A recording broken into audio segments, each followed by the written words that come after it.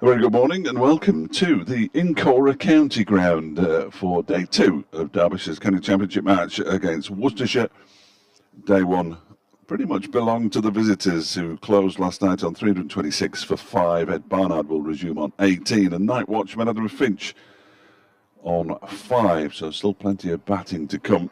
And if you were listening to Ian Sky a little bit earlier, if you take out the 174 scored by Sussex when they batted appallingly, the average innings score here at the county ground this season is 405.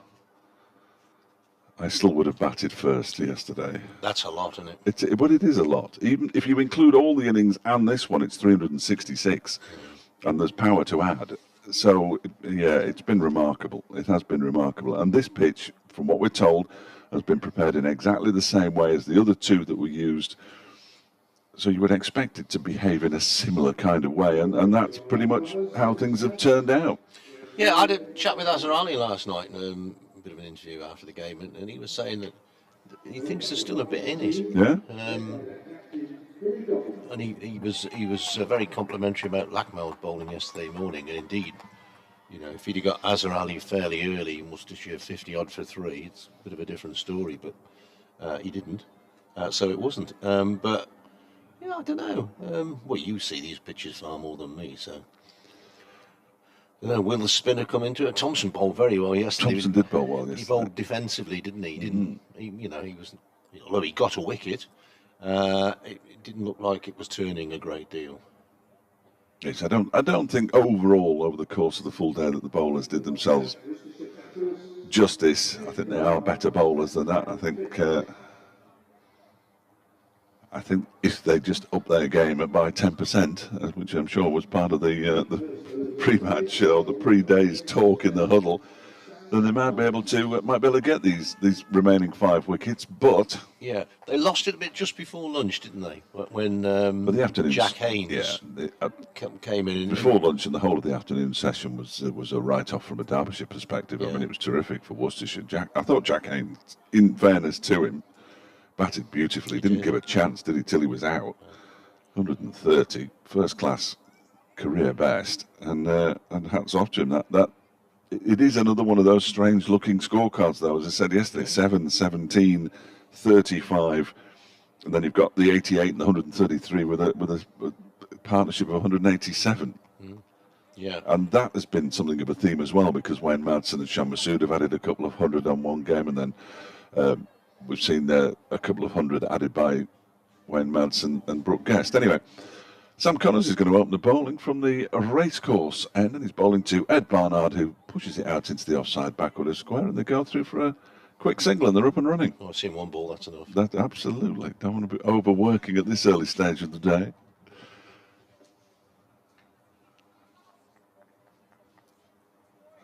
Bradders is gone next door to update listeners to BBC Hereford and Worcester, and will be back. I'm fairly confident.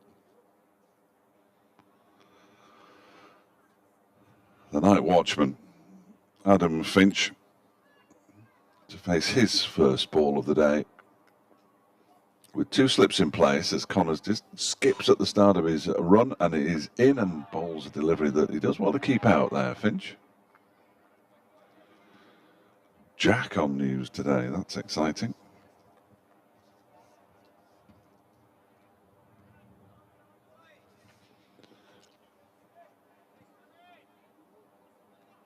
The ball is still relatively new, of course, it's just 16 overs old.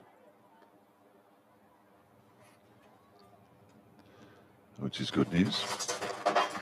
Something's just fallen over downstairs. One of the advertising boards has gone. It's quite breezy.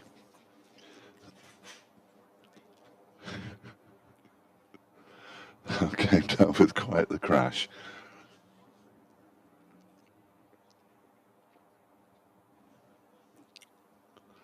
Connors on his way in again. Bowls, and Finch ducks underneath a short delivery, allows it to go through to Brooke Guest. 1 for the over, says umpire Graham Lloyd. Rob White, the umpire at the square leg. Bradders at BBC and Fletch Sport on Twitter if you want to get in touch with us. It would be great to hear from you. fletchcricket@gmail.com as well if you want to send me an email. I'm more than happy to receive them. And equally, if you just want to listen, that's absolutely fine. Here's Connors again. In and bowls and pulled into the leg side. Little aerial here, not too far away from Shan Masood. Saranga Lakmal's doing the chasing. He'll get a couple of runs here, will Adam Finch, but it was a false shot. And half an opportunity. Unfortunately, not a full opportunity, and therefore Finch has moved on to 7. The scoreboard seems to have frozen. 3:29 for 5.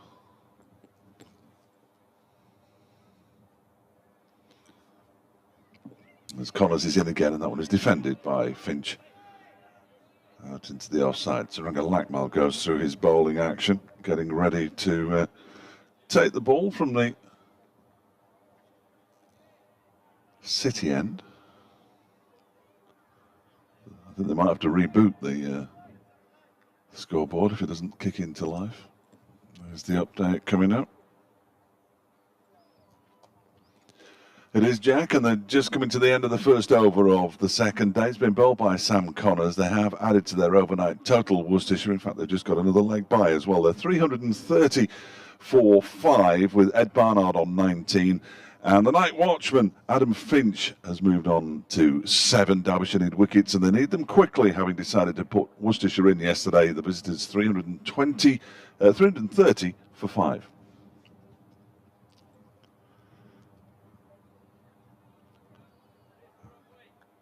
That last delivery of that over was the leg by. Scoreboards everywhere are frozen.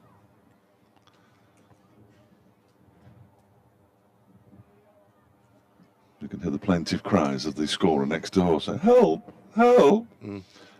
Fortunately, the Frozen. Yeah, well, it has. It's gone completely. It says 3:26 for 5. It's 3:30 for 5, and Saranga Lakmal will bowl the first over from the City Enterprise is back.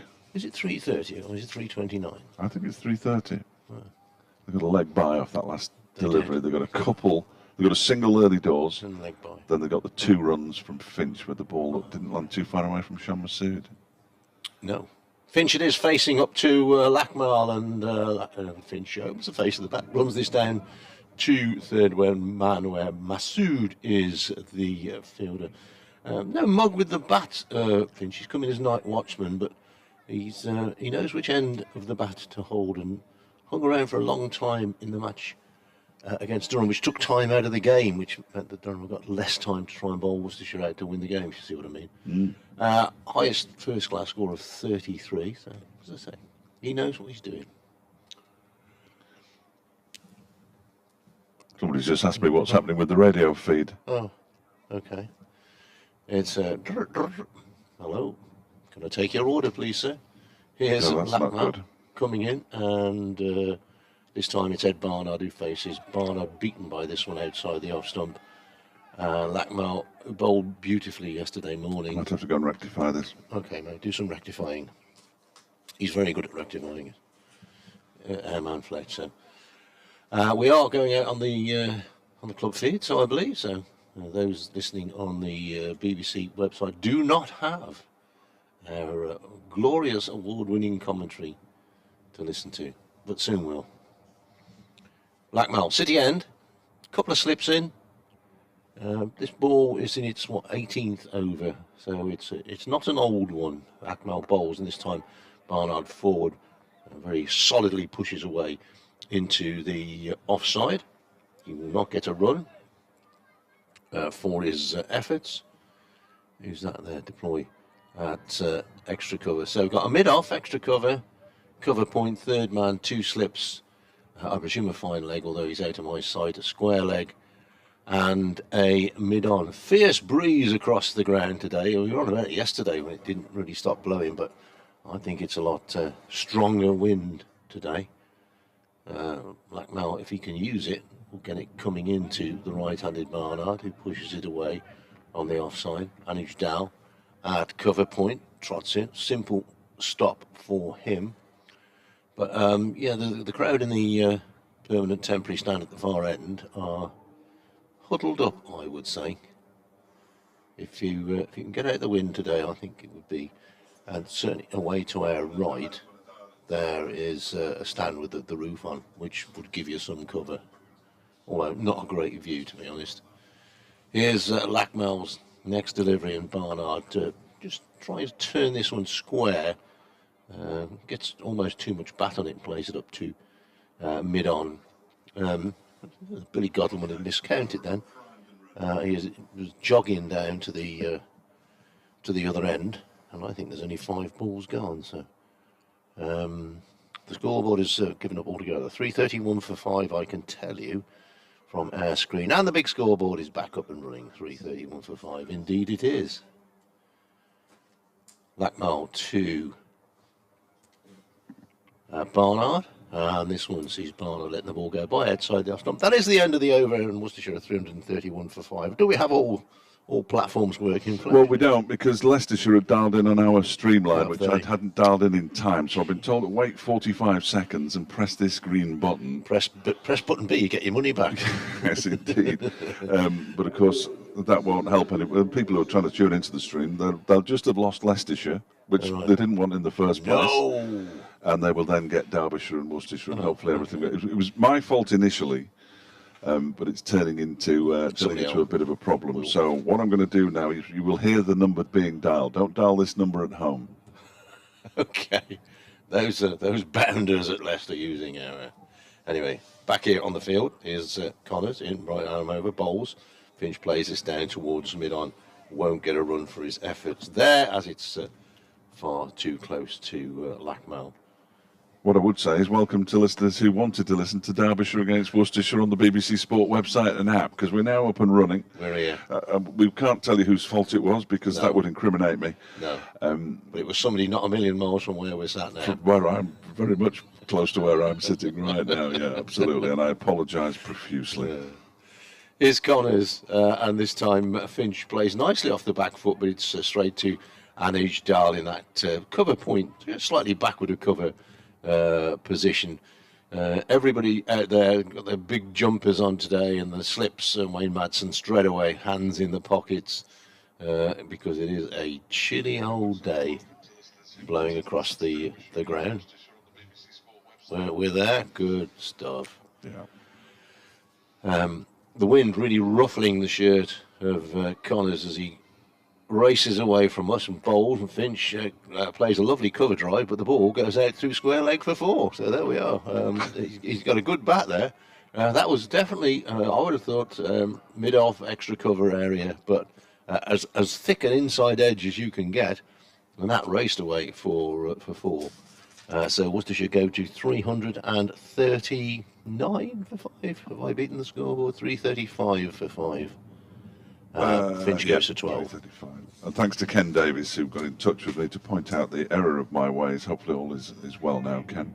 Cheers, Ken. The check's in the post. Yes. Very small check. Yeah. Checks, I remember those. Still occasionally see a check, don't you? Very, very occasionally. Yeah. But I've not had a checkbook for years. The sun is with us officially. Connors bowls. Finch lets this one go by outside the off stump. So who's and ahs, difficult to tell from our angle how close that was to his off stump. But the scoreboard remains as it was. Good evening last night. The delights of... I've bored everybody else with this story, so I've bored you with it already. Well, I didn't like to... I wouldn't describe it exactly as that. It's a good lead in, mate. Thank you very much. Yeah, I was wandering around aimlessly around the hotel we were staying in last night as Connors comes in and bowls, and Finch is beaten by this one outside the off stump, goes through low to the wicket keeper. Total remains 335 for 5. And I was walking along, an elderly gentleman, and me, I talked to everybody. He said, "All right, mate." He was obviously struggling on the stairs. I said, "Oh, too much golf for you. I don't play golf." All right, okay. What are you doing here then? Well, I used to play football. Anyway, Turns out it was Alan Hinton, Alan Hinton. Derby County royalty. Yeah, legend. Yeah, we had a good old natter. And as Connors comes in and bowls, and this time Finch solidly behind this, pushes it away on the offside. End of the over, 3-3-5-4-5. Back here for a reunion 50 years since Derby County won the league, which you were telling me all about this morning, and well, you told me about it last night, but fascinating. As soon as he said, I said, oh, what's your name then? He said, Alan Hinton. I said, white boots. Yeah. Yeah. Don't think he was the first, but he wore them, and he was telling me he got paid quite a bit. He got paid about 8 weeks wages to wear white boots. Yeah, Well, fascinating. Of course, I come down for breakfast this morning and see all that. Guess who I saw last night? Alan Hinton. Who? At least Mr. Alan Richardson knew who he was, because he's an old fool like me. But yeah, nice to meet you, heroes, and certainly was when I was a boy. Yeah, absolutely. Serenga Lackmel from the City and bowls, and Barnard leaves alone outside the off stump. Just wanders away towards square leg. Yeah, the Derby County Championship winning side of 71-72 has been gathering at various places. There's a very fine hour's worth of radio that you can still get on the BBC Sounds programme put together by BBC Radio Derby, including an awful lot of those players. They're a good side. Well worth a listen. Yeah. There is Lackmel again bowling, and that one is turned nicely by Barnard down towards long leg. It's fielded by Sam Connors. They'll only get a single, 336. 4-5. Barnard moves up to 20. And you watch those old films. I remember going with my dad to the baseball ground. The pitch, well, there was patches of green in each corner, and that was it. The rest of it was brown. Yes, well, they had to, the famous game where they had to come out and repaint the penalty spot because it had disappeared. Yeah, that's right. Yeah. Under the mud, it had just gone. Yeah. No penalty spot. God, vastly different these days. Oh, isn't it? Isn't it? Yes.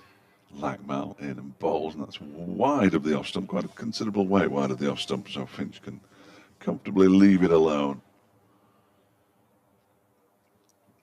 And it allows it to go through to wicketkeeper Brooke Guest. Good news this morning on a Derbyshire Anuj Dal front, with Dal signing a 2-year extension to his contract. I think it was a 2-year extension to his contract, keeps him here till 2024. Took a very fine catch last night. He certainly did. Above his head. I thought he'd gone over his head for 4. Yes, I did. Get rid of Brett D'Oliveira. Lackmel is in, and that one just goes past the edge of Finch's bat. He withdraws it just at about the time it smacked into the hands of wicketkeeper Brooke Guest. He knows what to do. He just couldn't quite do it quickly enough. Very difficult for a tail ender, if indeed they're called tail enders anymore. They're probably not. Lower order batsmen. Batters, we have to call them, don't we?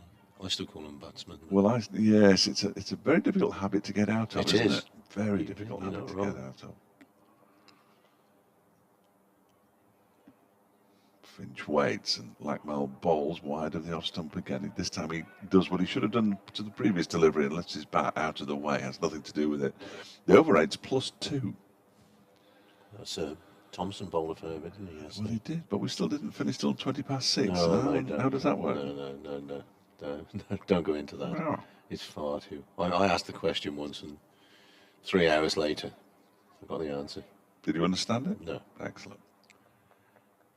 It's all very. It was all to do with wickets and everything. Oh, it's just. We did have a couple of lengthy-ish delays yesterday, didn't we? Azhar Ali had some treatment on a foot as this one is turned down to fine leg by Finch for a single. Yeah, no signal from the umpire. He's pinched the strike as well. He's now doing what he should have done last night, but he didn't do, because Barnard had to face an entire over at one point as the night watchman. He's farming the strike now. He's the breakfast watchman today.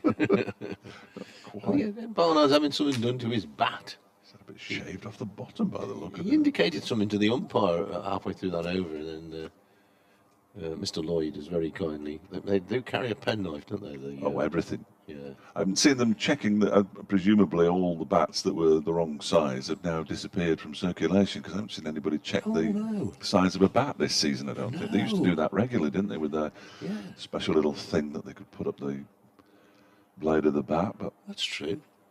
Yeah, I haven't seen that at all. Is Finch facing up to Connors? That's short and goes way over his head. He ducks because he's quite a tall man, but he might have gone over his head anyway. Through to the wicketkeeper. Yeah, the bat gauge has not been out this season, so yeah, perhaps they didn't catch anybody with a bat that was illegal, so they thought, well, a bit of a pointless exercise. We won't bother anymore. yeah, it was quite a regular occurrence at one point. Yeah, Just something else that the umpires had to carry in their pockets. I'm surprised they can move. laden down. Here's the next ball. Ooh, Finch has a real wahoo with that one. Flies away into the gloves of wicketkeeper Guest. He was really. It was the one that he played before, which was the cover drive that went through square leg. So I think he's trying to repeat that one. I just got to check. I put my alarms on today. Yeah. Have you? Oh no, I haven't. It's 12 o'clock, 12, 1 o'clock I'll remember because it's lunchtime. Will you? Well, quite a feature. I had a couple of comments yesterday about it. Yeah. Is that your pacemaker going off? Is Finch this time forward defensively, pushes back out on the offside. Looking, as I say, he's not an idiot with the bat, Finch. I think he's quite proud of his batting as well. He's one of these lower order batsmen who thinks that in the near future he could be an all-rounder. So, and as we say, everybody bats. I mean, Ed Barnard is the batting at 6 for Worcestershire these days, who was batting at 8, 9 not too long ago. Although he did start his career as a batsman, did Barnard, and then developed his bowling. Is kind of that. So I was short again, not bothering the batsman, although. Finch plays some sort of a shot way out of the ball. Slightly wasted effort, that, isn't it? It is. Really, to a night watchman especially, get it up in the block hole and pitch it up and get him out. If you drifted into there, maybe not quite as many as yesterday. Well, if you can't see them, no, the kids are all in. There's a lot of youngsters over in front of the players' pavilion. One school has already arrived. I understand that they're coming in sort of bits and pieces. 200 we're expecting of youngsters. Very good. Yeah. Connors in bowls, and this is well wide of the off stump again. This is not a good over from Sam Connors. Beats doing sats, doesn't it? Beats doing anything. It's sats at We the all did moment. that at school. Can you play? Yeah, I'll play, sir. Can you play cricket? Yeah, I'll play, sir. Yeah, anything to get out of lessons. Can you play dominoes? Oh, yeah. Not that we had a dominoes team at our school. If we had done, we'd have all cheated, I swear. We cheated on cross country. Got caught doing that. Oh, happy days. When the world was in black and white and there was only 2 television channels. Here's Connors, next ball. And Sam Connors is a fine bowler, but that is not a good over. No, it was poor, wasn't it? I think he played at 1 in that over. And he shouldn't have played at that. No, so at the end of the over, which will go down as a maiden, of course, 3-3-7 for 5, Worcestershire, Finch 13, Barnard 20. Looking for, I would think, at least another 100 runs, Worcestershire. Oh, goodness me, yes. Would be 450-ish. Derbyshire scored 500 on this square twice this season. They did declare once, which is almost unheard of. 505 for 8. And he's declared. Actually, no, they haven't scored 2, but we saw 2 500 innings in the game against Sussex. Sussex were 513 for 3 in a second innings. Here's Lackmell bowling from the city end to Ed Barnard, who pushes it out into the offside. It's fielded by Lewis Deploy. And there's no... Well, the first time I went to a big cricket match, I went with my secondary school to Headingley to watch a day of a test match. We went to Old Trafford as well. So, gets you into it, doesn't it? Gets you into it. Yeah. You can actually come to a day's cricket and watch it unfold. Yeah. It's completely different to watching it on television when every 3 minutes there's an advert for a car insurance. Yeah. And a replay. And a replay. You do miss those, though. This one's wide of the off stump. Well, at least you get them if you're watching on the feed. You get the replays. So. Yes. Yeah. Well, I was very impressed. I mean, I've been impressed by the stream that Derbyshire put out anyway, but I was very impressed yesterday when I went back to look at the Anecdotes catch. And in real time, they did switch cameras and get Dahl just about catching it, but you're thinking, well, you know, that hasn't really shown it to its full. Then the replay showed it from the angle where he caught it, right behind him, and it was magnificent. Magnificent. Blackmel's in again and bowls that one. He's pushed into the onside. Barnard threatens to go for a single, which almost triggers Finch. And in the end, they both basically stay where they were in the first place. But just for a moment, Finch thought, oh, hang on, he fancies a quick single here, I better get my skates on. He didn't, Ed Barnard, and as a result, they basically stayed where they were in the first place. That breeze really... Yeah, and I got in the car this morning, I'm not staying too far from here, and I got in the car this morning, it was 13 degrees at 8 o'clock. Really? Yeah. Ooh, I went for a walk this morning, it was 13 degrees. I didn't feel like it when I was walking to the car. Barnard pushes this next delivery up to mid-on, where it's fielded by Ryan Sidebottom. I've gone for shorts again because the weather forecast that I heard assured me it would get up to 20 degrees today, 22 degrees tomorrow. Where? I'll be semi-naked. I'll be almost naked tomorrow. Oh, no. I'm not having my lunch yet. I can go through that. Yeah. Well, I mean, if there was no breeze yesterday, it would have been warmer. Yeah. Well, I know that sounds stupid, but same today. You're right. You're right. Blackmel in and bowls. That one is defended by Barnard. Up towards Sidebottom again. Sidebottom has to walk in from mid-on to do the fielding. That flag. Well, it's done well not to have been torn to shreds, really, hasn't it? Given the strength of the wind here. It's a quality flag, that is. Yeah. Well, they don't skimp on the flags around here. That wouldn't be $4.99 on eBay. Might have been. Well, most of my flags are $4.99. They last about 2 or 3 months. Battered to bits. Yes, they start to fray at the edges a bit, don't they? And then they just disintegrate. Here's Saranga Lackmel bowling. That's guided with the face of the bat down to third man, where Masood will do the fielding. And this time they've done it right, because Barnard has pinched the strike on this occasion. He's moved on to 21. Finch has 13, 338 for 5 now, and Derbyshire still searching for that first wicket of the morning. When we spoke to Ryan Sidebottom last night, he used the immortal phrase, if we can go bang bang tomorrow morning, and they're 7 down, we're back in it. Yeah. They haven't even gone bang yet, let alone bang bang. Well, as we say, had 2 wickets for Tony School. Sam Connor's talking to his captain here. I think the captain's saying, Sam, can you bowl at the stumps, please? If you wouldn't mind. Yeah, it's all right, you think you got a tail ender in, so you're going to bang it in, but changing the field just as he was going to come in and bowl with that. Dahl has gone back onto the cover point boundary from cover point. Connors, racecourse end to bowl, and this is a lovely drive straight into the hands though of Deploy. He timed that perfectly, but he picked out the fielder, did Ed Barnard, and he's gone. That was right off the meat of the bat, and a couple of metres either side. You would think he got 4, but he's hit it straight to the fielder, and so he goes. Ed Barnard, they do have that early wicket. The prize wicket of Barnard, I suppose, was the one if they'd have had the pick between the two. So Barnard goes for 21, straight to the field. It didn't have to move. What a bizarre dismissal that was, because he absolutely creamed it. It was a glorious shot. Yeah, and as you say, a yard either side, and we're purring about the fantastic off drive from Ed Barnard, and I suppose you could say it's perfect positioning from the fielder. But yeah, they needed that, did Derbyshire, because it's not quite out of hand. It's not far from being out of hand, but it's not quite out of hand yet. The score at 338 for 6.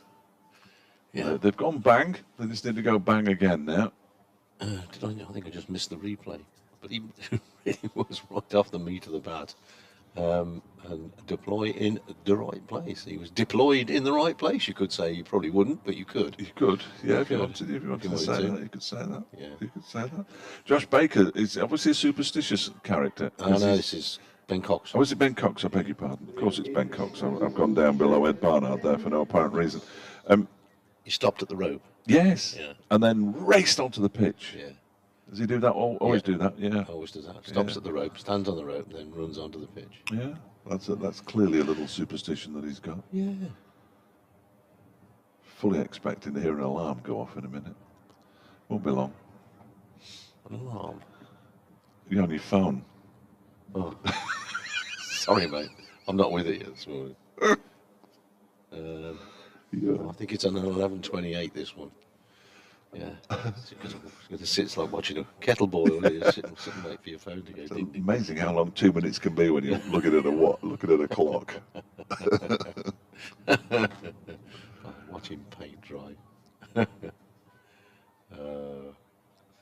always remember I did the Three County show, which is people in Derbyshire, one of those massive agricultural show. Was an agricultural show, it's just a big show. And talking to a bloke who was showing me different shades of colouring for your fence. You know, Right. this is chestnut and this is it. And it was actually quite interesting. And we finished, and there was a bloke sat at the front. He said, "Brother," I said, "Yeah. Do you realise we just spent 20 minutes watching paint dry?" Thanks, mate. Here's Connors bowling to the new man Cox, and Cox drives away on the offside. He could get 4 first ball. Not going to quite make it, I don't think. Deploy is on the chase out there. They'll probably settle for a couple because the field has got there fairly quickly. But nice, pleasant cover drive for Cox to start with. He, of course, has 2. Finch has 13. Worcestershire 340 for 6. There we go. The eggs are done. There we go. Yep. And off he goes into the sunset, the sunrise. More children arriving, I can see. Away to our left-hand side, a number of them are wearing the high visibility tops. So they'll just be having a look round to start with as Connors bowls to Ben Cox, and that one is pushed into the onside where it's fielded by Shan Masood, and there's no run.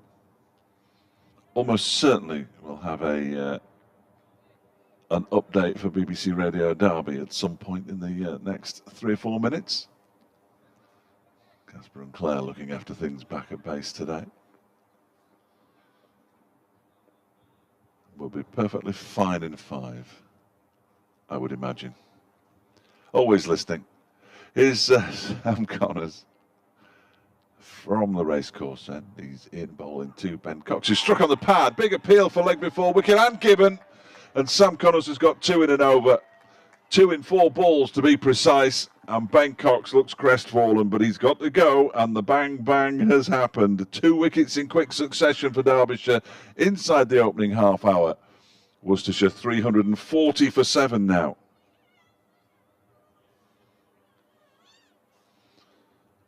Sam Connors now has 3 for 96.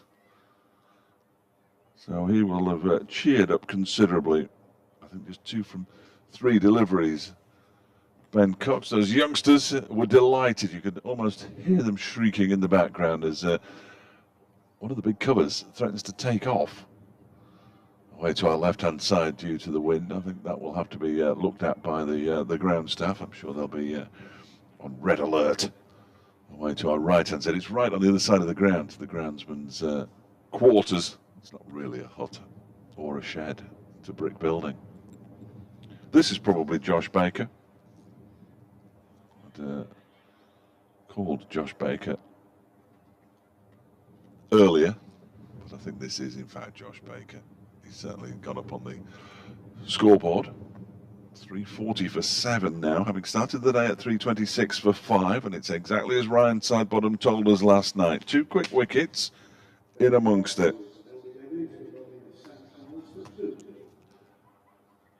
And as I say, 2 in 4 balls,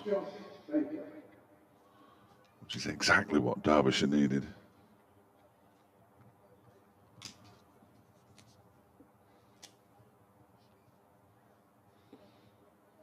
It looked pretty good, and Graham Lloyd sent Ben Cox on his way. So Josh Baker takes guard.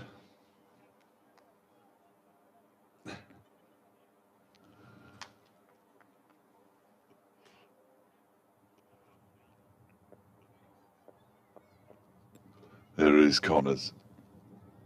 Into bowl to the new batsman. Bowls a full delivery and he plays over the top of that one. If that had been a fraction to the right, it might have cleaned him up. And Connors knows it. He has his head in his hands. Terrific delivery.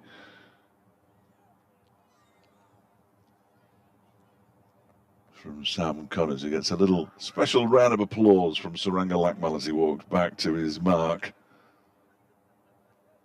Good start to the day for Derbyshire, and they needed it.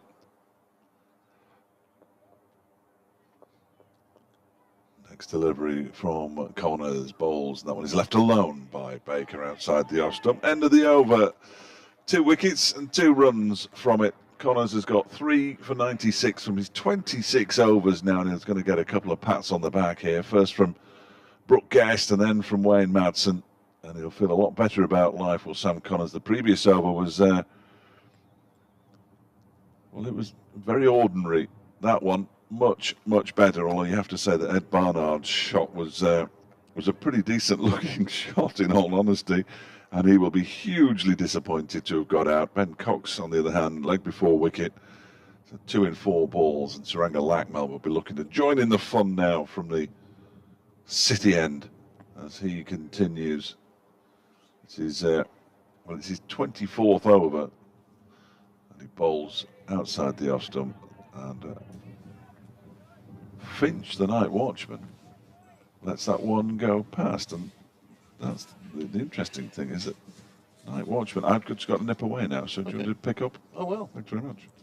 Add 2 wickets to any score is the old adage in cricket, so 338 for 5 becomes 340 for 7. And Sam Connors, who bowled a not very good over, the previous over, has struck twice for Derbyshire. Here's the next ball from Lakmal, and this time forward comes Finch, pushes away on the offside. A little bit of a tail today for Worcestershire. There's no Joe Leach coming in lower down. With all due respect to Charlie Morris, Ben Gibbon and Josh Baker, and indeed Adam Finch, they are not in the team specifically for their batting, although all, as we have said numerable times, everybody pretty much come back these days. Lakmal, as the sun returns, comes in and bowls, and Finch beaten by this one. Good ball from Lakmal, just short of a length, zooms away into the gloves of wicketkeeper Guest.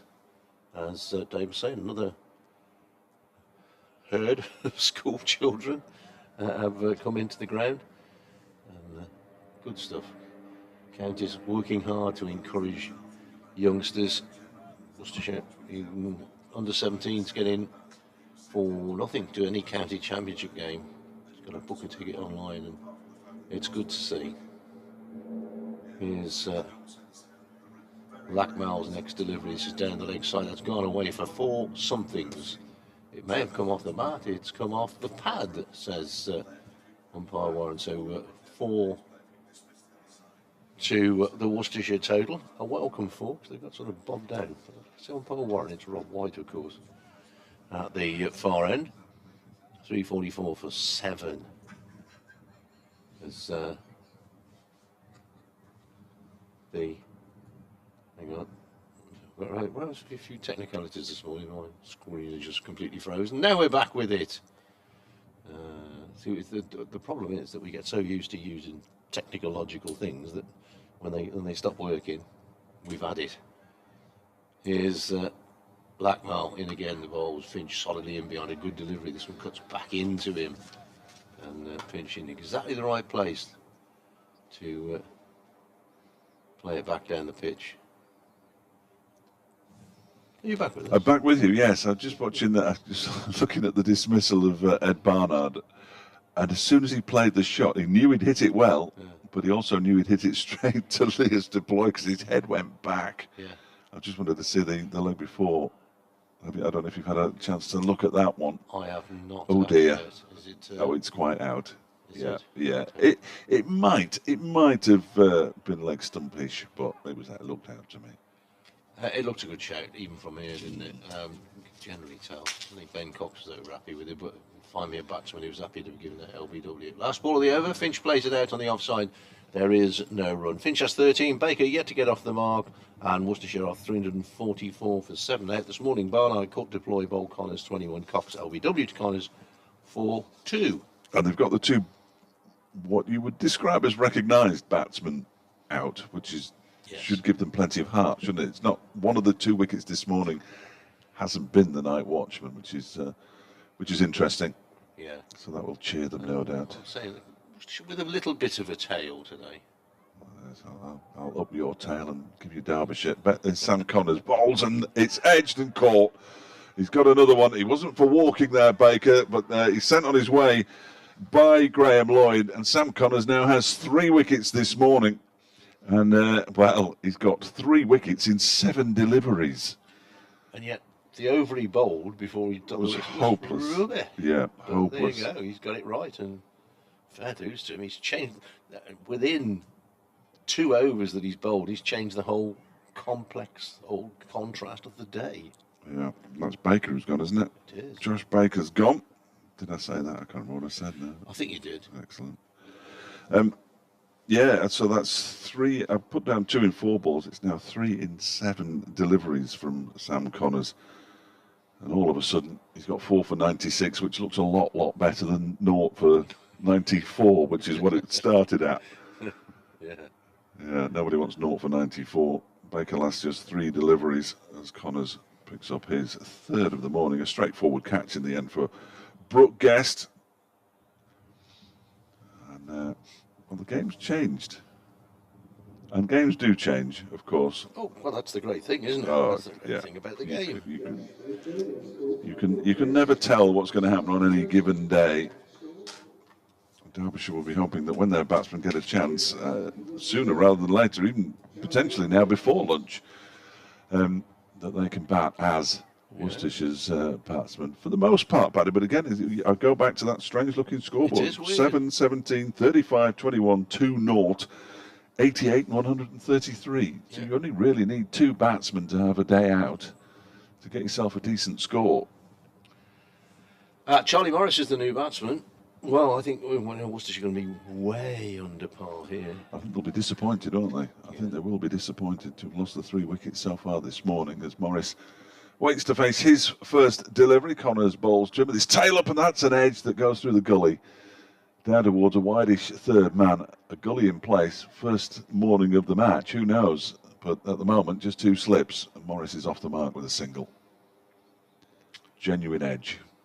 Because the ball's not that old either, is it? I mean, it was 16 overs old last night. So what we had today, I have no idea. 18. Yeah. So it's not that old, is it? It's only sort of in its early 20s. It's still young and impressionable. 24. No. That's all right. 18. Yeah. Something like that. 104th over the innings now. So. Yeah. Something like that. Here's Connors in, bowls to Finch, who gets one right on his right hand. That's going to hurt. He shakes it as he takes it off the bat handle, and he's in a bit of pain. It's the second batsman to be in pain. Azhar Ali yesterday twice played the ball into his foot. This doesn't look terrific for Finch, who's holding his right wrist in his left hand, and he's just removed his glove now and he's shaking it. I think the wisest thing to do here would be for the physio just to come out and just to give him a couple of minutes, really. Bit of spray. Yeah, just so that some of the pain can go away before he has to face the next delivery from Sam Connors. That was a decent ball. The umpires are just going to have a little chat because there will be a delay here, and the physio is on his way out, along with the 12th man with a drink. Of course the 12th man's coming out with a drink. You're always thirsty when somebody gets injured, I find. I don't know if it's the same with you, brothers, but as soon as somebody gets hit on the hand, the first thing I think was, I'll tell you what I could do with a drink. Shall we do a few scores around? Yeah, why not? Early doors. Northants, who were put in, don't forget, by Warwickshire, 403 for 4 at Edgbaston. Surrey. Did you see the Warwickshire tweet this morning? No. Let's fight back was as much as they could muster this morning. Bless them. Yeah, they've got to put something positive, haven't they? Surrey 359 for 5 against Kent at Beckenham. Lancashire 320 for 3 against Yorkshire in the Roses match at Leeds. At Taunton, no. at Bristol. Somerset are 338 for 4 against Gloucestershire. Grace Road, where Leicestershire were all out for 210 yesterday. Sussex 81 for 2. Glamorgan in a bit of early trouble. They're 58 for 3 against Durham at Chesterley Street. And Nottinghamshire languishing in the second division. Oh, 3 got me at it now. 342 for 7 at Lords. Just looking at that Glamorgan score, if Labouche is out. He was in overnight, wasn't he? Yeah, he was one of the overnight batsmen. He's still in. Was he? Yes. Key, you would have thought. Key. With Sam the Compass, northeast. He's still in as well. Well, that could be quite the partnership, couldn't it? Northeast was the 8th man out when Glamorgan looked like they might win the game here last time out. Labouche had gone for it hit 2 fours and then got caught next ball, I think, from memory. My memory's not great, mind. But Northeast steadied the ship and they kept going and kept going. They needed 6s and they were right in it until Northeast got out.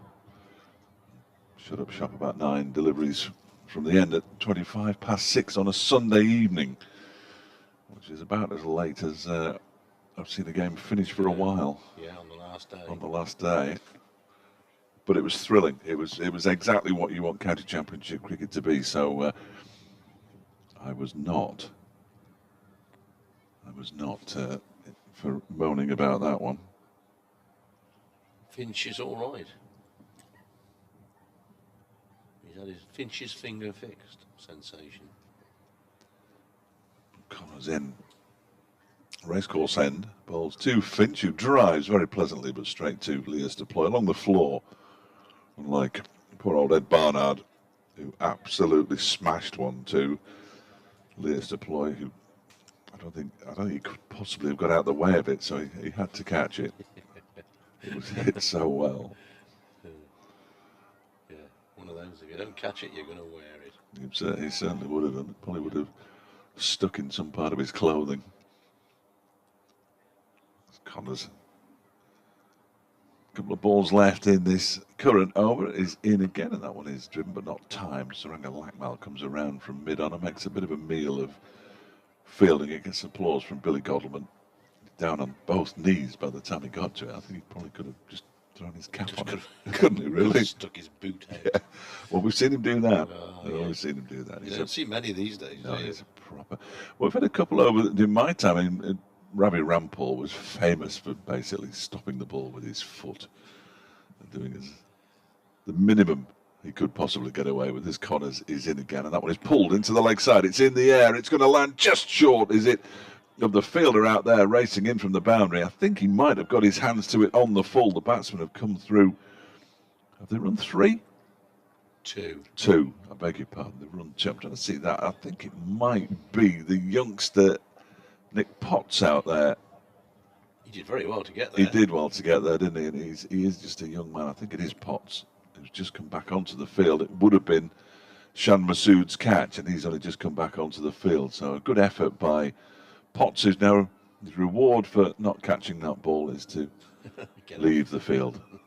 Off he goes. You've done very but well. that was a terrific effort by Potts. Didn't quite get there to hold on to the catch at least. And the score moves on to 347 for 8. Finch on to 15. Yeah, you've done very well. Now get out. Yes, thanks for coming. Never darken my doorstep again.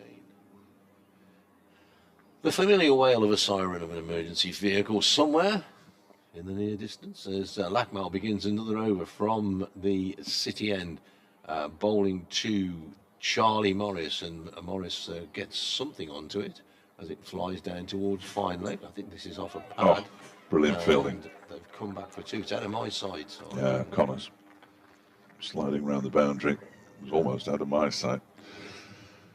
And they pick up 2 leg byes, Worcestershire. He's a fine fielder. You can see that from quick bowlers. You talk about quick bowlers stopping it with their feet, but Connors, who is obviously one of the opening bowlers, a terrific outfielder. Yeah. When I was a lad, if you'd have asked, your opening bowlers to dive on the boundary, they looked at you sideways and told you where to go. The wind really picking up. It's actually, there's some covers in front of the pavilion, which I'll tell you about in a minute. as Lackmell is in bowls. Morris forward, pushes away on the onside, no run. These are the covers that have been dragged off from overnight, but the wind is actually picking them up, and if you're sat behind those covers, I don't think you can see anything. No, I think people have had to move, but I'm surprised the ground staff haven't been out to that one yet. Yeah. I think they're being alerted to them now by one of the chaps in the control room. There's also an advertising board down below us that fell over before. They've put that back up, but another one's gone now. It's that kind of day, I'm afraid. It shows you the strength of the wind. Here's the next ball, which Morris gets into line, pushes back up the pitch. Lackmell bends down but doesn't stop the ball.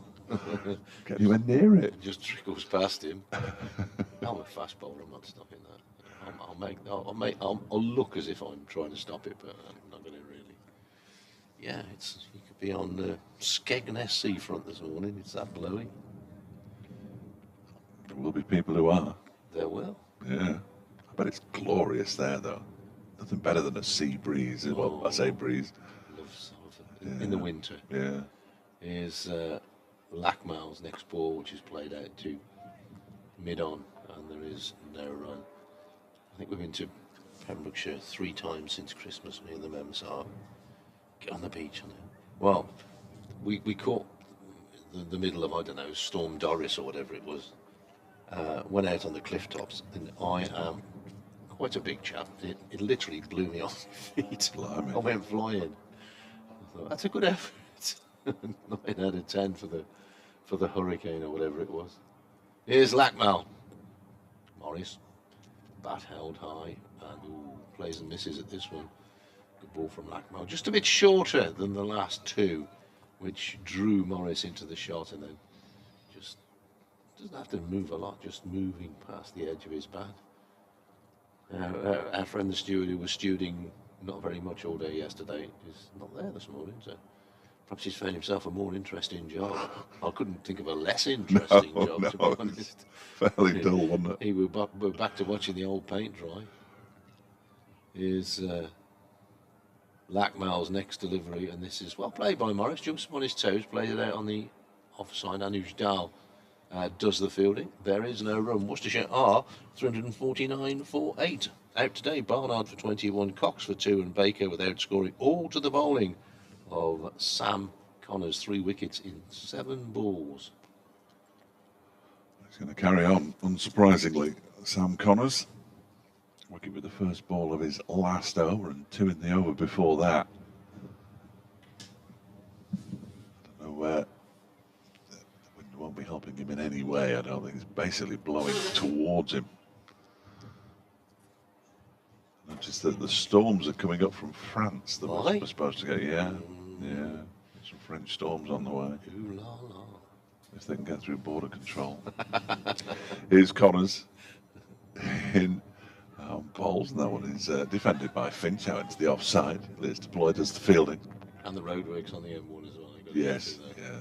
Oh, there's a ground staff man with a large weight in his hand, making his way around to. That's Neil Godrich, the head ground staff head man. groundsman. He's the head honcho. He's in charge of battening down the heavy weights. Conversation down there in the far distance with, I think that might be Ryan Sidebottom. As Connors is in again, and this one is left alone by Finch outside the off stump to go through to wicketkeeper Brooke Guest. He's got himself a couple more catches. One yesterday. Good one, low down. That was a good catch. To his left, a fairly straightforward one this morning to get rid of Josh Baker without scoring. And as opening 50 minutes go, this has gone pretty much as well as Derbyshire could have expected. 326 for 5 at the start, 349 for 8 now. Worcestershire, as Connors is in again, a short ball that Finch can comfortably duck underneath. As you say, he's a tall man, but talking to David Griffin, as I do on a regular basis. Was it your turn? This Were you on the rotor? And he was talking about the short ball from which Jack Haynes got to his 100. He said it was just like a tennis ball bouncing up off the pitch. So the short ball hasn't really been a factor, has it? They've bowled plenty of them, but it hasn't really worked. This one is short again and pulled around the corner, but hits the floor quite quickly. And there's a misfield by Shan Masood, who recovers very quickly, actually, and keeps him down to a single.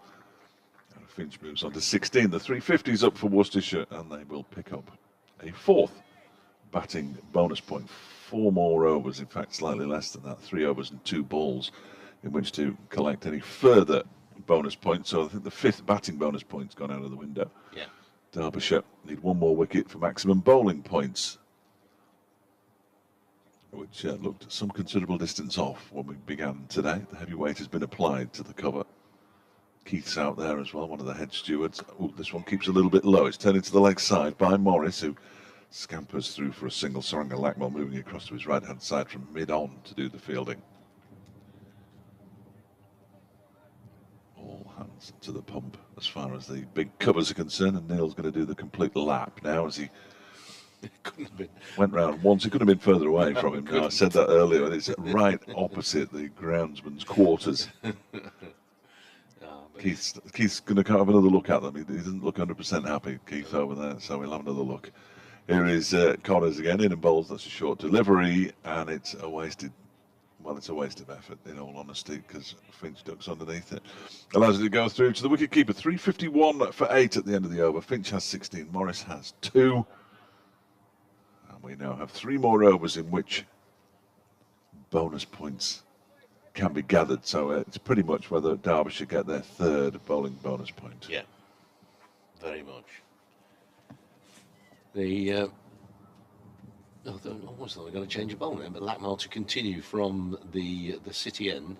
And when he takes his sweater off, it reveals his dark vest underneath. So if somebody else was going to come and have a bit of a go at it, but he's going to continue. His figures so far, Lackmell: 25 overs and 2 balls, 1 wicket for 65. It's the 2 balls are because he went off yesterday. He got a fly in his eye, and it was side bottom. Had to finish off that over 4 balls of it. Here's Morris coming forward, prodding forward and pushing away to Godleman, who comes in from mid-off to do the fielding. Sun just glinting off the car windscreens away in the distance. And as ever, the traffic rumbling up Sir Frank. Well, I thought it was called Sir Frank Riddle Way, but it says Sir Frank Riddle Road on my on the street signs and on the sat-nav thingy. Not that I use it to get here, but that's what it says. Lackmell tearing in, bowls, and Morris has a drive at this one, but goes through to the wicket-keeper. And no run shot occur. Clouds are high, but there are some clouds around. Patches of blue, probably 2/3 grey and 1/3 blue at the moment.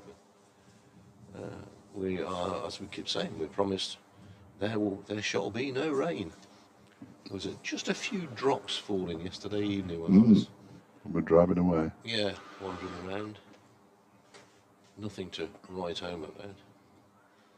As the next ball is played by Morris up the pitch. No run.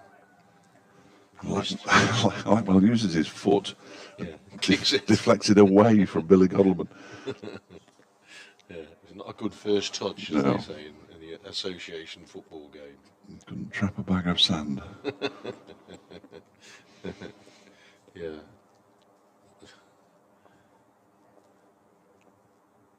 Right, here's Lackmell. He's got 3 slips in there now. Morris to this one. He's forward, works the ball away on the onside. Solid enough shot.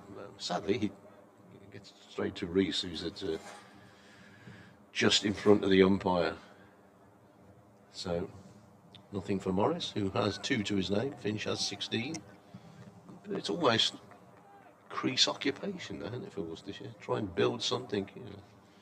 2s and 3s could make a big difference. That leak as much as you can, isn't it? Yeah. Yeah. The remaining couple of wickets. There's a deep square leg posted. I'm not sure I've ever seen Charlie Morris hook a ball that far, but Be a good hit. Lackmell to Morris, and he comes forward, plays the ball out to, a bit of a double bluff there, because Blackmel didn't dig it in. Gentleman at the far end viewing the game in his shorts.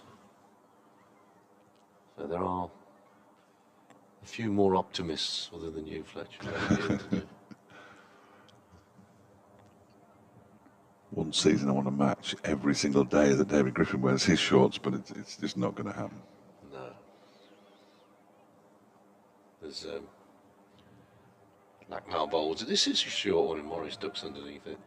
End of the over, Worcestershire are 351 for 8.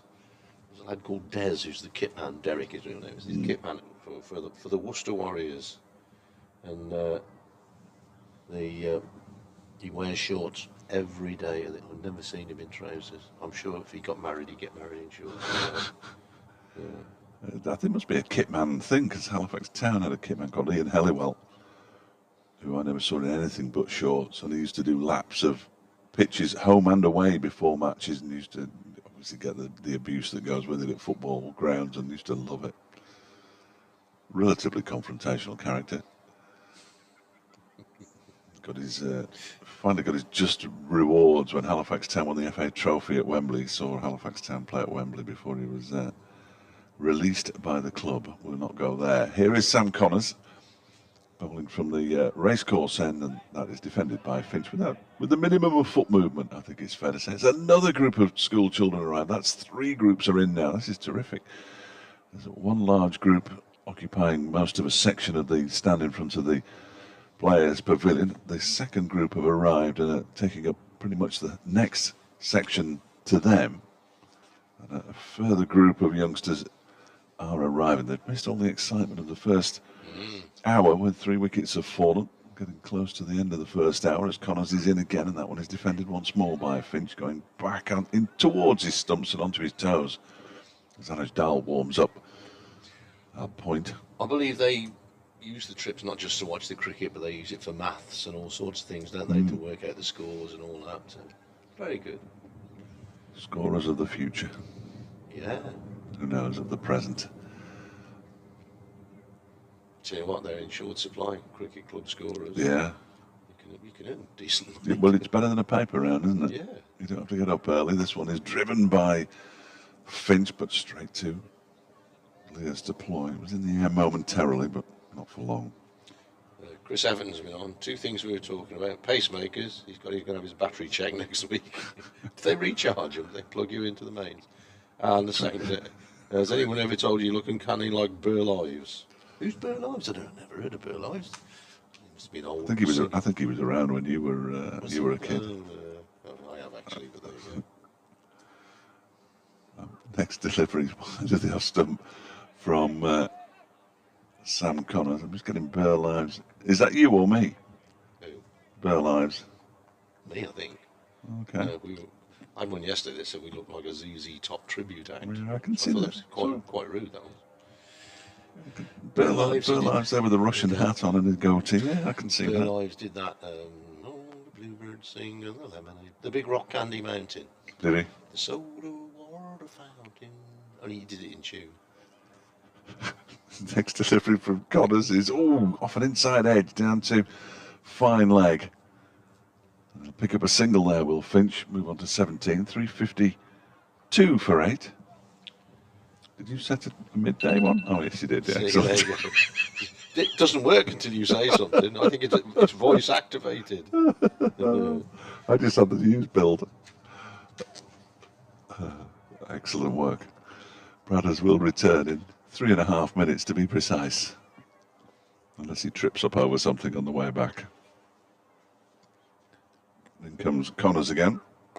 That is driven into the offside. Good stop by Lears deployed, tumbling away to his right-hand side. And the over is over. 352 for 8. With Finch on 17 and Morris on 2. Currently, Morris is showing Finch the blade of his bat. Not 100% sure why. And it will be Anuj Dal from the city end, as expected.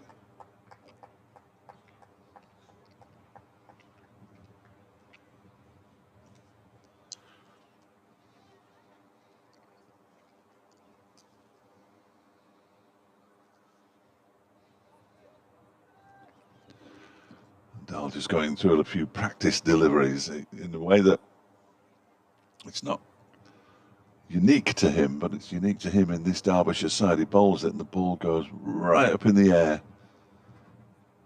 And he's on his way in now. He's bowling to Adam Finch, the night watchman, who's still there, and he leaves this first delivery alone outside the off stump to go through to Brooke Guest. Just a couple of slips. The man at backward point, who is Leah's deploy.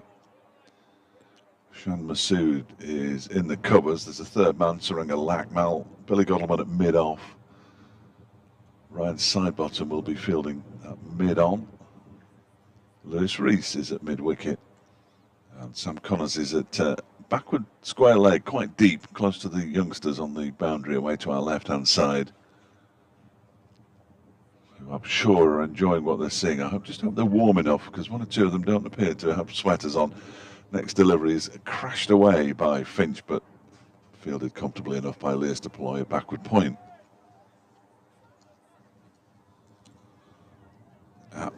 Bradders at BBC, that's at AT BBC on Twitter, and at Fletch Sport. If you want to get in touch with either of us on Twitter, fletchcricket@gmail.com. If you want to send us an email, always nice to hear from you. Update coming up. Yes, Alan, it's been a good first hour for Derbyshire. Worcestershire now 352 for 8. 3 wickets in 7 balls bowled by Sam Connors has got Derbyshire right back into this one. Ed Barnard for 21, caught in the covers by Lears deploy. Ben Cox, leg before wicket for 2. And Josh Baker, the most recent, caught by wicketkeeper Brooke Guest without scoring. Are the men to have gone. The night watchman, Adam Finch, is still there. He's on 17. He's been joined by Charlie Morris, who's got a couple of runs. And Worcestershire are 352 for 8.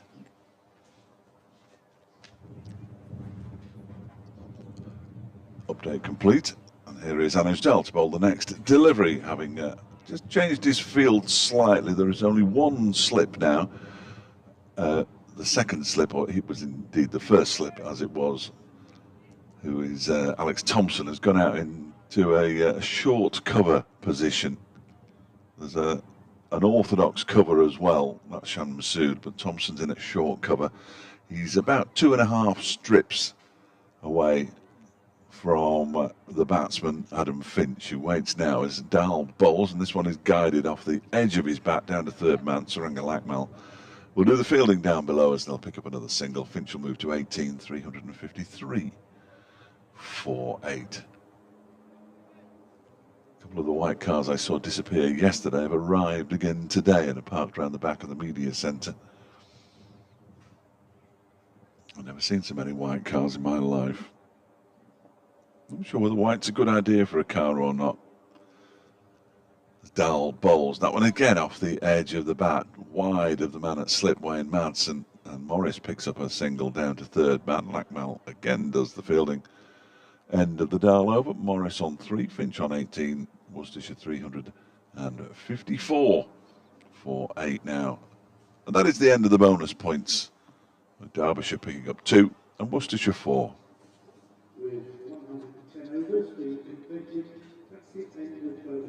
There we are. Told you. I believed you. 1,000 wouldn't. 1,000 millions.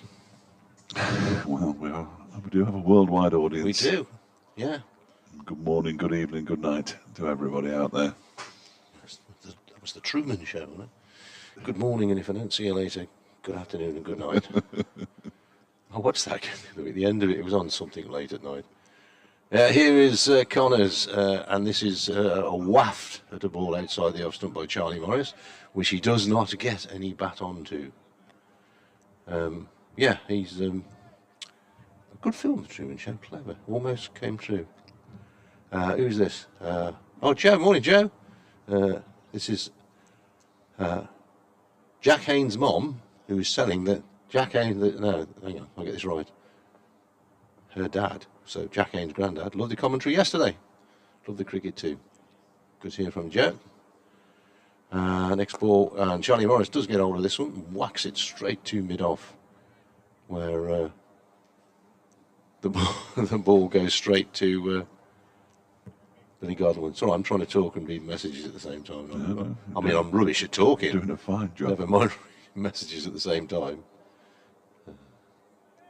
Local cricket clubs are all starting their All Stars and Dynamos programme tonight. That's getting youngsters involved. Yeah, brilliant. Absolutely. Thousands of them racing around a cricket pitch on a Friday night. Same as ours. Next ball is this time Morris does get hold of it, cracks it away through the covers. Nice shot. Charlie Morris will get 4. Will he get 4? Yes. Yeah. He doubted himself then because he ran the first one very slowly, then suddenly turned and decided to run quickly back the other end, but he's all right.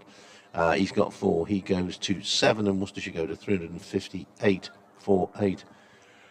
And the good thing about getting lots of youngsters into your cricket club is that most of the youngsters have parents who don't play the cricket, but they do participate in running the bar. Occasionally, yes, yeah. And running up the profits from the bar. We've all been there.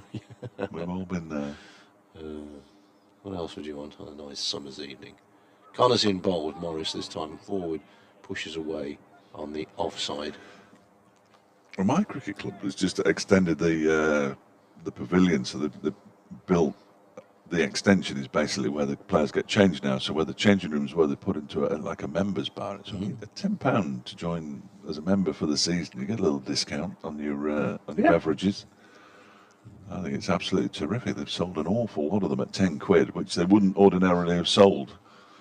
So clubs trying to find all sorts of ways to keep the money pouring in. Connor's in. That's very short, and Morris just limbos out of the way, lets it go through to the wicket keeper. And the other thing is that a lot of communities, small communities, haven't got their village pub anymore, so the cricket club or the rugby club or the football club can become the heart of the village. Well, there was a wedding reception at the cricket club last week. One gentleman came out not halfway through the reception, I'm sure it went on a lot longer into the night, but he'd been in there about an hour and came out and said, "Who's playing?" Watch the end of the game. Yeah, everybody comes out and watches the game. He loved it, and it was a really good finish as well. Yeah. Here's Connor's next ball, and this is Charlie Morris is going to get a run off a very thick inside edge. Masood, who's a deep square leg, comes into field. Morris has got 8 now, and Worcestershire are 359 for 8. And I remember when I used to play football in the local village team in the village hall. We used to love it when there was a wedding reception because everybody used to come out and watch us play football, and we had a crowd. Yeah. But mostly abusive, but it's nice. They keep that community going. It's very important. It certainly is. I spotted a couple of things on Twitter that may or may not be of interest to anybody, but Marnus Labuschagne is out, and Glamorgan are 82 for 4. Toby Rowland-Jones has got another wicket, and Nottinghamshire are 352 for 9. And Amir Khan's retired from boxing. I thought he'd done that years ago. This next delivery from a new over from Anuj Dal is turned to the leg side by Charlie Morris. We'll get a couple of runs for this. Sam Connors loses his cap as he runs around the boundary away to our left to do the fielding. And Morris is up to 10 potentially. Yeah. He is up to 10, 361 for 8. Wayne Madson's in a slipper gully position with a helmet on. Yeah. Obviously too close to be helmetless, if that is indeed a word, which I'm fairly sure it isn't. Dahl bowls, that is a push drive from Morris straight up to mid-on, where it's fielded by Ryan Sidebottom. Greg Watts has been in touch on the email, which is always good to receive an email. FletcherCricket@gmail.com. He says he's delighted that Dahl's been given a 2-year contract extension. Since Finn Hudson-Prentice departed, he's found his role as a bustling player, and after his century last season, we know he can bat. Absolutely very good cricketer, Anuj Dahl, who bowls now from the city end. That one's left alone outside the off stump by Morris to go through to wicketkeeper Brooke Guess. I'm delighted for Anuj Dahl. He's a busy man. He's got his own coaching setup going. Call it a business. It all sounds a bit crude to call it a business. It's a business. Yeah, well done. He coaches a team in the Staffordshire League. He's a vice chair of the PCA, and he's an all-rounder for Derbyshire, who's bowling at the moment. This one's pushed out into the offside by Morris, and there's no run as Masood does the fielding. So a busy man who gave evidence to the DCMS during the winter. as they were looking into the goings-on up at Headingley as part of the PCA.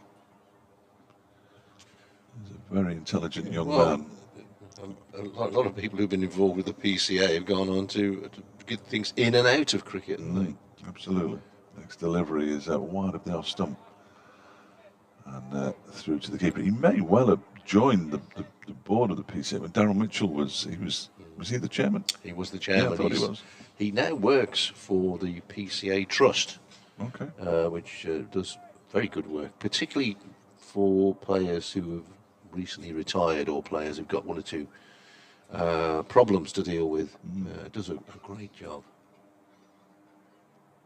Next delivery from Dahl is defended by Morris up to mid-on. No run, end of the over.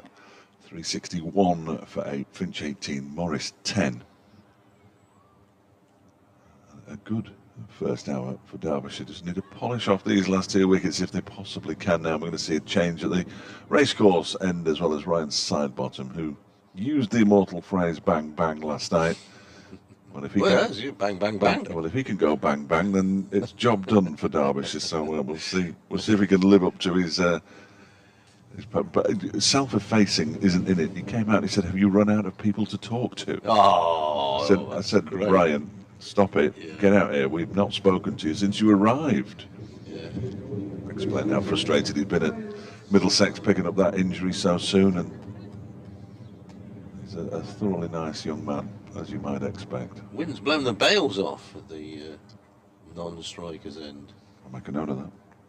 You never know when you might need an extra sentence. Here's Sidebottom's first delivery of the day.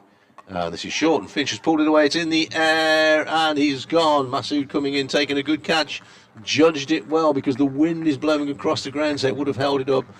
So Finch goes for the old 5-card trick, I'm afraid. He batted pretty well this morning, but he's gone now for 18 and Worcestershire's 9th wicket goes down with a total on 361. So that 450 that we were talking about earlier is now a long way off.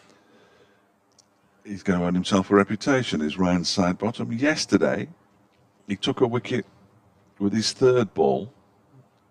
That was the wicket of Jake Libby, who was led before. And today he's picked up a wicket with his 1st delivery of the morning. That's a very nice habit to have. Early wickets. Sam Connors has had it over the last couple of seasons, but Ryan Sidebottom seems to have taken over that mantle. 67 deliveries. He was out there for Adam Finch, the night watchman. Not sure that he hit a boundary. Did he hit 2? I beg his pardon. He hit 2 4s as well. We played him as the night watchman to last an hour and a quarter this morning. Ben Gibbon on his way in, who, again, in that last game against Durham, proved that he is no slouch. Tell me his nickname's Funky. It's got to be, hasn't it? I think it's Gibbo, they call him. Oh, Gibbo. You're dealing with cricketers in their 20s here, mate. They wouldn't know what Funky Biggin. Funky Biggin? Funky Biggin. Yeah, one of my favourites. They wouldn't know what a Funky Gibbon was. The goodies from the 70s. Do the Funky Gibbon. Yeah. Absolutely. Got to be called We're Funky. all here to show you how. Do. Yeah. They don't write them like that anymore. They don't. Tim Brooke Taylor from these parts, of course. Thank goodness. Yeah. And, oh dear, Ryan Sidebottom's now going off. I was going to say. That's not good, is it? Now then, he didn't last very long at Lord's, we know, because, oh no.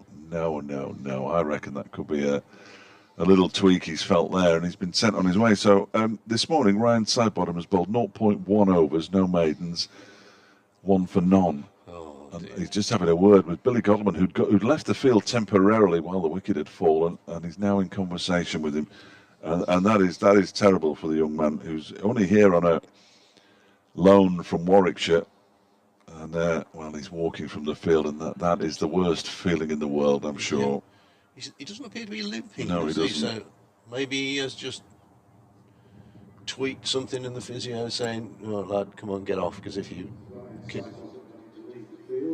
carry on bowling, you'll be in trouble." So for the 2nd time in this game, we have a bowler finishing off an over, and it's going to be an absolute mess, the scorecard, isn't it?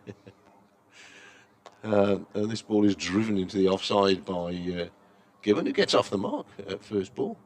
He's one of those who bats right-handed and bowls left-handed.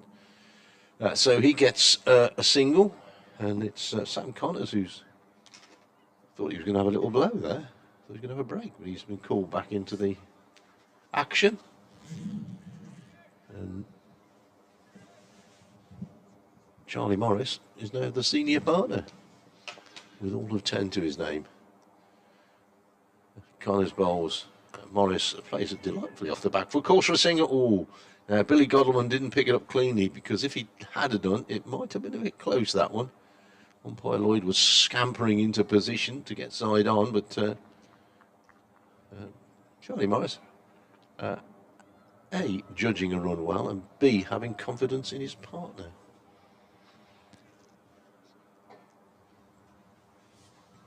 Going to put the increase the workload in the second innings, certainly on Connors, Lackmell and Dahl, of course. Yeah.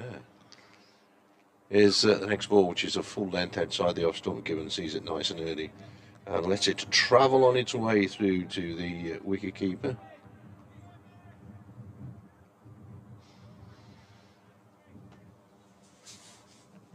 Thanks to Mark this morning.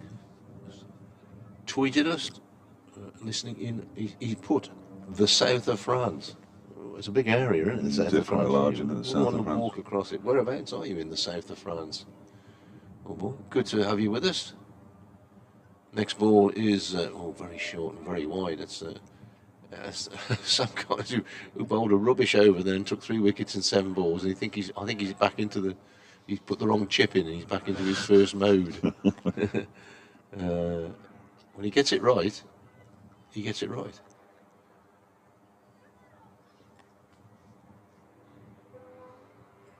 Another motorbike. Seems to be a lot of motorbikes roaring around the roads of Derby on a Friday morning, or a Friday afternoon as it is now. Connors' next ball. That's well played, coming forward solidly by Gibbon. That's a good ball from Connors, just aiming in towards the batsman's pads. Gibbon gets plenty on it. That's the end of the over. And at the end of it, Worcestershire are 363 for 9, having begun the day on 326 for 5. So they've added 37 runs this morning for the loss of 4 wickets. Yeah, it's been a good fight back by Derbyshire, who are now going to have to be a bowler light, of course. So it'll be interesting to see who takes the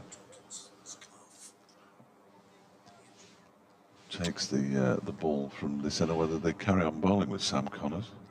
Calf injury, we're informed, or side bottom. At least it's not the hamstring gone again, which is probably a good thing. No, I don't know. Calves better than hamstrings. Probably work on a calf. I'm no doctor.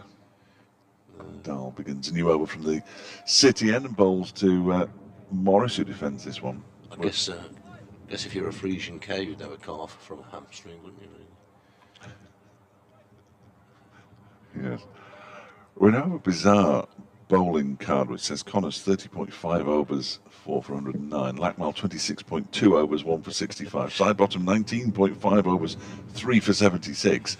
As in comes Dahl again, and that one goes past the edge of Morris's bat through to the keeper as the wind gets up again. Dahl 16.2 overs, 0 for 37. There's only Thompson and Duploy who are dealing in whole overs. And they've not bowled today. And they haven't bowled today. Yeah, it's going to look like a funny old scorecard. It is, isn't it? You read it in the morning paper. Well, not they put scorecards in the morning paper anymore.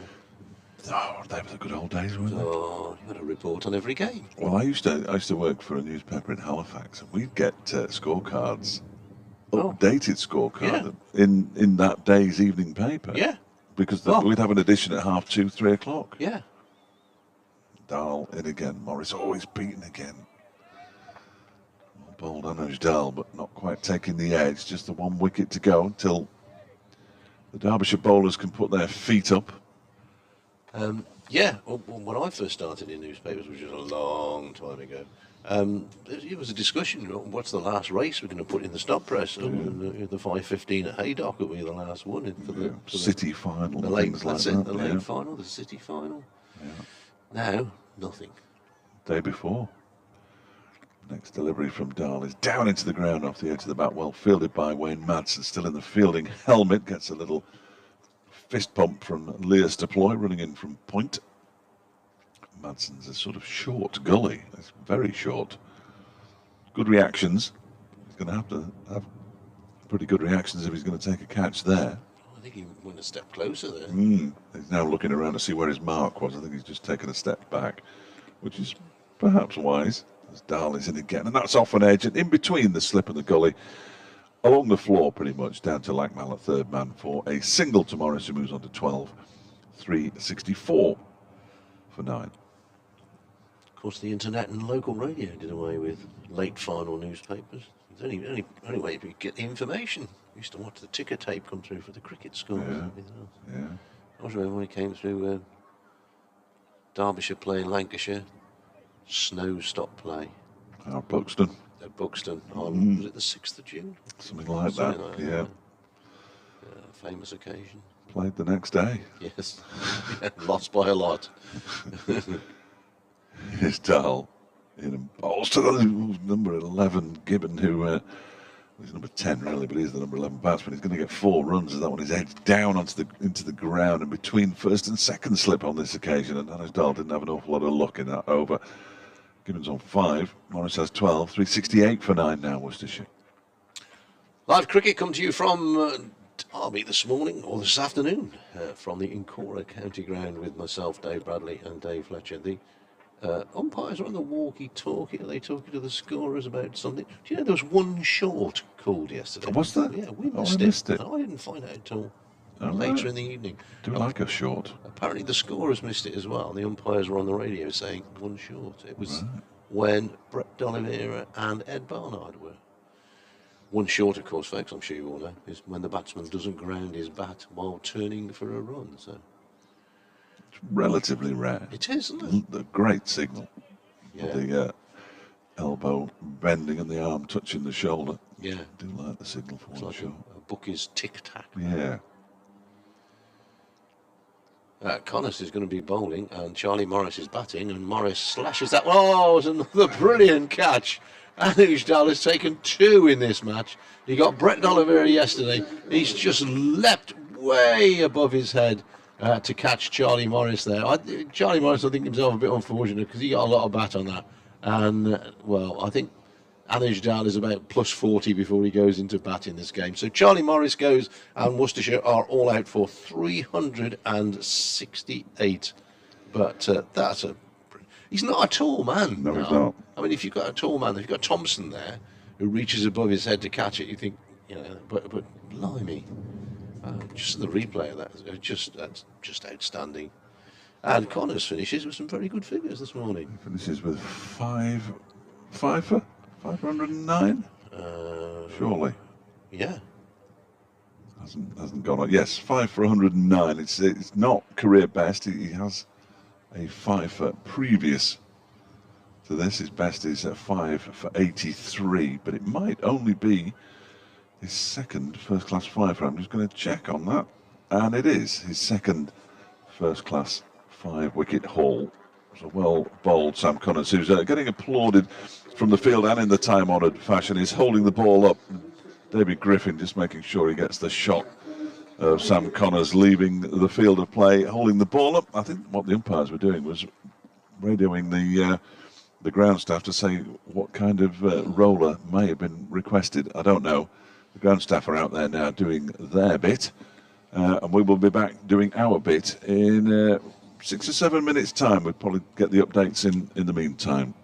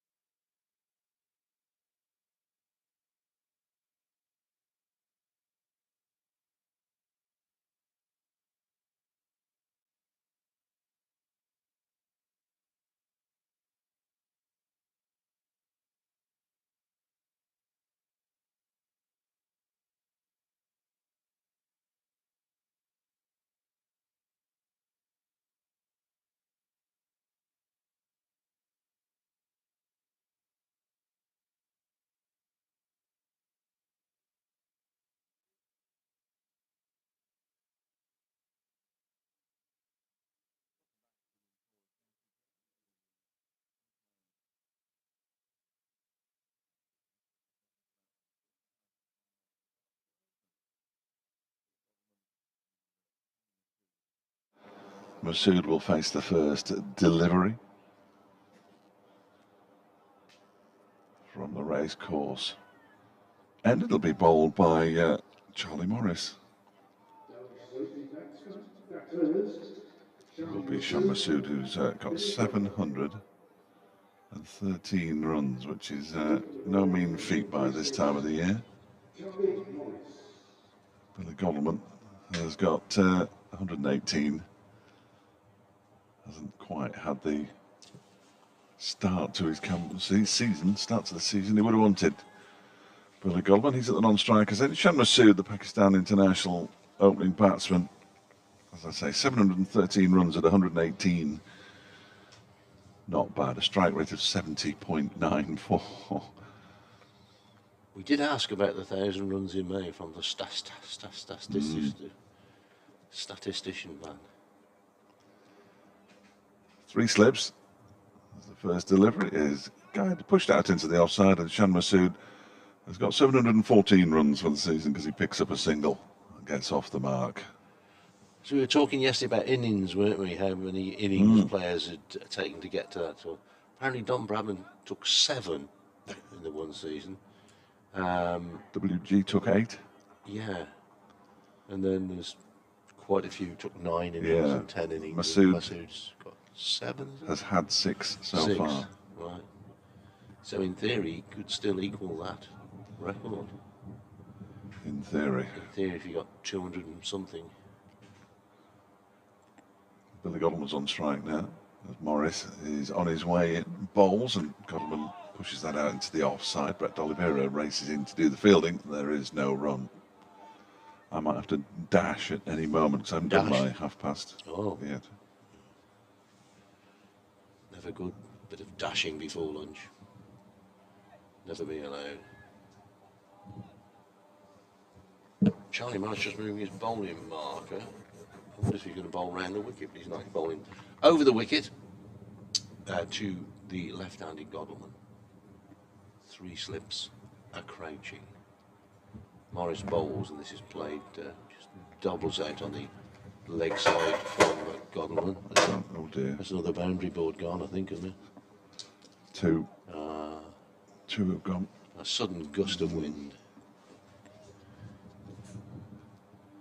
And the first one went over this morning, stop play. Somebody was just about to bowl, and the umpires and everybody else turned around to wonder what on earth had happened. One without lost, Derbyshire. As Morris is in and bowls, Godleman is forward, pushing the ball away on the leg side, on the on side. Doesn't really go too far. So we've got 3 slips, cover point, mid-off, mid-on, mid-wicket, and a fine leg, and a third man. Yay. How many runs he got down a third man? Yeah. The wind's almost blowing the slips over there. He's wild. Well, here goes Morris. Bowls, and Morris Godleman, but he gets into line, plays the ball out on the offside. I think the key is to get through these 24 minutes really for these two, isn't it? And then they can have an afternoon. Yeah. They'll want to get to lunch without losing either of these two Derbyshire if they possibly can. So runs not necessarily a major factor at this stage. Morris off about, what's he doing, 15, 16 paces, I suppose, when he starts his run at bowls, wide of the off stump. Through to Ben Cox, the wicket keeper, and it should be Ben Gibbon, I would have thought, bowling from. Looks like Adam Finch is going to kick off. No. Ben Gibbon. Who quite a story to tell if you don't know about Ben Gibbon, who was working on a building site last summer and playing minor counties cricket, and one of the umpires thought, well, looks a bit useful, this lad, and rang up Worcestershire and said, you want to have a look at him? So they did, played some second team games, and then signed a contract, trained all winter, and brilliant. Here he is. Brilliant. Yeah. Well, David Griffin has long been an advocate of getting umpires on selection panels because they see cricket very close up, don't they? Yeah. see everything. Yeah, yeah. They vast majority have played at this level as well, so they can work out a player's technique. Anyway, here's Gibbon bowling to Masood, and just dubs the ball out on the legs, on the offside rather, and thinks about a single, but then never really a chance of one. But yes, a little bit in the mode of Alan Richardson, Gibbon, because Alan Richardson, of course, started here at Derby, and then he went away, and I think he was working for a builder or something, and then got a chance to go and play professional cricket again through the minor county system, as many have. Indeed. Gibbon bowls, Masood flicks with some way off his legs, that's a nice shot, that's away for 4. And so much time to get in line and play that one. Josh Baker, a vain chase towards the boundary. Gibbon just straight onto the leg stump, and Masood just flicking. Didn't really hit it that hard, it was just timing of the ball. So Derbyshire have 5. In reply to Worcestershire's 368 all out. It has been a joy watching Sean Masood bat this season. It really has. Well, once he faced 3 balls I've seen this morning, and he just has that time that other batsmen don't seem to have. Gibbon with the wind blowing across as he comes into bowl. Played out to D'Oliveira at mid-on. If it's going, might be going slightly into his face, but it's pretty much straight across the ground from west to east, and it has not dropped for 2 days. I think if anything, it's got stronger, doesn't Yeah. it? It had seemed to have dropped a little bit at first thing this morning. But it's blowing a hoolie. It certainly is.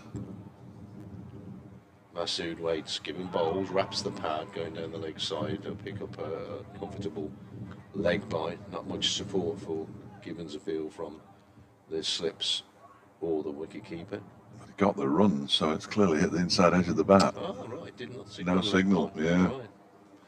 So it was missing leg stump. Anyway, Worcestershire slips are Pollock, Baker, and who's that? Ed Barnard at 3rd slip. You've got Money for Nothing in my ears at the moment, which I good don't. song. Yeah, but I don't know if it's a reference to me coming on next Tricks or for not. free. I'll have to wait and see. Have they got any in-store microwave ovens? Custom kitchen delivery. Here's the next ball, which is played out into the covers. That's the way to do it. Play the guitar on the MTV. That ain't working. That's the way to do it. Good song. It is a good song. I do prefer Sultans of Swing, though. Yeah. I must admit. It's Rain in the Dark at Meantime. Rain in the Park at Meantime, not the dark. It might have been dark, you don't know. South of the river. Oh, Guitar George. Yeah, he plays all the chords. Here's the next ball from Gibbon, bowls, and this is pushed away on the offside. Meanwhile, there is cricket taking place in front of us. And Go through the entire back catalogue of Dire Straits. Derbyshire has 6 without loss. Masood has all 6 of those. Billy Godwin yet to get off the mark. It's in pride of Worcestershire 368 all out if you've not been with us. Worcestershire's last 5 wickets going down for 42 runs this morning. A great morning for Sam Connors, who picked up 4 wickets and finished with 5 for 109. Yeah, just his second first-class 5 for Sam Connors. He looked particularly pleased, you have to say. Quite right, too. His target is to become the attack leader, he says. As Charlie Morris from the racecourse end bowls to Sean Masood, who just guides this to the right of the man at point. He's going to come back for the second because he is quick between the wickets. And he makes it back, picks up 2 more, moves on to 8. Derbyshire 8 without loss. Almost runs into Ben Cox as well. The wicket-keeper manages to avoid him, which is good. And apologises. He does. Nicest man I think I've ever met. Very level-headed. Nothing's too high, nothing's too low. Lives in the moment, he keeps telling us. We have spoken to him an awful lot since he arrived, you might be surprised to hear. As Morris is in again and bowls. That one is driven out into the extra cover region. D'Oliveira is chasing, and they're going to come back for 2. D'Oliveira slides, and they're going to come back for a 3rd. In fact, Billy Godwin has to get a bit of a shift on but makes it comfortably enough in the end. And Masood is already into double figures. He's at 11 from just 7 balls, and Derbyshire 11 without loss. Is he all right, Shan Masood? He's just stretching something there. I don't like the look of that necessarily, but I think he's all right. Dear oh dear, the last thing we want to see is him limp off. Tweak it, you speak for yourself. Tweak his Achilles, retired hurt. Yes, it looked like he was sort of hip kind of stretching he was doing there. There's Morris again, bowling to Godalming this time. That's turning to the leg side. And there is no run. So we will find out very shortly whether I'm going to get on Radio Derby before 1 o'clock. Okay. Nobody's told me that I am or I'm not. You got good music anyway. Well, that's quite a long track, isn't it? It was, yeah, it was. Hat's fallen off the second slip. Well, I say fallen off, it's been blown off. You'll have to put a cap on or nail that one on. No, I'm not going on. Carried on. I will send a very snotty email at some point to somebody because we're supposed to be on every half hour. Here's Morris. I've turned it down as well so I can't hear them. He's in and bowls to Godalming, who drives for 4 runs. That's a Billy Godalming shot when he's in form. Out to the extra cover boundary. Really nice shot. He's off the mark. Derbyshire 15 without loss. Yeah, nice juicy half volley in it to get yourself going. If you'd have requested a ball to hit, you still got to hit it, but if you'd have requested it, it would have been something like that. Brett D'Oliveira, the only person in front of the bat on the offside. He's in between extra cover and mid-off, I suppose.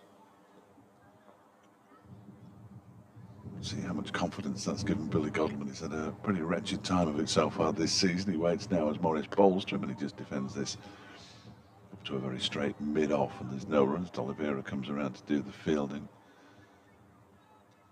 I do like the stripes down the side of the Worcestershire kit. I like they're just putting little bits and pieces on. Middlesex have got a very nice black V across the front of their shirts, which I like. At Derbyshire, if you look at if you get close enough to see the cuffs around the sleeves and I think around the collar as well, I've got the colours of the club on as Godalming defends this out into the offside, the pale blue chocolate and amber. Nice little touches that just make the cricketing whites unique to those particular clubs. I think that's a really good idea. And Derbyshire's kit isn't as white as it used to be, which is good as well. Proper creams, if you like. End of the over, 15 without loss, Derbyshire. 11 to Masood, 4 to Godalming. After Worcestershire bowled out for 368. Sorry, brothers. No. Always used to be creams, didn't they? The old trousers. Yeah, absolutely. They were really white. It was a little fad. England went very white at one point, didn't they? And there's 1 or 2 counties followed suit, unfortunately. Ben Gibbon from the City End bowls Masood down the leg side, goes through to wicket-keeper Ben Cox. Lunch, of course, is at, I say of course, but lunch is at 1 o'clock. An almost immovable feast, unless there are 9 wickets down. There are not going to be 9 wickets down. You never know. Well, I think I do. You never know in cricket. I think I do. I'm not sure there's time. Tea, of course, is a very immovable feast. Here's Gibbons' next ball, and this is Masood off the back foot, plays it away through the covers. D'Oliveira has another chase. They'll come back for a couple here. D'Oliveira slides past the ball. We know how long it'll be before he pulls one of those slips out and brings them away as an extra cover fielder. As an extra cover fielder, as well as an extra cover fielder. Another fielder in the covers is what I'm trying to say. One extra, another one. Yeah. If you're following this, well done. Yes, Gibbon this time last year would not have thought that he'd been bowling to batsmen of the quality of Shan Masood. Masood forward, plays it away on the onside. Josh Baker comes into field. I suspect that Josh Baker might be getting a bit of bowling this afternoon. In a similar role to that Alex Thompson did, and Thompson did very well. Really did well yesterday afternoon. when Worcestershire got 2 batsmen in, and he came in and bowled very tightly, and then got the wicket of Azhar Ali as well. Good effort. Gibbon. City end. Left arm over to the right hand in Masood, who's forward, pushes down the ground. Oh, Donivier's got another long chase here. Pushing him around the field, isn't he? Worcestershire skipper's not going to be too happy with it. They come back for 2 more. And Masood goes to 17. And the total goes to 21 without loss, or have I beaten the board? Has he got 15 and the total's 19? Yes, he's got 15. Oh, that's it. Sorry about that, folks. No wonder he's as small as he is, D'Oliveira. He's been wearing himself away. Yeah. All that scurrying around he's doing. Well, he is probably the quickest Worcestershire fielder, but he's being tested this morning, or this afternoon. Given in, Masood this time just goes onto the back foot and pushes forward as the ball goes out to Adam Finch at mid-on. Finch, who did his job as night watchman, hung around this morning as well. Got 18 runs in the end before he pulled the ball from side bottom into the air over deep square leg. Masood came in, took a good catch, and then side bottom promptly went off, having bowled 1 ball and taken a wicket. Yeah, good work. Top of the averages there. Get off now. I don't think he's far off, actually. Here's Gibbon's next ball. Masood onto his toes, punches it away on the offside. A rolling stop by Jake Libby at cover point. End of the over, and at the end of it, Derbyshire in pride of Worcestershire's 368 all out on 19 without loss. And we have, well, 11 minutes till lunch, so probably a couple more overs before the interval. Yeah, you'd expect so, wouldn't you? I'm almost certain I'll be in the 1 o'clock news. But newsreaders generally remember. Well, they have forgotten in the past. I've resorted to sending an email every single day. Yeah. Nobody reads them. No. There's Morris in and bowls. That one is pushed out into the offside by Billy Coddleman. My friend in the south of France is in Marseille. Oh, excellent. Lovely. Very much the south of France, then. That is, yeah. Can't get much further south, can you? I don't think. I've been in Africa. I spent some time in Marseille, the Rugby World Cup. Oh, yeah. Wow, 15 years ago.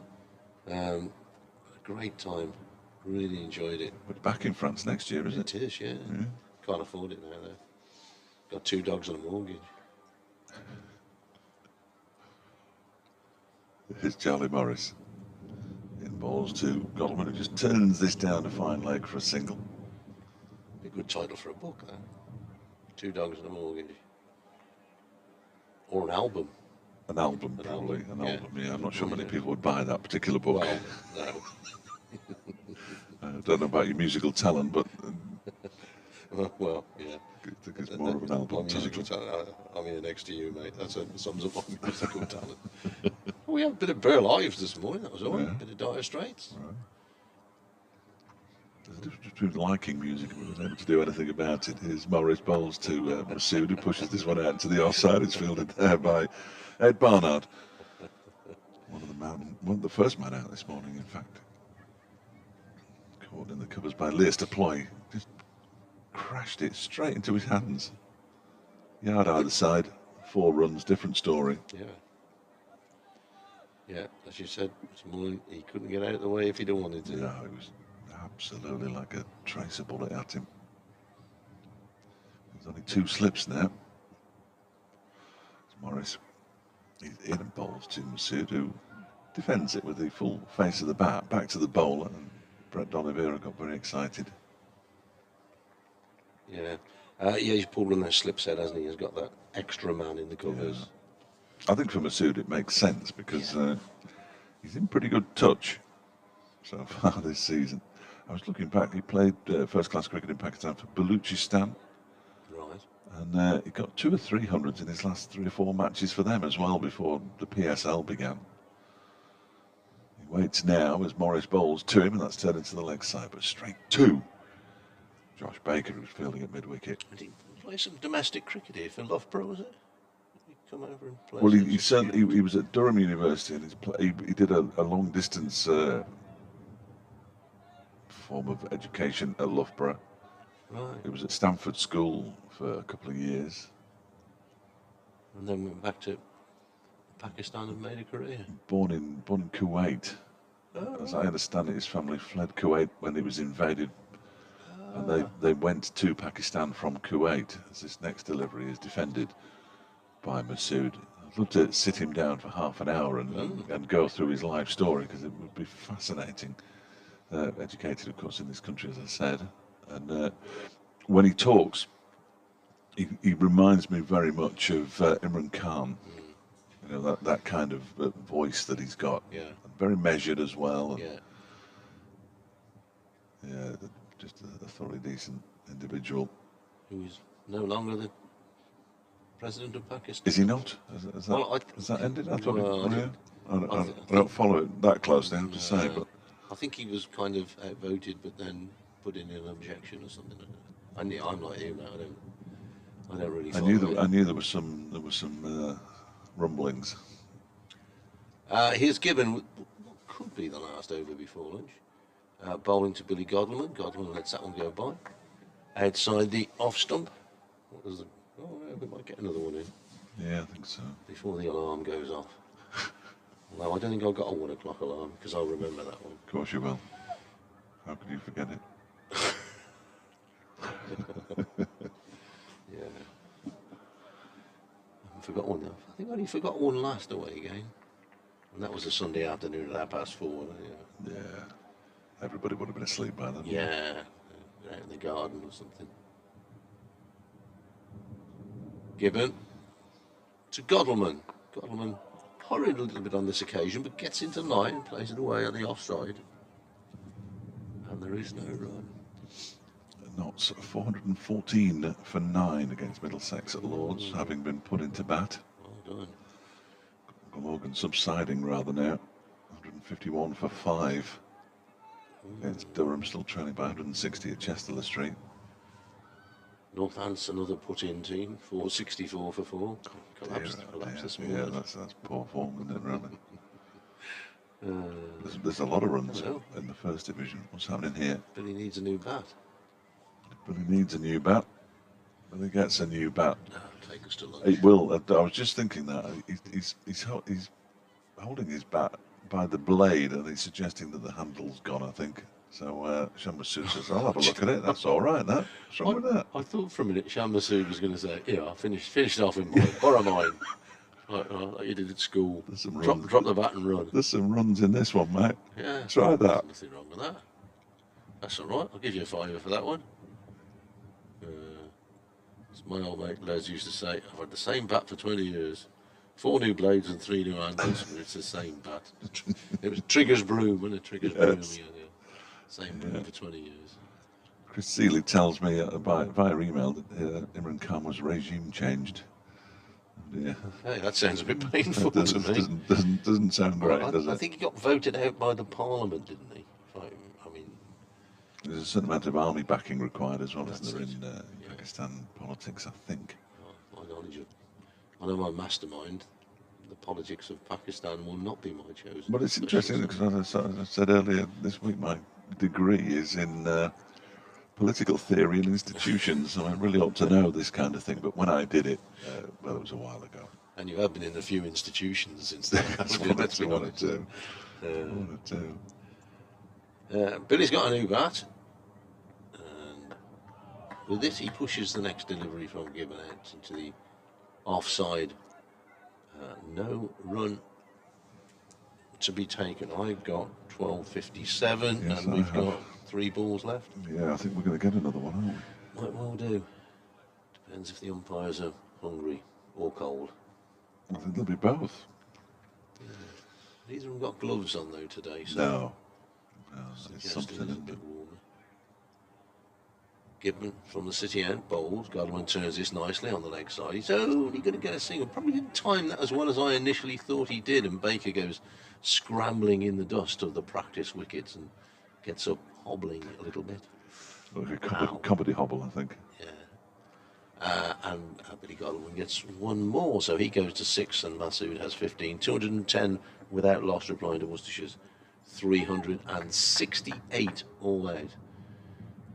The wicket has.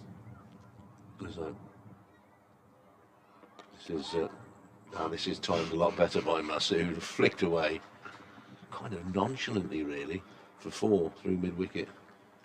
Didn't look too difficult for him at all. I do wonder sometimes, having watched him bat, he doesn't get himself out. Clearly, the bowlers and the fielders get him out, but you just wonder if it almost is a little bit too easy for him. If he decided he was going to stay there all day, you'd think he probably could. Yes. Yeah, that's absolutely no disrespect to the people who were playing against him. No, the mere mortals.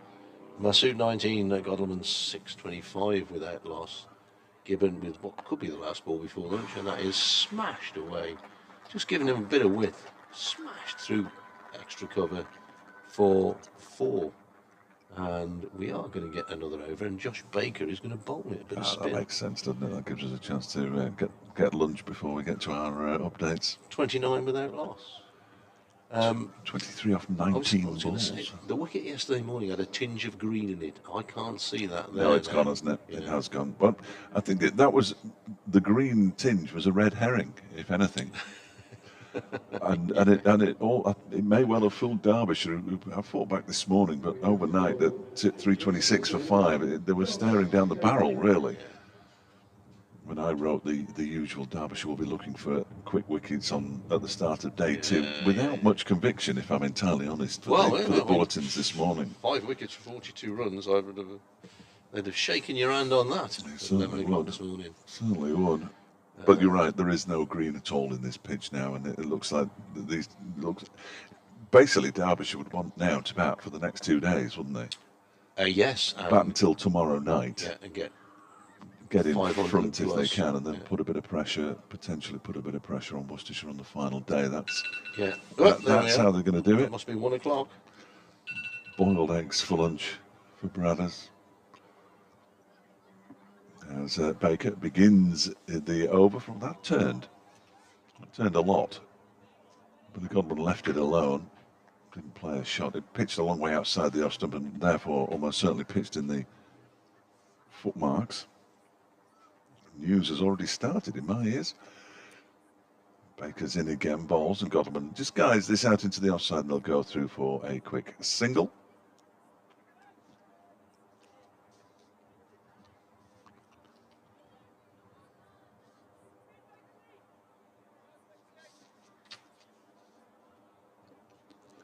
Godleman moves on to 7, 30 without loss. 3 deliveries, 2 deliveries gone in the over. Slip and a short leg for Shan Masood. Very watchfully comes forward and plays that out into the onside. He's now faced 20 deliveries for his 23.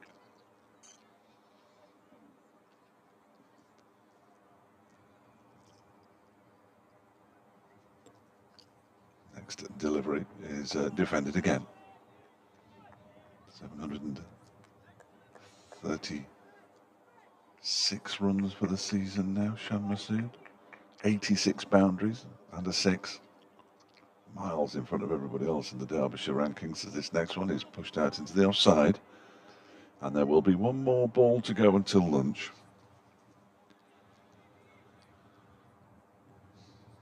.30 without loss. Earlier today, Ed Barnard for 21, Ben Cox for 2, Josh Baker is bowling now for 0, Adam Finch for 18, and Charlie Morris for 12. The men out as the final ball of the over almost gets through Shan Masood. He gets an inside edge on it, and it is lunch with Derbyshire on 30 without loss in reply to Worcestershire's 368. It means that Derbyshire trail by 338.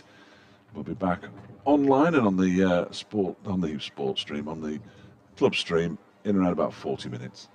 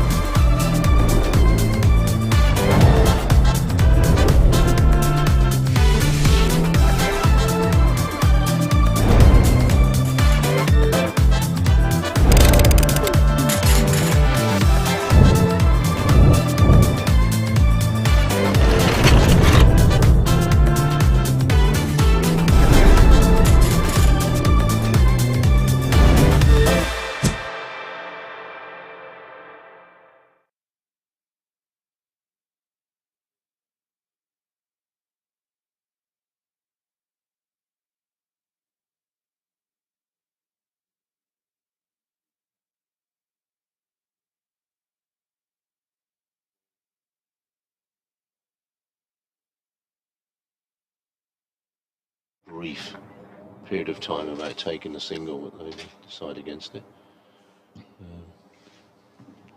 I'm getting all sorts of things on my thing apart from the actual feed of the game. So, that's better.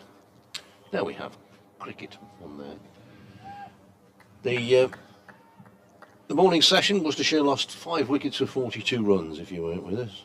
Sam Connors finished with 5 for 109. Here's Finch in bowls, and Horace Godwin on this occasion pushes away on the offside, and there is no run. People would have known that earlier if I'd had the plug in the right hole. Which is why I thought I'd just mention it again. I was talking to myself. You were. It was good. Absolutely. I could hear it, but nobody else could. Not for the first time. A mystery voice. The technical didn't quite. There is the hypocritical story of a colleague of ours who did a whole day's cricket that never went anywhere. Oh no. Here's Finch in and bowls, and Godleman drives into the offside. That's a good stop. Getting down to his right by Ed Barnard. If it had gone past him, it was 4 holes. But good diving stop. One that he would expect to stop, but one that he did stop, so. He didn't disappoint himself. He didn't disappoint himself. He's hurt his hand a bit, but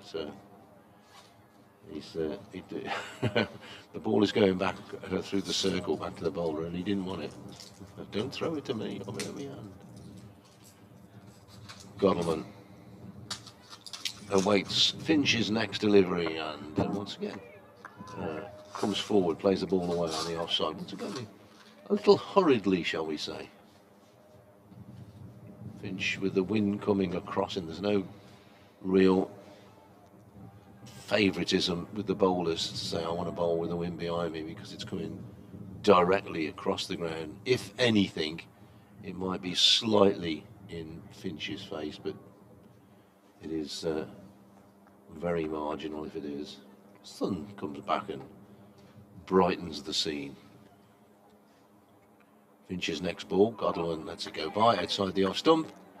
End of the over, and no addition since lunch, because that's a maiden over. 30 without loss.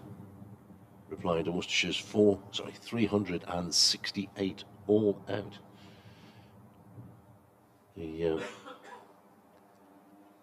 Lots of high scores around the country again today. Right.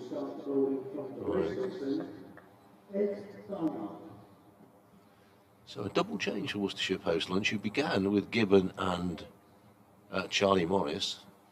So how many overs got in this inning so far? 7 overs, Yeah. And they've used. It's been the 4th bowler. 4th bowler. 5th bowler, because Finch is not on that list. There we go. Is. Yeah, 5 bowlers Right. in 7. A bit like T20.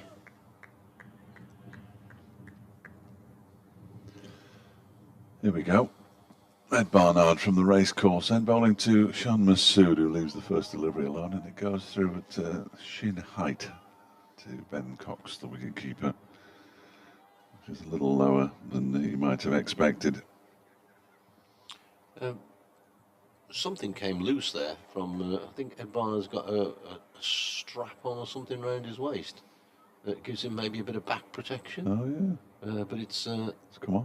It's come undone, so he's having to readjust his undergarments, as it were. Was it one of those things that tells you? Is it GPS? Yeah, something like that. So we know where he is and he can find his way home. I've got one in my car. Yeah, you go running up a one-way street in a minute.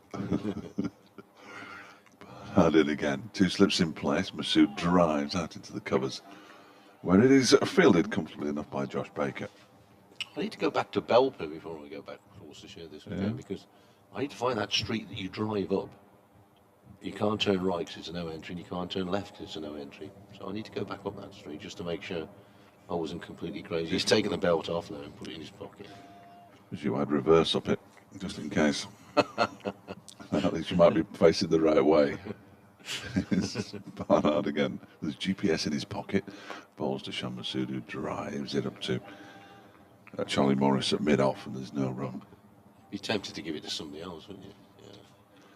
Well, if I was him, I'd give it to Brett D'Oliveira, absolutely. He'd be the man I'd give it to, because he's been running around like a hare all morning. He's given it to Azarelli instead. Yeah, he's safe there with Azar. Yeah. It's not going anywhere, is it?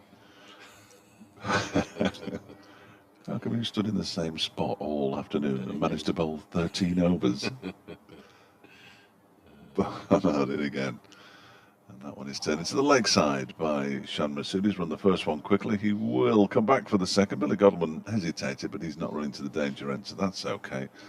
And 2 more to Shan Masood, who moves up to 25. Derbyshire 32 without loss. He told me at Lord's, where his first 50 came off 100 balls, and then he got to 92 off pretty much a run of ball after that. That was the way he batted. He batted nice and steadily for the first 50, and then accelerated after that. 25 off 27 balls he's got.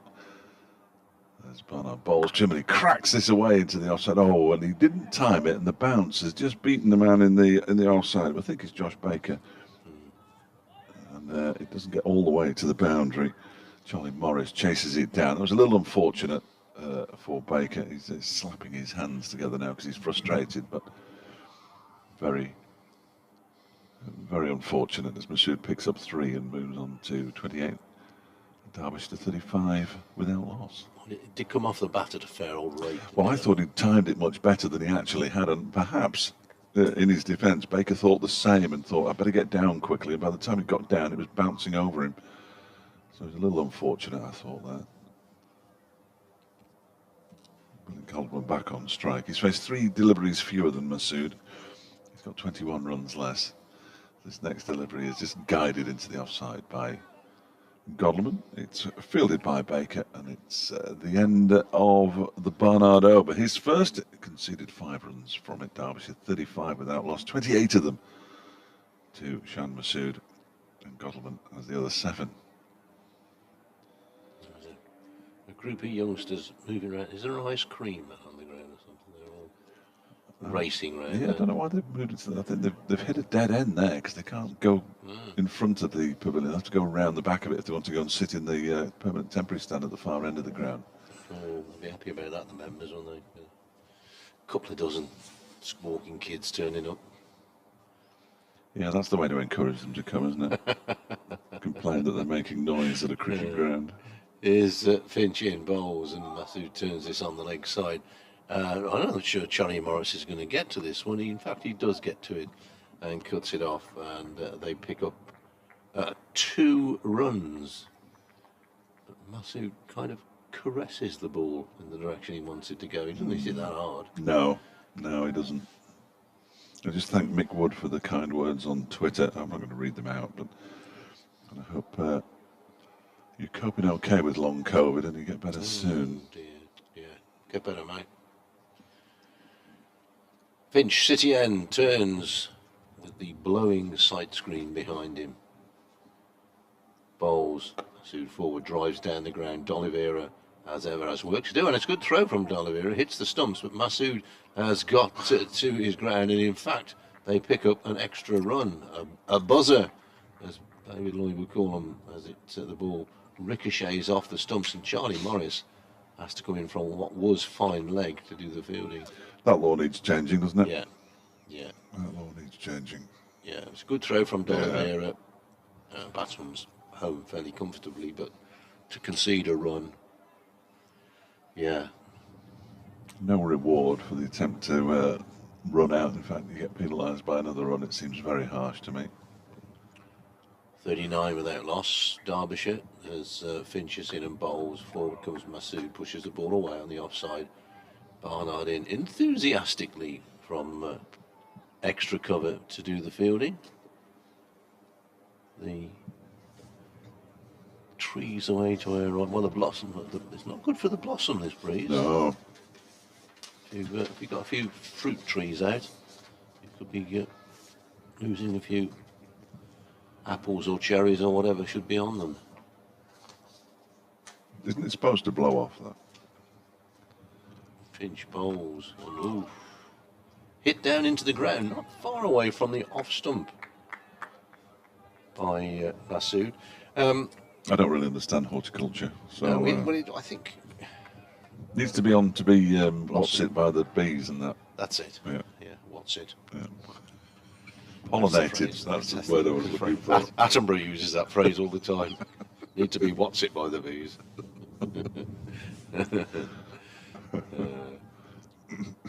Listening to nature today.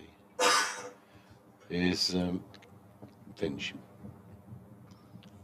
Bowls, Masood drives, one bounce. Oh, and he slips. Now that must have been very close because he played the shot, Masood, went down the pitch and slipped, and Ed Barnard was quickly onto it, realised the batsman was down through at the stumps, and I'm not sure that Masood had got back. He's gone over to Ed Barnard to say, well fielded, mate. Yeah. He is the nicest man I think I've ever met. I don't think I've ever seen a batsman do that, go across to a fielder and say, good effort, mate. He is loving being in the county championship. Absolutely. Every time you see him interviewed, and he talks about there's 14 matches in the championship to rekindle his test ambitions and how much he's learning, and it's just brilliant. Not quite on the camera, that one. Godleman is facing up to Finch, who does his own fielding on his follow-through. End of the over, and 40 without loss. Finch has conceded 5 runs, but 2 of those have been sort of overthrows, really. That's in reply to Worcestershire's 368 all out. Masood on 33, Godleman on 7. We've had 10 overs, so I reckon the run rate is about 4 over. Yeah, it's in that area, isn't it? Definitely in that area. Moving towards 750 runs now. He's got 746 this season, Shan Masood. I think he's back at the top. Early dismissal for Teshwa Pujara, we understand, down at in the Sussex game against Leicestershire. Ed Barnard, continuing from the racecourse end, pushed very gently by Shan Masood towards mid-off. There's a dive by Charlie Morris, who then throws the ball as he's diving full length towards, or rolls the ball towards the stumps, but the batsman Masood had got in comfortably enough. He moves on to 34-41 without loss. He knows how to pinch a single as well. He's quick as well.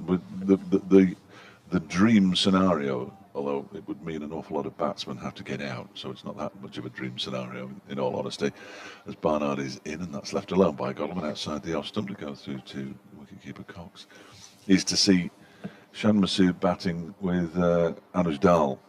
Oh, yeah. That would be ridiculous. I've just been informed by our scorers to our right that the heavy bales are being used, everybody. The heavy bales are being used. Yeah, it's basically to stop them blowing off the top of the stumps, but I just wonder if the ball just nudges the stumps, they might not be dislodged. Barnard is in, and that's an attempt to pull the ball by Billy Godman, who had both feet in the air when the ball went past him, and it went past him and straight to the gloves of Ben Cox behind the stumps, away down the far end of the ground, because he's bowling from the racecourse end. Is Ed Barnard. He's still struggling with that GPS bra thing. He keeps tugging away at it. I think he's got it back on again now. Needs to know where he is. Where he is at the moment is at the crease, and he bowls to Godleman, who leaves alone outside the off stump. Not taken cleanly by Ben Cox, because that was very low. Very, very low. I don't know how I have pulled my knee while I was eating a chicken dinner, but there we go. Well, he did walk the length of the corridor. That's probably 20 yards. I think it might be 25 if you measure it properly. Okay. Not as far as it is from the reception to my room in the hotel. Oh no. It's getting further away every night. If you bought a sleeping bag, you could have stopped here. But our bowls, Godleman guides to point. There is no run. The ball is fielded by Jake Libby.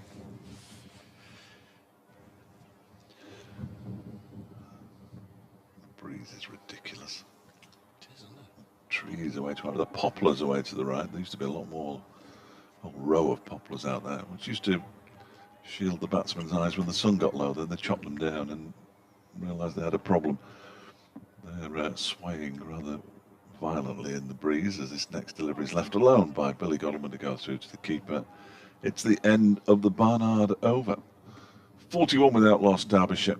Sham Masood has the bulk of those. He's a runner ball 34, and Billy Godwin has 7.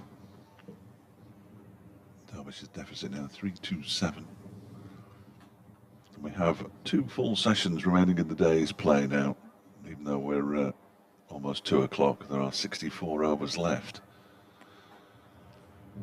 Another late one, Bradis, another late one. Yeah, still. Think of the overtime, mate. Yes. Book that in on your next sheet. Here is Finch in bowls to Masood. Yeah, maybe got a little bit squared up on this occasion. Gets the ball away down to third man though for a single. Looked almost human on that occasion. It's one more. 42 without loss. Masood goes to 35. Billy Godwin has 7. Katrina and the Waves, the last song before the news on Radio Derby at the moment. I won that album at Radio Merseyside. Did you won the album? I won the album, yeah. Dear me. Yeah, to go to Radio Merseyside reception and pick it up. Here's the next ball, which Godwin plays out on the offside. Actually, this is a bizarre story. A Halifax Town supporter at the playoff finals of the kids the other week, the academy, came up to me. He said, "Do you remember me?" Do you?" I said, "No." And he said, "I won a videotape on your Sunday morning show about 25 years ago." I said, "What was it a tape of?" He said, "I don't know. I've never watched it." He said, "Do you want it back?" I'm all right, thanks, mate. A videotape. Yeah, who can play them? Yeah. Next ball is pushed away on the offside. Well, I ask who can play them. Well, I got. In fact, I can. Yes. Yeah. I still got a video recording. I play videos of my stepson's career when he was 7 years old in Oliver on stage. So just to embarrass him, Christmas, I say, "Shall we get the tapes out?" No. Well, if you ever want those putting onto DVD, I've got a DVD recorder with a tape. Video tape built in, yeah, so you can record from, just saying. Clever. Here's Finch in bowls. That short pulled away by Godwin, racing across the turf. Morris might just get there. In fact, he does, and flicks the ball back between his legs somewhat acrobatically. Cruyff turn on the boundary. Three more to the total.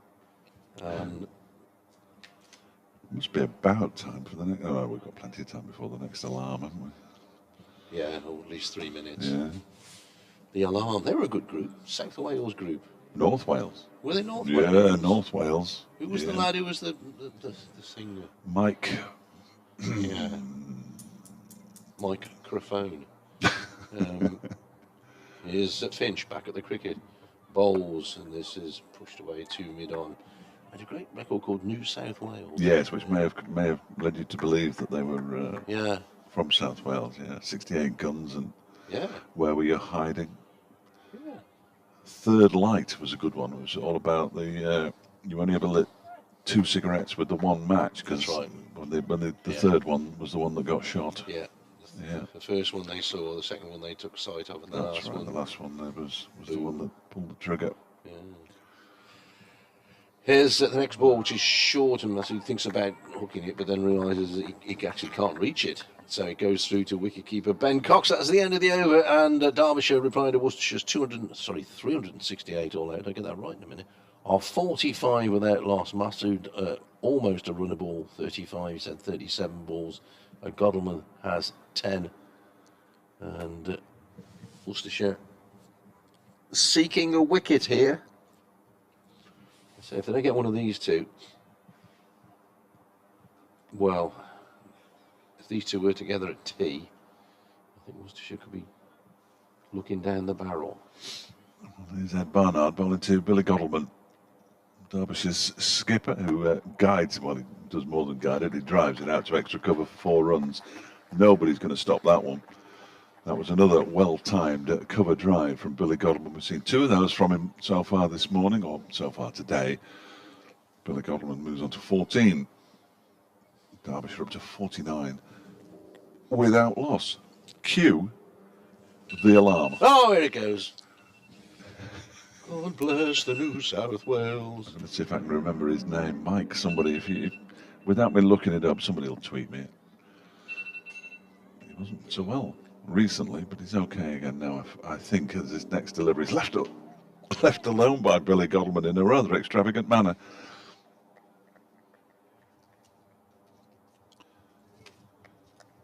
Jack timing on the news this afternoon, and Donna Alos is doing the afternoon show, which is excellent.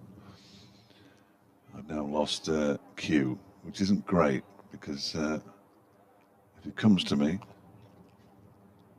I won't be able to hear him. I think it's Matt Barlow. Let's have a look. Next delivery. Oh, he's bowled him. Billy Godalming's been bowled.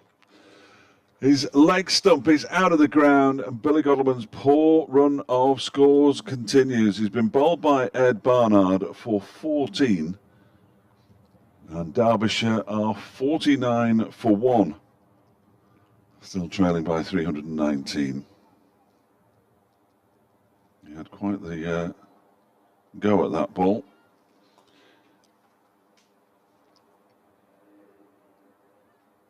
Did Billy Godalming.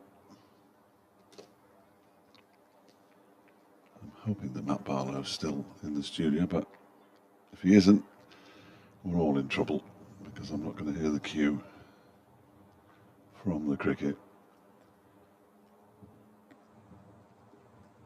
Next batsman is Brooke Guest, who in his last match scored 2 centuries. Derbyshire's wicketkeeper batsman.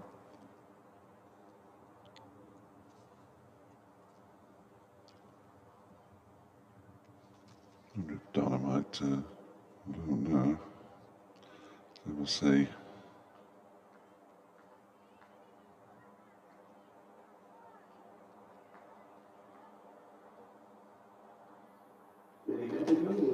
Godalming out there for 38 deliveries. The first man to go. Good delivery from Ed Barnard.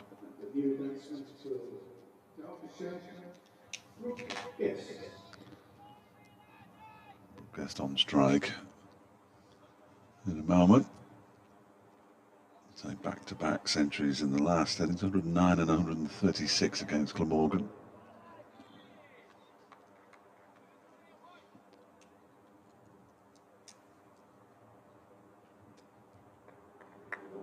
Ed Barnard back at the top of his mark.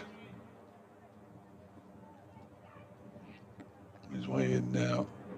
2 slips in place. And the first delivery is turned to the leg side by Brooke Guest, and fielded by Charlie Morris.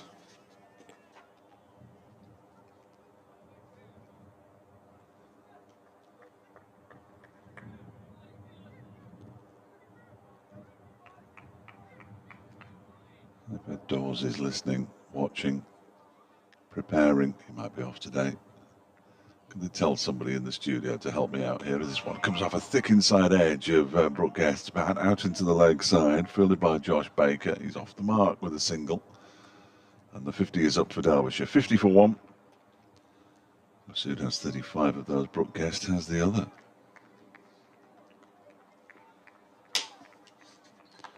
I'll send one to Jack Timon as well now. That'll sort them out.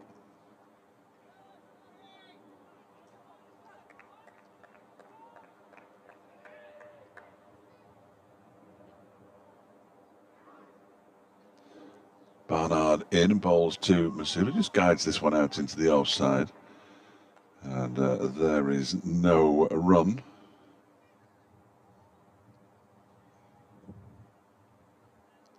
And that's the end of the over at 50 for 1. Masood has 35. Guest has 1.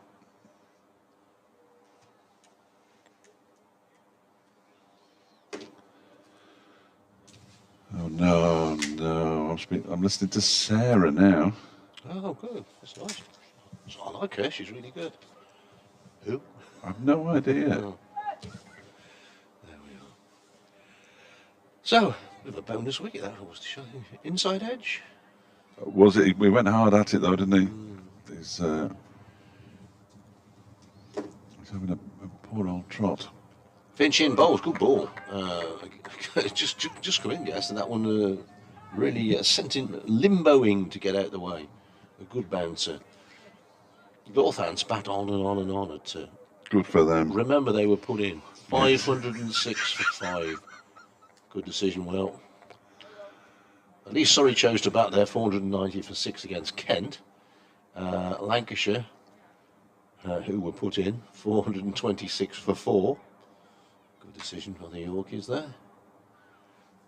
Here, Finch to Guest. This ball is off an edge. I didn't quite carry to. I don't think it carried to Jack Haynes at slip, and certainly by the reaction of the players, it didn't. He didn't manage to stop it, and it rolled down towards third man. So Guest gets a single, and Derbyshire 51 for 1. Somerset put in by Gloucestershire 496 for 5. At Chesterley Street, at least there's some wickets are trundling here. As here comes Finch, and this time Masood. I think that was a. I think that's an edge. I think that's a genuine edge. Yeah. It's got 4 runs from it, but Finch finding the edge of the bats in consecutive deliveries. One didn't carry, one was wide of second slip. Glamorgan 170 for 7, replying to Durham's 311 all out. Grace Road, Sussex 155 for 3. Leicestershire all out for 210. Notts all out. Lords for 415. Middlesex had just started their reply, 18 without loss. It's all sorted now. They haven't forgotten them here. Oh, good. Here's the next ball from Finch, which is driven into the offside. Good stop by Jake Libby at cover point. Just so that umpire Lloyd is stood at cover point. Not quite sure why. Right hand, left hand can't be bothered. Well, yeah. Either that Perhaps. or maybe the sun is reflecting off something, so he's decided to go over there. Want to look at all the kids. Probably, yeah. Probably you got it right in the first place. Finch to Masood. This time he's driving again, but straight to Libby, who threatens to throw at the stumps, but doesn't in the end. Although he did have Baker backing up, but again, if it had just touched the stumps, might have given away a fair few runs. In fact, Baker moves from that position out to deep square leg. I think some of the nippers are half owned. Or off back to school. I'm sure if they're not going into perhaps going into the stand over on the East Midlands demolition stand, possibly. Oh, right. Don't know. Be interesting. Straggler there. Here's the next ball, which Masood flicks away through mid wicket. Probably not going to go to the boundary. Charlie Morris is on the chase. Could be 3 though. Morris picks up now, and they do turn for a third. Good throw from Morris. Blimey. At the longest point of the boundary, it's straight to the gloves of Cox, stood next to the stumps, but. The batsman had easily taken 3. And Derbyshire are 58 for 1, replying to Worcestershire's 368. How many? Oh, I've had 4 and 2 on there. Definitely 368. It's horrible. Horrible. I know where all those kids are going. The bar. Yeah. Sir wants a drink. Yeah. You all stay here. I'm just nipping in here. When I come back, I'm sure there's a toilet in here. I'm just nipping in. when I come back with slightly slurred speech, not casting any aspersions on school teachers, do a fantastic job. Here's Ed Barnard bowling to Shan Masood, who just guides this one out into the covers where it's fielded by Josh Baker. I think Sir was going to use the toilet at the end of that building, but it looks as if it's locked. Oh no! Well, there is another one because you used to be able to smell it from our old commentary box at the the old scoreboard. There's a gents underneath that. I know for a fact. That wasn't the greatest place to commentate from. I think perhaps one of the. I don't know. Don't know what's going on. It's very exciting. Got a small chart of shin up the drain pipe as this next one is driven by Masood out towards the backward point boundary. There's a run around the boundary for Josh Baker, who puts in the dive and stops the ball from reaching the rope. Does well and keeps him down to a couple. Good bit of fielding from Baker out there in the deep. Masood moves on to 44 at a run of ball. Now, Sir has got a breakaway group here. They are the They provisional the provisional the popular front. provisional London Road Primary School under 8s. Barnard in and bowls. That one is driven straight to the man, close in at short cover. I think they are looking for the ablutions, actually. Yes, I think you might be right. Well, they'll find some soon enough. Hopefully they've been guided somewhere by a steward, but the steward in the car park is back. Oh, is he? Yeah. Guarding He's absolutely guarding the big white car at the moment. absolutely nothing. Just in case it moves. You never know. He's watching the cricket as well. He Good can't lad. actually see Sham Masood, I don't think, from where he's standing. And Masood drives out towards the cover boundary. There is a fielder out there, as we know, Josh Baker, and he hurls it back in. Barnard does well to actually grab hold of that one to prevent it from racing away. Another single to Masood, 45 to him, 61 for 1 Derbyshire. You'll be relieved to know, as indeed will the children, be relieved to know they found the toilets. Good. There you go. All's well with the Let's world. hope they're working. I don't think he'll care one way or the other, sir, will he? No. As long as he gets through a door. Yeah. There's plenty of bushes over there. Barnard in and bowls. That's defended by Brooke Guest. Brooke Guest, I was just telling everybody while you were away, Brad, as he became the first Derbyshire, I'm sure I mentioned this, he became the first Derbyshire wicket-keeper to score a century in each inning since 1896. 109 and 136, a new career best for Brooke Guest in the last match against Glamorgan. Batted really nicely. Next delivery is hitting him in a place where you don't want to be hit, inside of the thigh, I think. Shows no pain, though. Fair play to him. And it's the end of the Ed Barnard over. 61 for 1 Derbyshire. Masood 45. Brooke Guest on 2.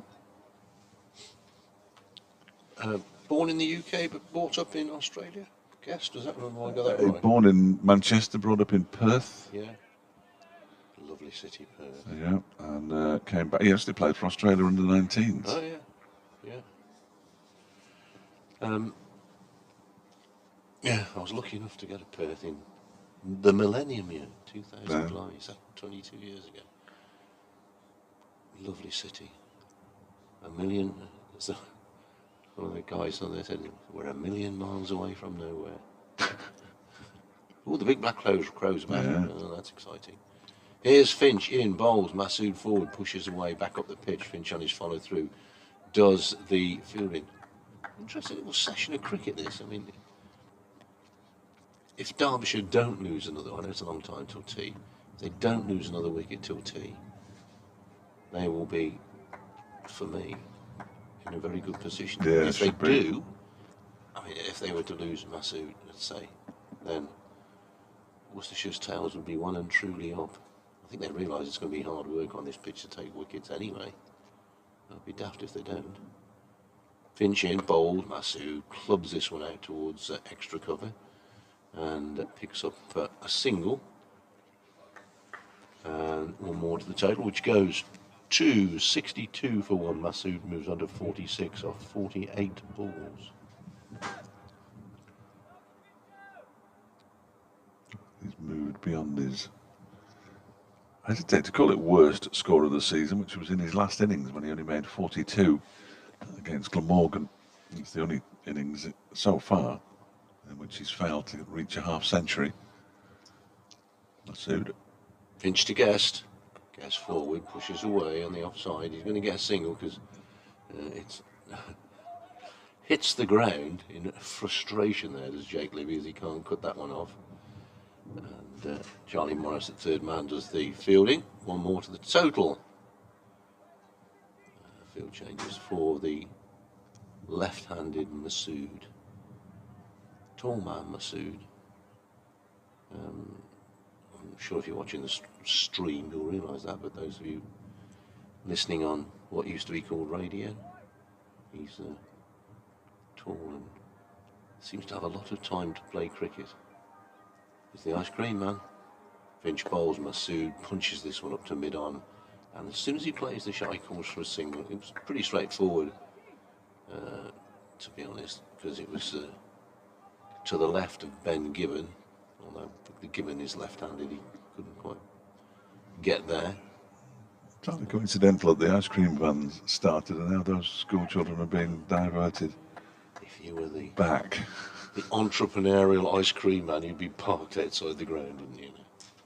I think they're back off to school. Time they got back, it's knocking off time. Finch in bowls, his dug out and driven up the field, and D'Oliveira acrobatically comes across to field from mid-on. No run. It's a beautiful, beautiful tweet about the court case involving Colleen Rooney and Rebecca Vardy that I will read because I think it's funny. I keep going to call her Emma Vardy, but she's a BBC News reporter, isn't she? Emma Vardy. Yes.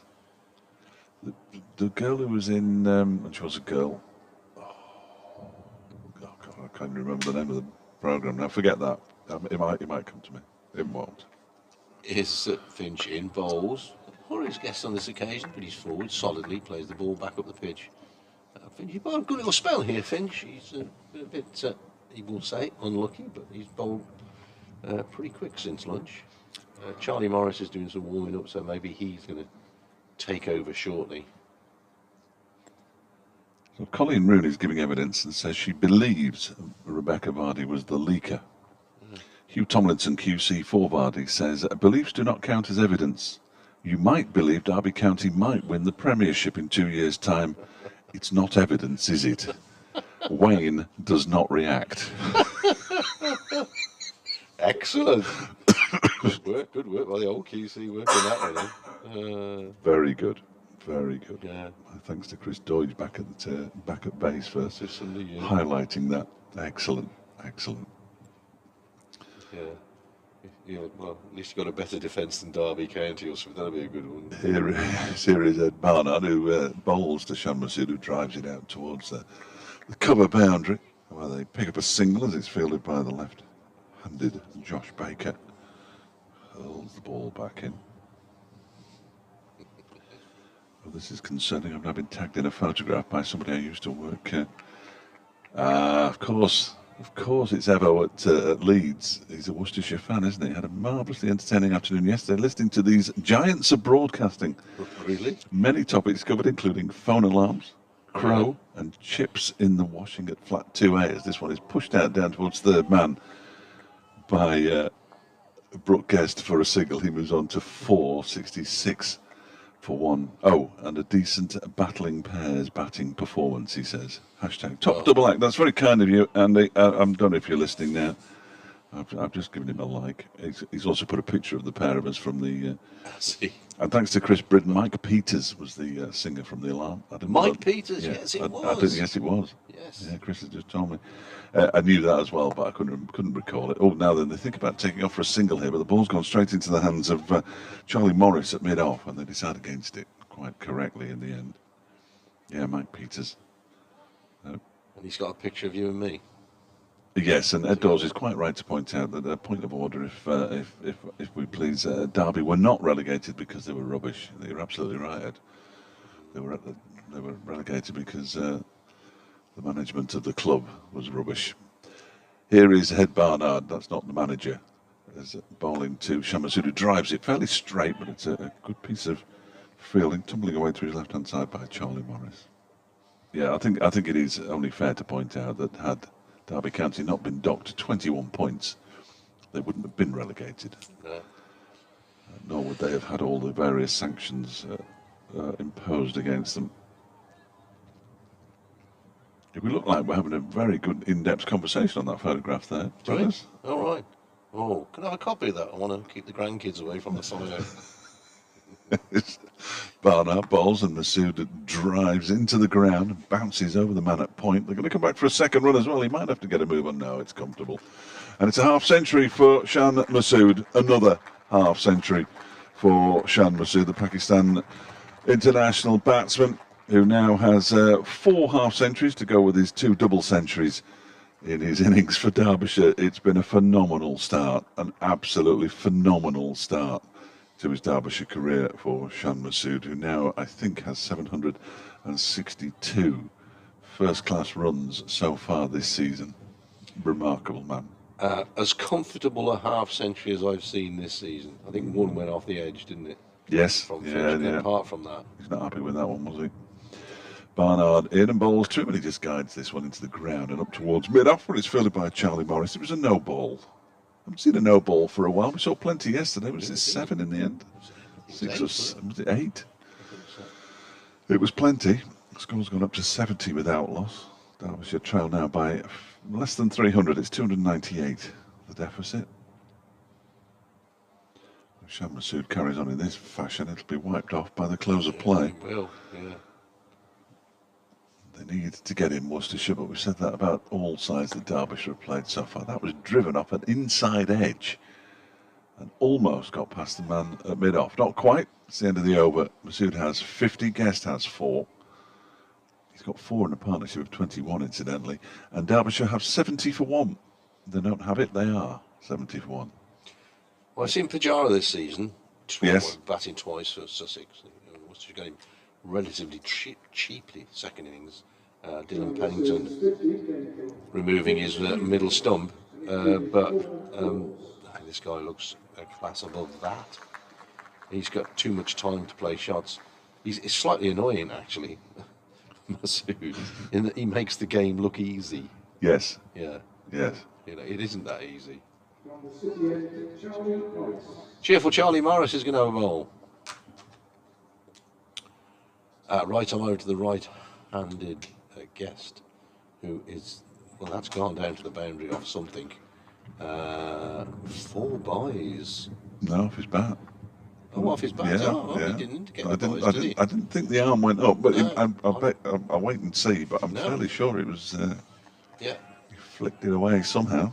4 runs to Guest, who goes to, let's go to 8. Yeah. That's 74 for 1. Here's the Derbyshire total. Morris just straying down the leg side and a mere tickle of the bat. Morris charging in again, and this time Guest forward solidly, pushes the ball up to mid-off. And there is no run. Sun beginning to glint off the cars in the car park away to our left, and indeed in the distance. There's a hotel in a fitness centre in that direction. Yes, I went in there once. The Very hotel. nice. No, the fitness centre. Did you really? Yeah, very nice coffee. Here's the next ball, which is short and good pace in it from Morris. It's taken, just going slightly to his left to the leg side by Ben Cox. Yeah, well, you're the man who pulled his knee ligament going for lunch. Yeah, I think I've strained something. No idea how. It's because you didn't eat your munch too, that's what it is. Well, who eats mums too? Me? That photograph by Evo that's on Twitter must have been taken today because I'm wearing this T-shirt. Oh, okay. Here's Morris. This ball is driven back up the ground by Guest, but straight to Gibbon, who is at mid-off. So 2 slips. Third man, cover point, extra cover, mid-off, mid-on, mid-wicket, and a deep fine leg. Really straightforward field here for Charlie Morrison for Worcestershire. Haynes and Pollock, the 2 slips. Morris bowls wide of the off stump. Batsman just jumps across and then raises his bat and lets it go through. Derbyshire flag, which has been bashed by the wind for a day and a half now, is still bashed by the wind. It has never once gone floppy against the flagpole. You'd think there'd been a load of washing out today, wouldn't you? Oh, what do we got? Flat 2A. Oh no, nothing. No, nothing. Done it all yesterday. Morris in bowls, pushed in on the onside, no run. That is the end of the over. Tidy enough from Charlie Morris, who's bowled 4 overs for 15 runs. That was a better one from him. Yes, Friday is not wash day. Monday is Brett D'Oliveira and Ed Barnard. Azarelli, of course, we'll have some idea where Shan Masood hits the ball. I think he'll know his weaknesses. If he does, he hasn't revealed them as yet. No, Mohammed Rizwan, when he played for Sussex, clearly knew where Shan Masood's weaknesses were. They managed to restrict him to 239 before he was dismissed. The following week, he got 219 at Leicester. But yeah, that's a sixth time past 50 in 7 innings. He waits now as Ed Barnard bowls and is driven out into the offside where it's fielded by D'Oliveira. And there is no run.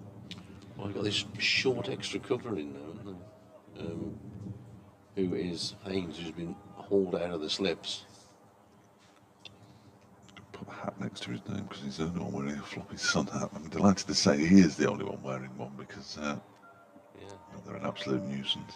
Well, I've got a story to tell you. Okay. Here's Barnard in and bowls to Masood, who defends into the onside. There's no run. When we were at Leicester the other week, there was a brilliant catch at slip. We thought it was Ed Pollock because he got a hat on, but it was Barnard who was wearing Ben Cox's hat. And because Cox was stood up to the stumps, we assumed it was Pollock at slip, and it was Barnard with a brilliant catch. It fooled everybody. Scorers the lot. Pollock hasn't got the hat on today. He has not. He's a hatless Pollock.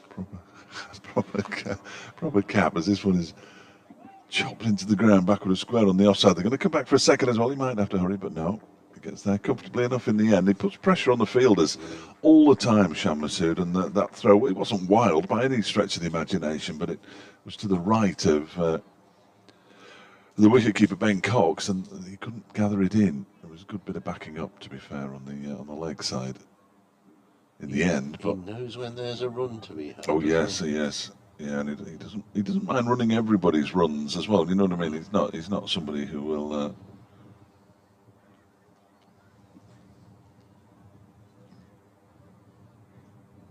Change of personnel in the field there. Just the one slip now as Barnard is in, and that's driven towards the man who has come in at extra cover.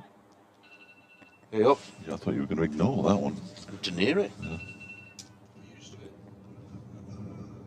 It is 28 minutes past 2, so we will be doing some.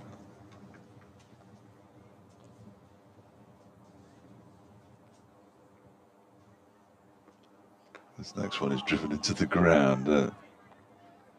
Jack Timon asking me from the studio whether it's cold in the commentary box. Well, there is a bit of a breeze coming through, to be fair, because we have the back door open, and up there, and this is for people on the stream where he's watching, if they are indeed focusing on me, and there's no reason why they should. We have a window open where we stick the effects microphones out, so hence the reason. Next delivery is... Oh, it's a bottom edge of Shan Masood's bat, and he picks up a rather fortuitous single.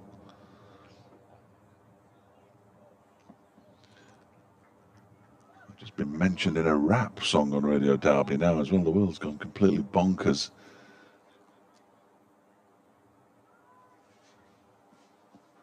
Absolutely bonkers. That's the end of the over. 77 for 1. Shan Masood's on 53 from 61 balls. He's slowing down. Brooke Guest has 8 from 16.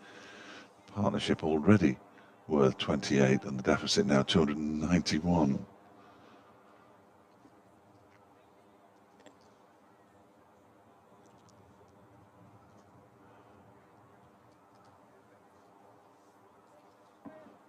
Looks like Charlie Morris, potentially.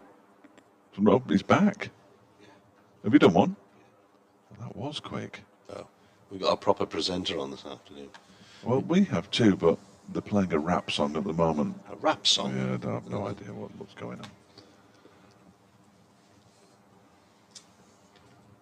I'll just leave you for a moment then. You have a lovely time. Here's Charlie Morris. He's in and he bowls, and Masood drives into the offside. He won't get any runs there, though, because he drives it straight. There's 4 men on the offside now. Jack Haynes was one of those. So there's a backward point, an extra cover, saving a thing. An extra cover, Azhar Ali, who's about, what's he about? He's probably a pitch length from the batsman. And then D'Oliveira at mid-off, and then we've got a mid-on and a mid-wicket. So Morris keep it pretty much on the off stump as he races in and bowls, and Masood drives, and this time he does find the gap, but the... Excuse me, I sneezed through the middle of that. The ball was driven out to extra cover, where Ed Barnard is the sweeper out there. So one more to the total, which goes to 78 for 1, Masood on 54, Guest on 8. 2 slips now back in for the right-handed Guest. 3 on the offside, 2 on the onside, saving the single. Skipper D'Oliveira claps his hand and urges effort from his players. Morris in bowls, Guest lets the ball go by outside the off stump. One or two fielders get a little bit excited, but that was a fairly comfortable leave to me. Let's have another look. Yeah, it was. Probably 6 to 8 inches outside the off stump, and unless it was a wonder ball from Charlie Morris, it was not going to come back and hit the stumps. 1 or 2 more people have drifted in since lunch. Certainly 1 or 2 more people in the stand opposite us, whether they've gone to seek the sun. Is Morris from the far end from us, from the city end, and this is eased down to third man where Finch is the fielder. 1 more to the total, which goes to 79 for 1. Guest has 9 and Masood has 54. Billy Godleman, the 1 man out in this second innings, bowled by Ed Barnard for 14, and the total was on 49. So that ring on the offside returns for Masood, who gets a ball on leg. That's not where Charlie Morris needs to be bowling, on leg stump.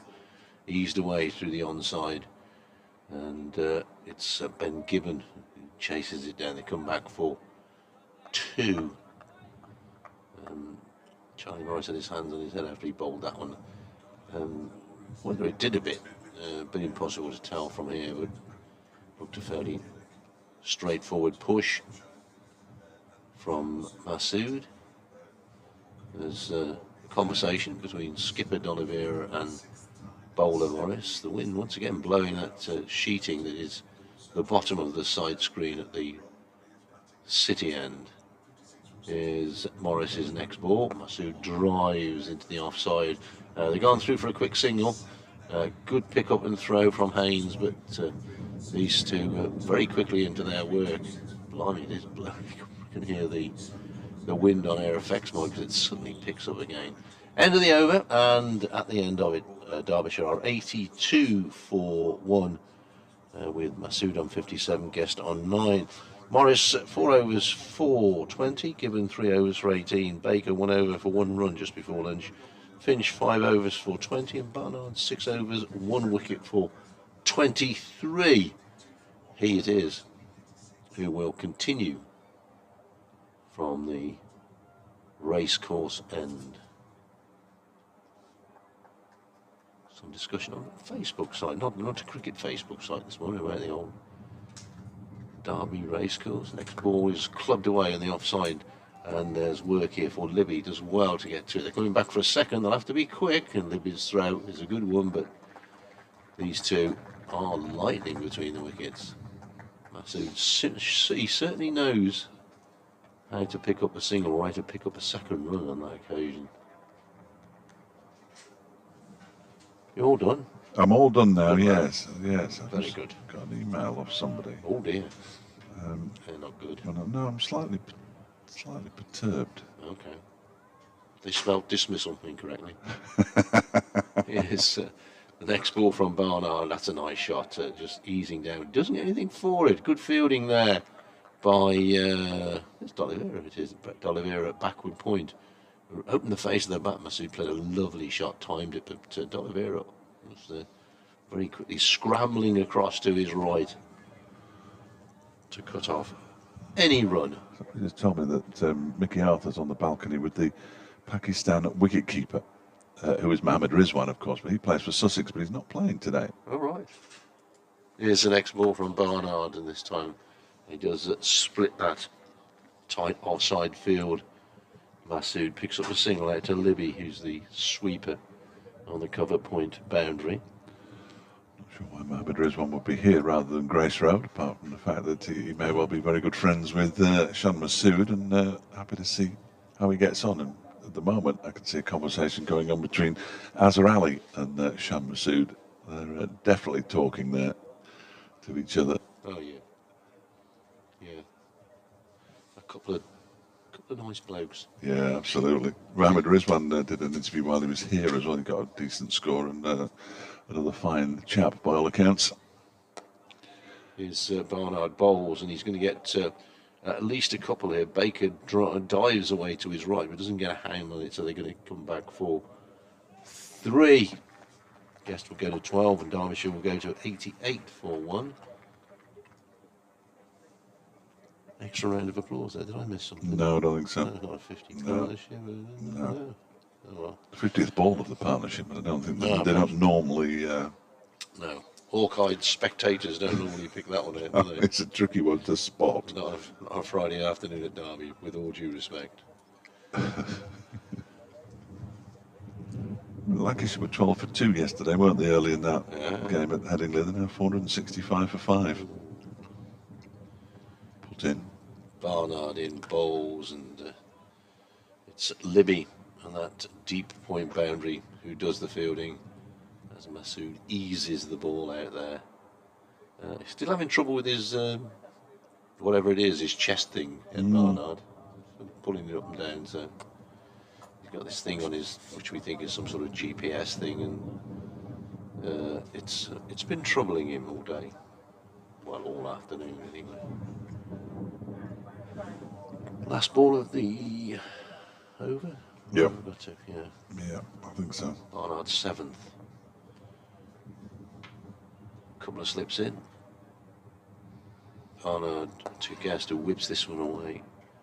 Barnard gets a little bit excited as if he's pulled that one off his stumps, which he may well have done. And they will jog through for a single. Charlie Morris whips off his cap. He can continue bowling from the city end. Derbyshire at the end of the over are 90 for 1, replying to Worcestershire's 368 all out. Masood has 61, Guest has 13. 41 these two put on so far. Pretty quickly, haven't they?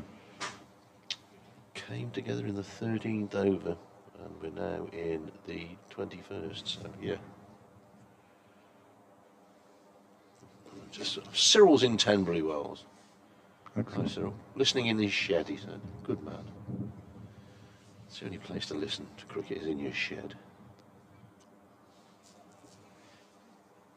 I think Nick Hatton's just misspelt Pratt's there. Not 2 T's.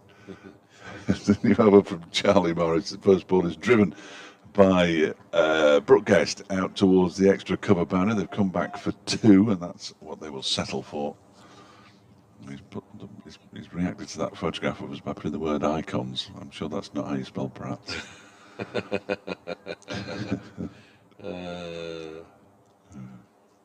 Very kind, Nick. He may well be listening, actually. I don't know, but I know he's a Kidderminster Harriers supporter. He'll be a bit disappointed after last night, of course, but he's just started a new podcast, The Harriers. All right. Big Kidderminster fan. Works at 5 Live quite regularly doing the sport there. Worked with him at Leeds.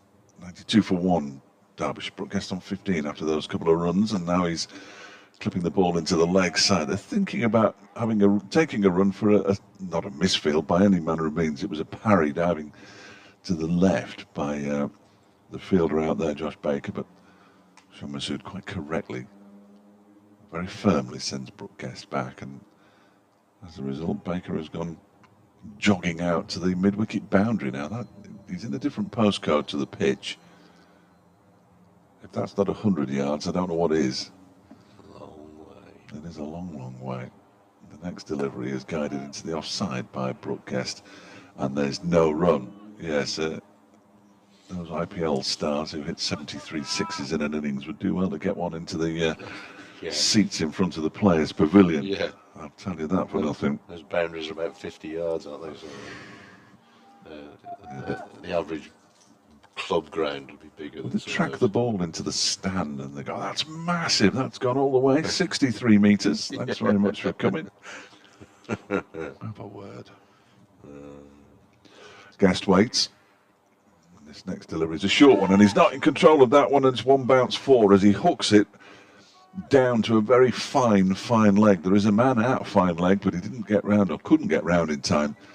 And Brooke Guest picks up a boundary, moves on to 19, but is a little fortunate there.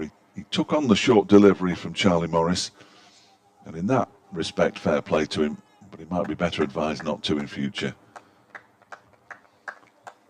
Adam Finch enjoyed it, because you can hear him clapping in the background. He's just down below as a third man. I think he might be clapping for other reasons.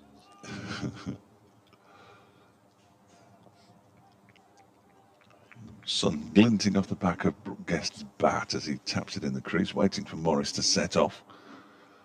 From the city end, two slips crouched down, and that one is turned off an inside edge into the leg side to backward square leg. Two fielders come around, converging on the ball. It's picked up by the left-handed Josh Baker, and therefore he has to transfer it from one hand to the other to throw it in as he was coming round from mid-wicket. And that meant that they could easily get back for a couple, which they did.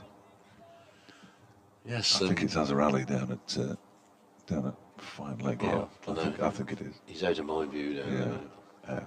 It's the tiny piece of the ground I cannot see.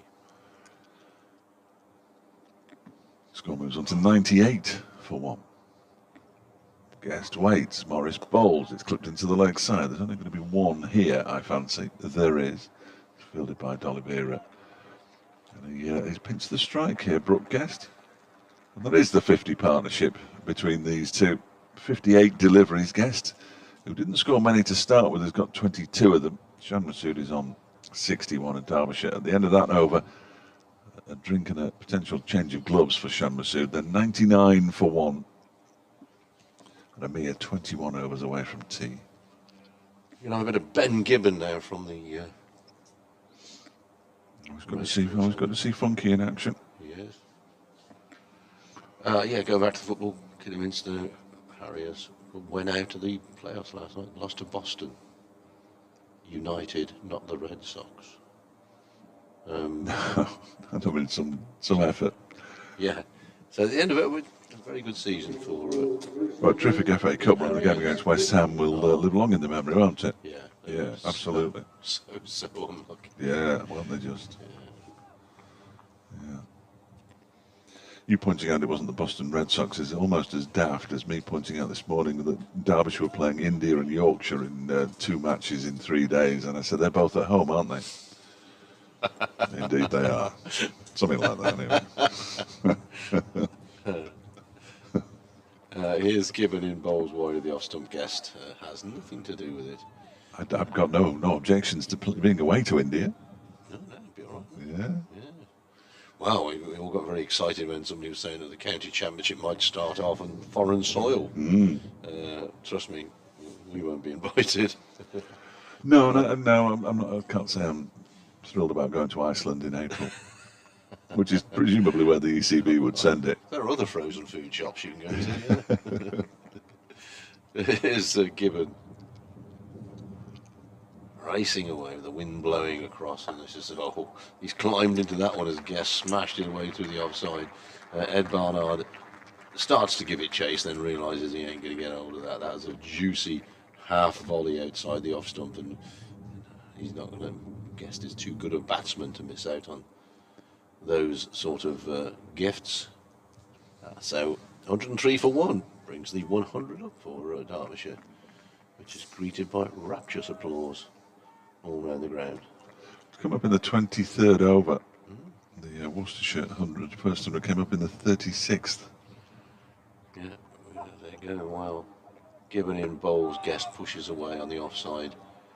Barnard comes in and fields no wrong. Got to say, batting looks pretty easy out there. I mean, these two, Guest is a man in form and Masood is a quality batsman, but they do look pretty much in control of this. Yeah, they do. They do. There's been the odd inside edge, isn't there?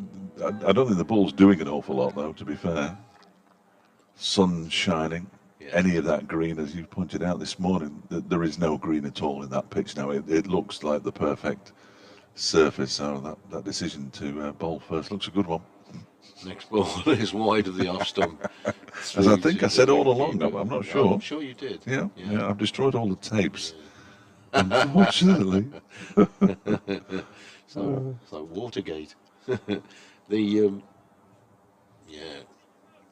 know there's a long way to go, but Derbyshire will be looking at a big score here to put pressure on Worcestershire in their second innings. Maybe the Derbyshire will out for 250. After things have happened, but that's my supposition. Next ball, Ben Gibbon is fairly new to county cricket, but he will know that you can't bowl there to a batsman of Guest's quality. Just a nice, juicy half volley, smacked away. Guest started quite slowly. He's now got 30 from 31 deliveries, and the run rate in the last 5 overs has now climbed to 6.5, which is ludicrous in Championship cricket. Yeah. We know that Masood scores quickly, has done throughout the course of the campaign, but this is almost a one-day field now, a one-day cricket field. Next ball, it's a better ball from Gibbon, just a little bit shorter in length and goes through to the wicket-keeper. End of the over, and Gibbon has bowled 4 overs for 26. Maybe time for to do what Derbyshire did yesterday with Thompson, who bowled a very frugal spell. Yeah, got a bit of control. Yeah, because the medium pacers, as you say, are going at 4, 5, 6 and over. Nick Buxton's been in touch on the email, fletchercricket@gmail.com, said he was wondering if the Derbyshire bowling attack had been a little under par recently until he read the stat 10 minutes ago that Kent have yet to bowl a side out for less than 500 this season. Completely changed my opinion on our bowling performance, he said. Well, if you go to David Griffin's Twitter feed, not too long ago, although that will be thousands of tweets ago, he did tweet about the scores this season being round about, on average in April, 40. No, but they were certainly higher. I don't know the exact figures. I would be making them up, and that wouldn't be right. And that totals are much higher this year so far than they have been in the last 10 years, which is ridiculous, really. But it's been so dry. Yeah. Sam Masood on strike. Charlie Morris continuing from the City end, and he clips that one, rather falling into the offside up to mid-on, and there is no run on this occasion. Well, the groundsmen have had such a dry spring, haven't they? March was dry. March was dry. And April, I think, broke some records for the driest April for some years, and so they've been able to get out there and do some work on the pitches.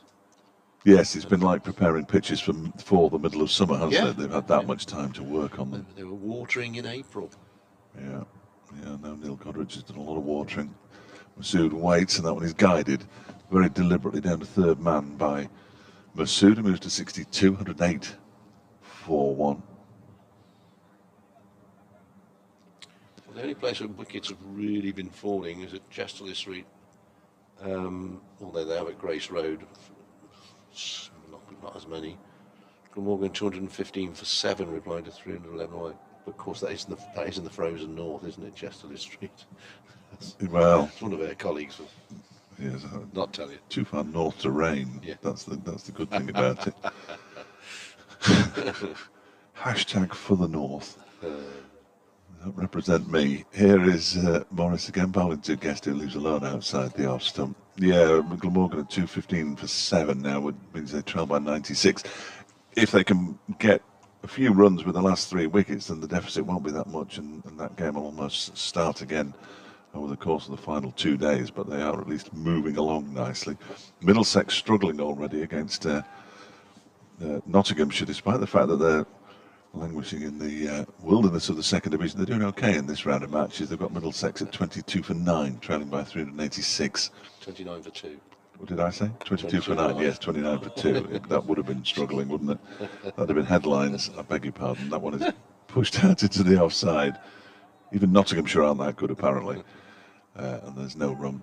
Sussex 214 for 3, leading Leicestershire by 4 now.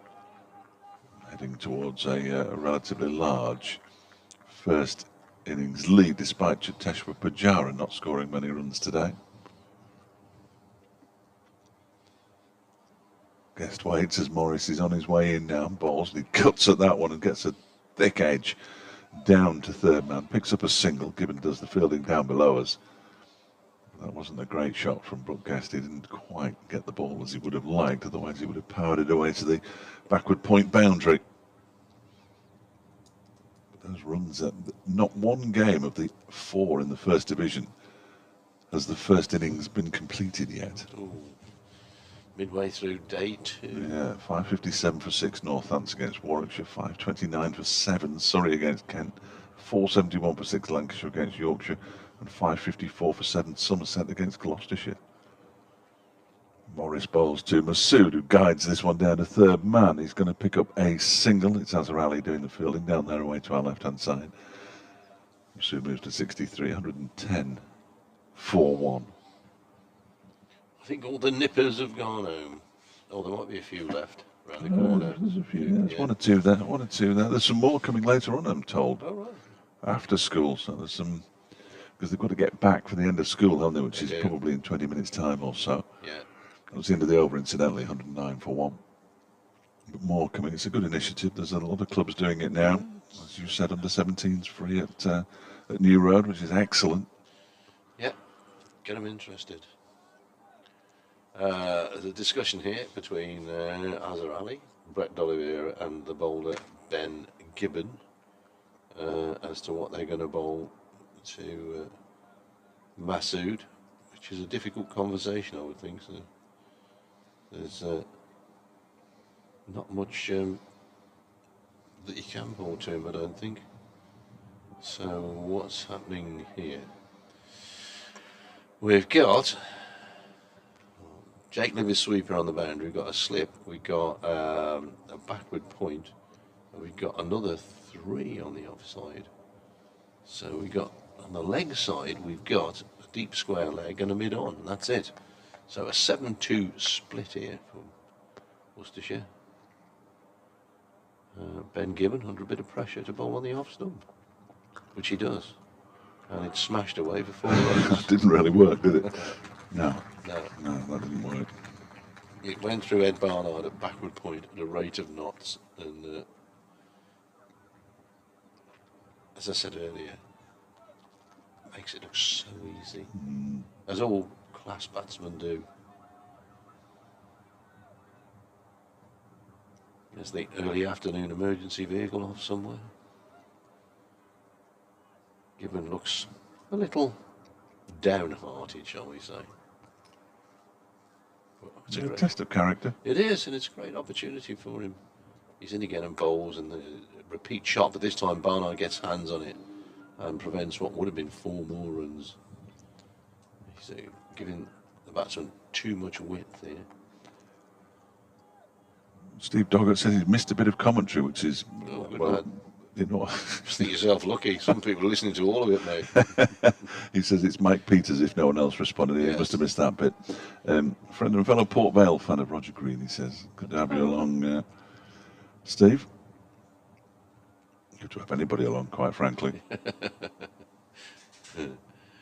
Gibbon bowls and slapped away through the offside, and that's probably going to beat the dive of Libby. It does beat the dive of Libby. It's 4 more. Ben Gibbon has not got the pace to trouble Masood on this pitch.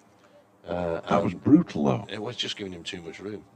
That's the first time he's really smashed it, isn't it? You know, the rest of it is just timing and easing the ball towards the boundary, but that was whack.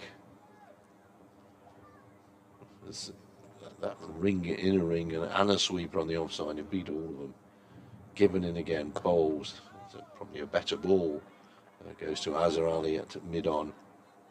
Although he's got this split field, so he's kind of obliged to bowl somewhere on or off the off stump, on or near the off stump.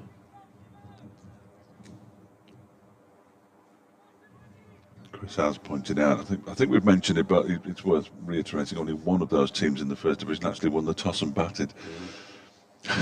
Yeah. Which is remarkable, really. Yeah. Given bowls, this is, it's gone away through backward point area. Morris from third man comes around. I suspect the bowler might have got a hand on that and may have diverted it slightly. Cracking throw from the deep as well. It was right over the stumps, and Masood was thinking about a second, but Brooke Guest very firmly told him no. So the total goes to 119 for one. Masood 72 off 77 balls. Guest almost at a run of ball as well. He has 31 off 35. Gibbon finishing off his fifth over. He's gone for 35 so far. He bowls, and this is pushed away on the offside. There is no run. He finishes with a dot ball, and I think skipper might say, have a blow there, Ben. Lightning seeds in my ears now. Brothers, which one are you going for? You've got the first bit right. What, Well, Oh. I'm not big on the lightning seeds, mate. No? What you got? Oh, lucky you. Oh, yeah. Most often it's Life of Riley, I think. Yeah. That's a song about his son, wasn't it? Ian Brody's son, called Riley. I did not know that. Yeah. No, they weren't. No, not really my era. Well, I'm not sure they were mine really, but they were part of that whole Liverpool scene in the sort of 80s, late 80s really. There's Charlie Morris again. He's persevering and he's driven into the ground, leaping to his full height. Jack Haynes does the fielding at short cover. Shan Masood on strike. 119 for one it remains. I think the Lightning Seeds made most of their money on being the backing track to every single football montage for about 15 years. Didn't do them any harm at all. Masood waits, just the one slip now for Charlie Morris, who's in over the wicket, and Masood drives, but the thick inside edge, and they're going to go through for a quick signal. It's a shot at the stumps that misses, and it's the wicket keeper, Ben Cox, who backs it up about 20 yards away from the stumps. He did well to get across there. That was well, it was a good single in the end, but he might have been slightly concerned had it hit the stumps. I think he's picking his fielder a little bit there, isn't he? With all due respect. You know, he wouldn't have taken that single to D'Oliveira or Barnard, I wouldn't think. No. So he knows exactly what he's doing. Yes, I don't think there's much doubt about that. It's been an absolute joy this summer so far, from a Derbyshire perspective, to watch Shan Masood bat. Not been bad watching Brooke Guest either, and he defends this next delivery from Morris out into the offside, where it's fielded by Jack Haynes. And there's no run. It was pretty decent watching him back yesterday. Jack Haynes, 130, new career best. I think Baker's doing a bit of arm swinging at mid-off, so I suspect he could be in for a long bowl this afternoon. Masood looks like he's calling for a drink, but he's actually calling towards the members' pavilion. I think there is one of his friends up there. This next delivery is left alone by Brooke Guest. He certainly wouldn't call for a drink in that direction ordinarily. No. Umpire Rob White said, "Who are you talking to over there?" He said, "Look, if you look just to the left a bit, there he is." It's my mate, Mohammed Rizwan's up there. Next to the former South Africa, Pakistan, Sri Lanka and Australia coach. Still staggers me every time I hear that. I think your alarm's going to go off now. It is. Here's Morris. Two deliveries of the over left, and that one is edged down to a fine third man. There we go. For 4 runs. Guest moves on to 35. 124 for 1.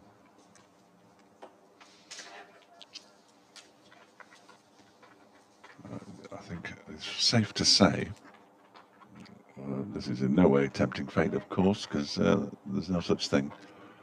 There's as many runs here as Shan Masood wants.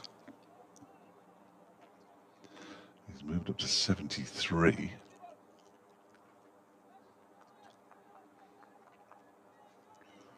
Which means he's closing in on 800 runs now for the season.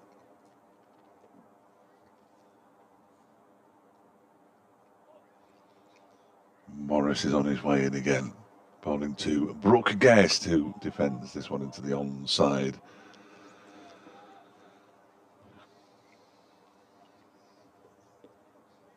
And there's no run, it's the end of the over. What's going to happen now? The two batsmen are going to have a chat. The helmet's being brought on, which suggests we might be seeing a bit of spin. Ed Pollock is leaving the field momentarily. And are we going to see some spin now? We are going to see some spin now. Josh Baker's going to come on from the race course, and as Worcestershire look to get some semblance of control. The last 5 overs have been going at 7 and over. 124 for 1. Derbyshire trailing by 244. Masood 73 off 79 balls. Brooke Guest's 35 off 40 balls, and the partnership 75 off just 82 balls. This is not what you expect from first-class cricket, but it is massively entertaining. It makes quite a change for those people who watch Derbyshire on a regular basis, or have done over the past 5 or 6 years, as I have.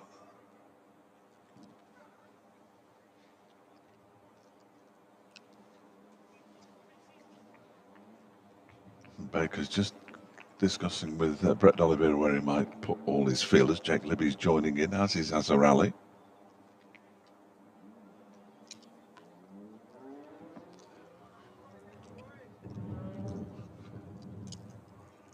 Shan Masood is down on his haunches, just having a little bit of a rest.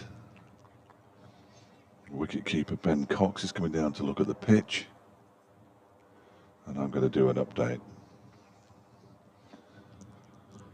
And we're being treated to another Shan Masood batting masterclass here at the County Ground. He's got 73 from 79 deliveries. Derbyshire 124 for 1, trailing by 244, but going along at a very rapid rate indeed. Another boundary there for Shan Masood takes him up to 77. Brooke Guest at the other end is on 35 from 40. The partnership's worth 79, and Derbyshire 128 for 1.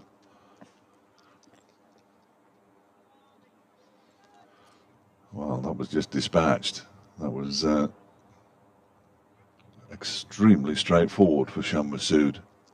Has got out to a spinner. Let's not forget Josh De Cares down at Middlesex got him when he walked past one and was stumped. Here's Baker again.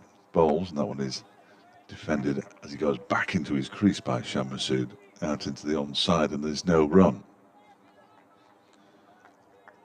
It is very scary, though. Very scary indeed. Glamorgan's still going now, 227 for 7, trailing by 84, as that one is defended by Masood. There's no run. Middlesex 37 for 2 now, trailing Nottinghamshire by 378. And Sussex have moved on to 230 for 3. That's a lead of 20 over Leicestershire at Grace Road. And comes Baker again. That one's driven out into the offside, but straight to Azhar Ali, who's fielding it.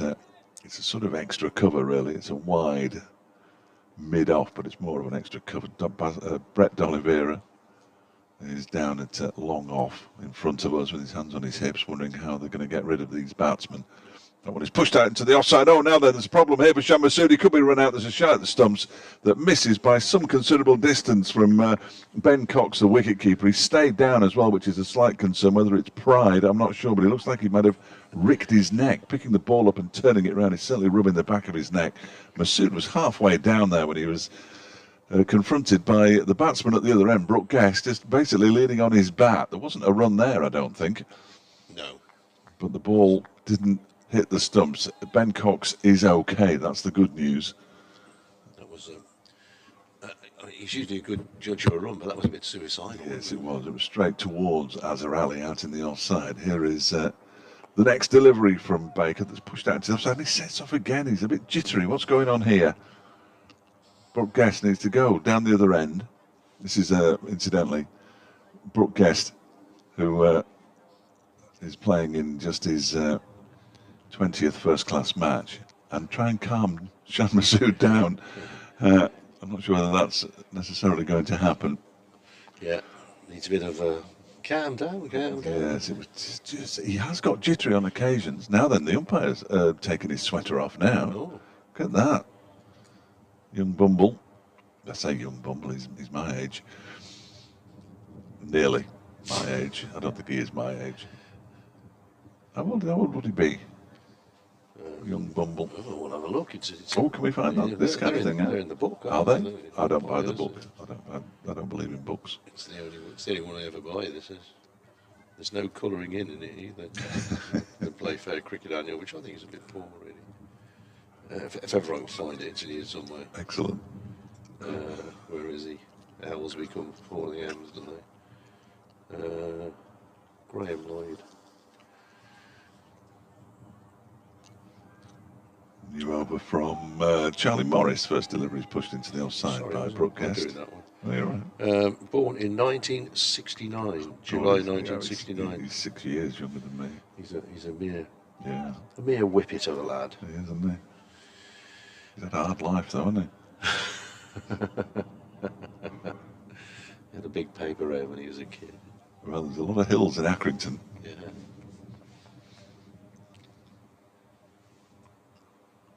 Morris it'll be then.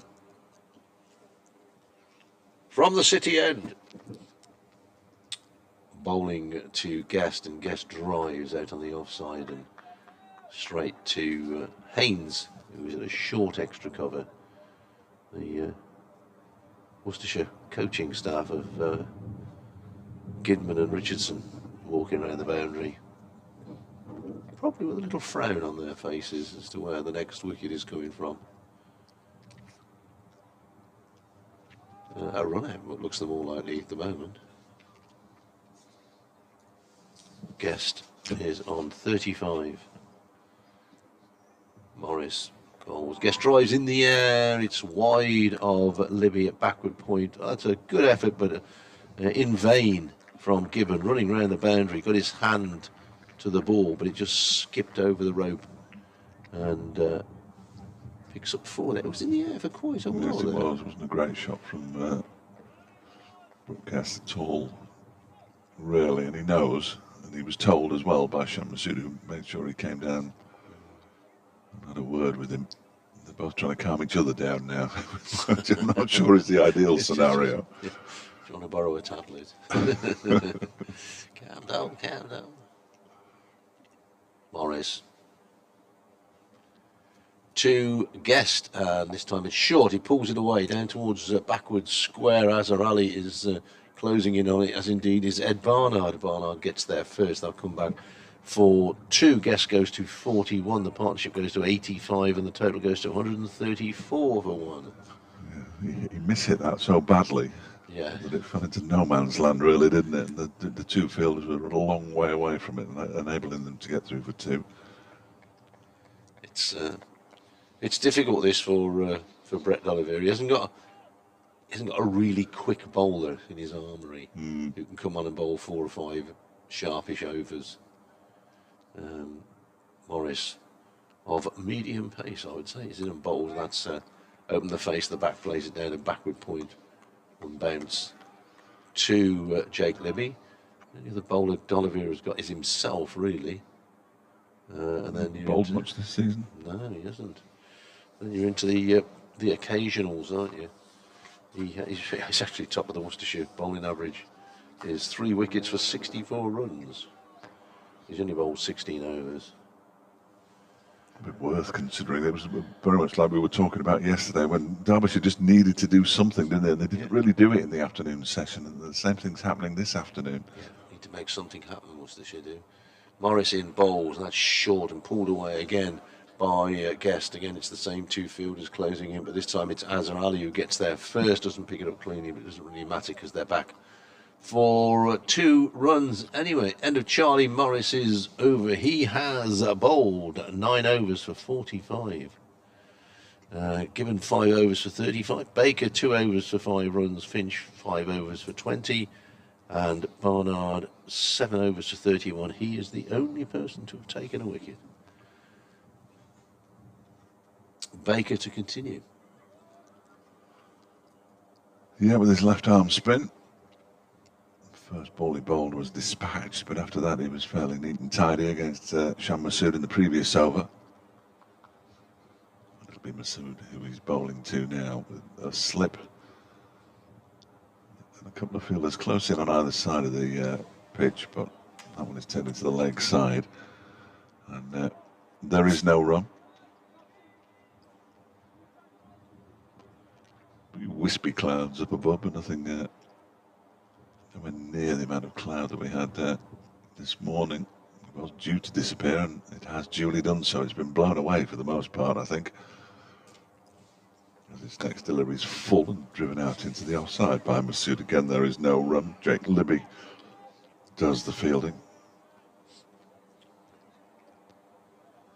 87 runs this partnership is worth in virtually next to no time. Next delivery is again a full one, and the drive goes straight to Libby once again off Masood's bat, the toe end of Masood's bat, really.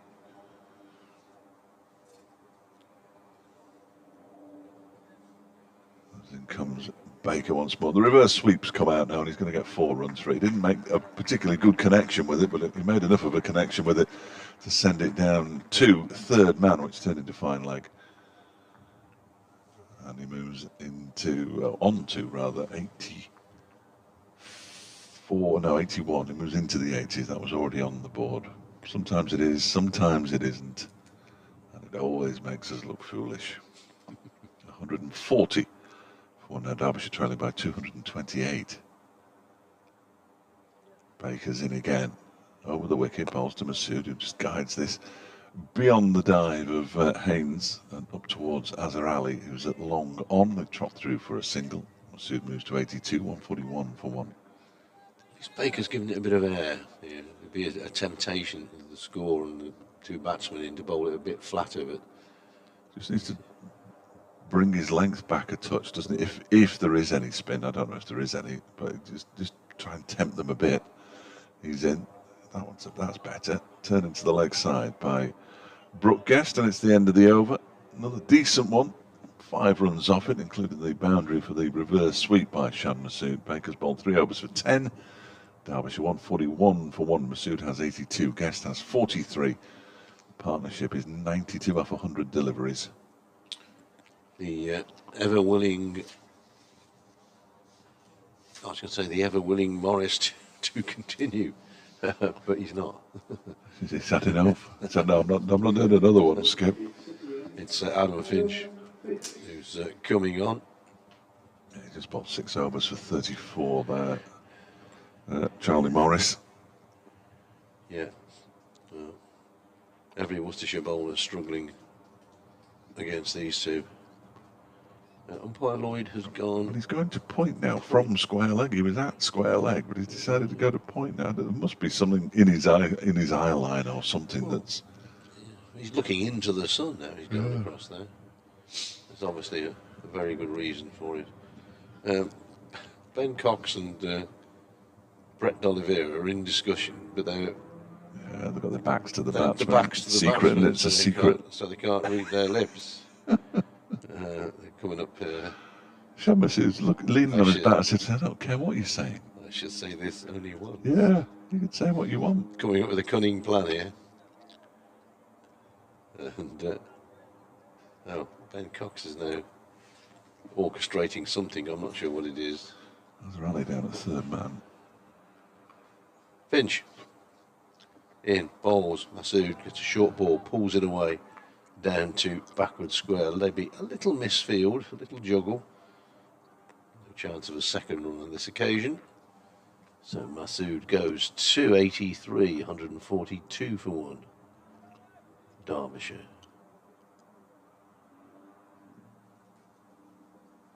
Partnership of 93.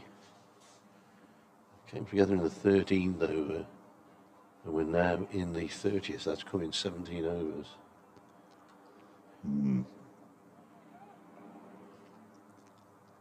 It's Finch, City end, bowls, and that attempted pull through mid-wicket there by Guest. On this occasion, he doesn't really time it and drags it down to the ground. It bobbles away. Eventually gets to mid-wicket, but no power on it by the time it gets to Ed Barnard.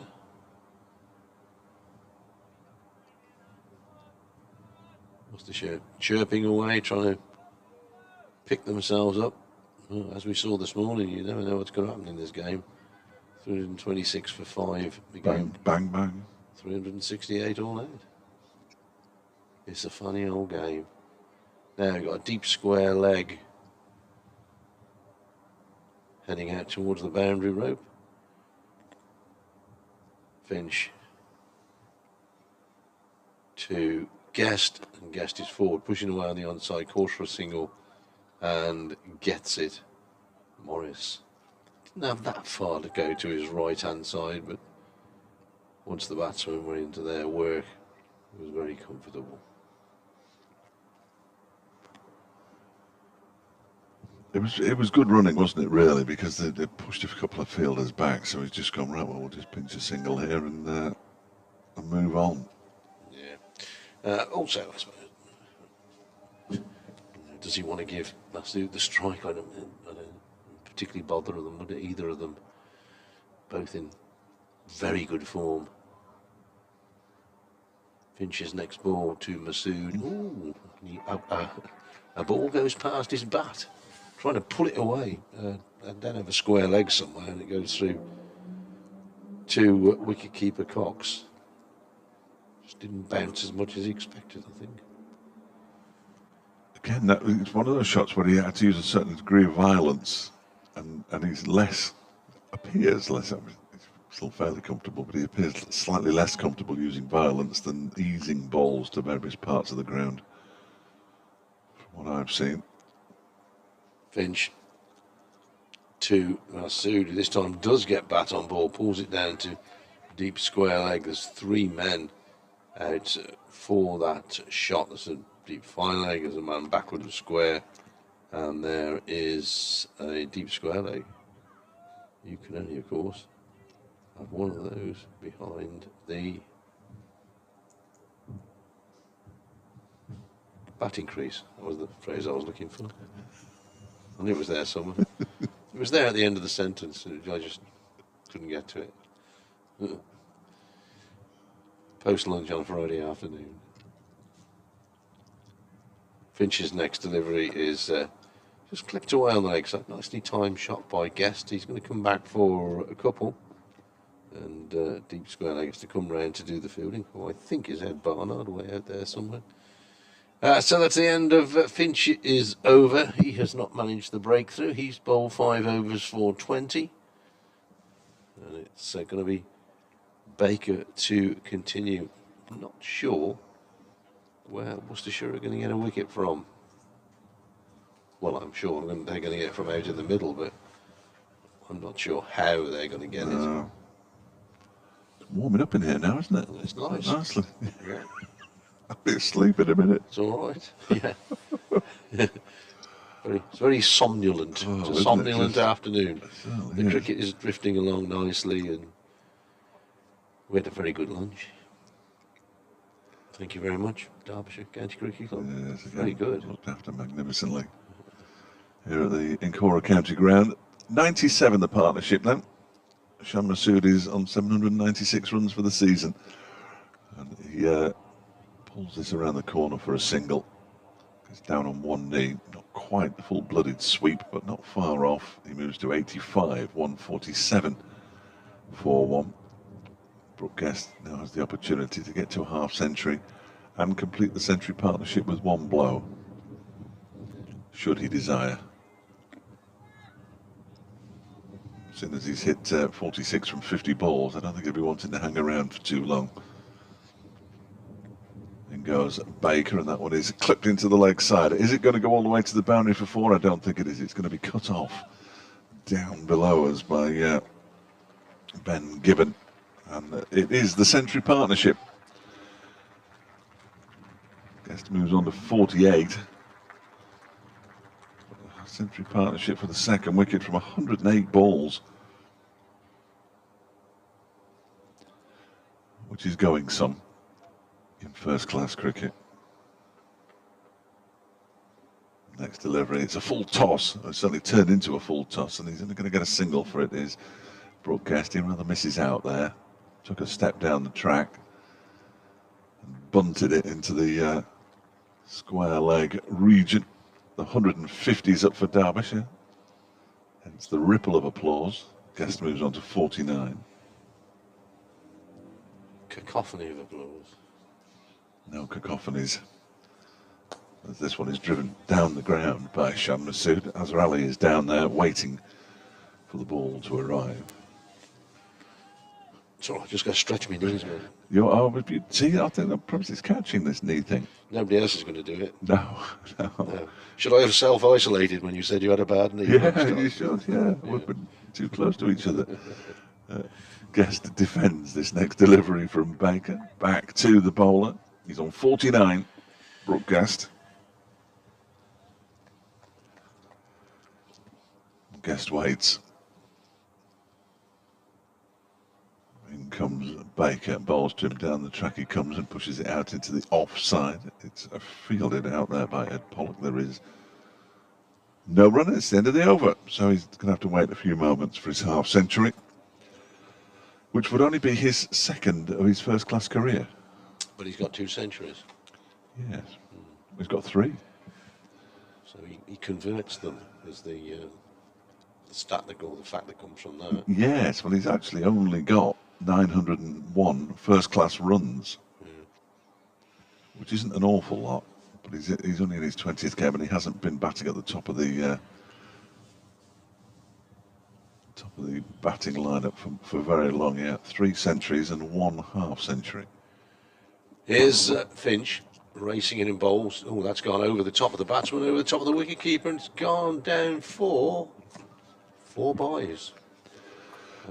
No chance. And no balls. No balls, yeah.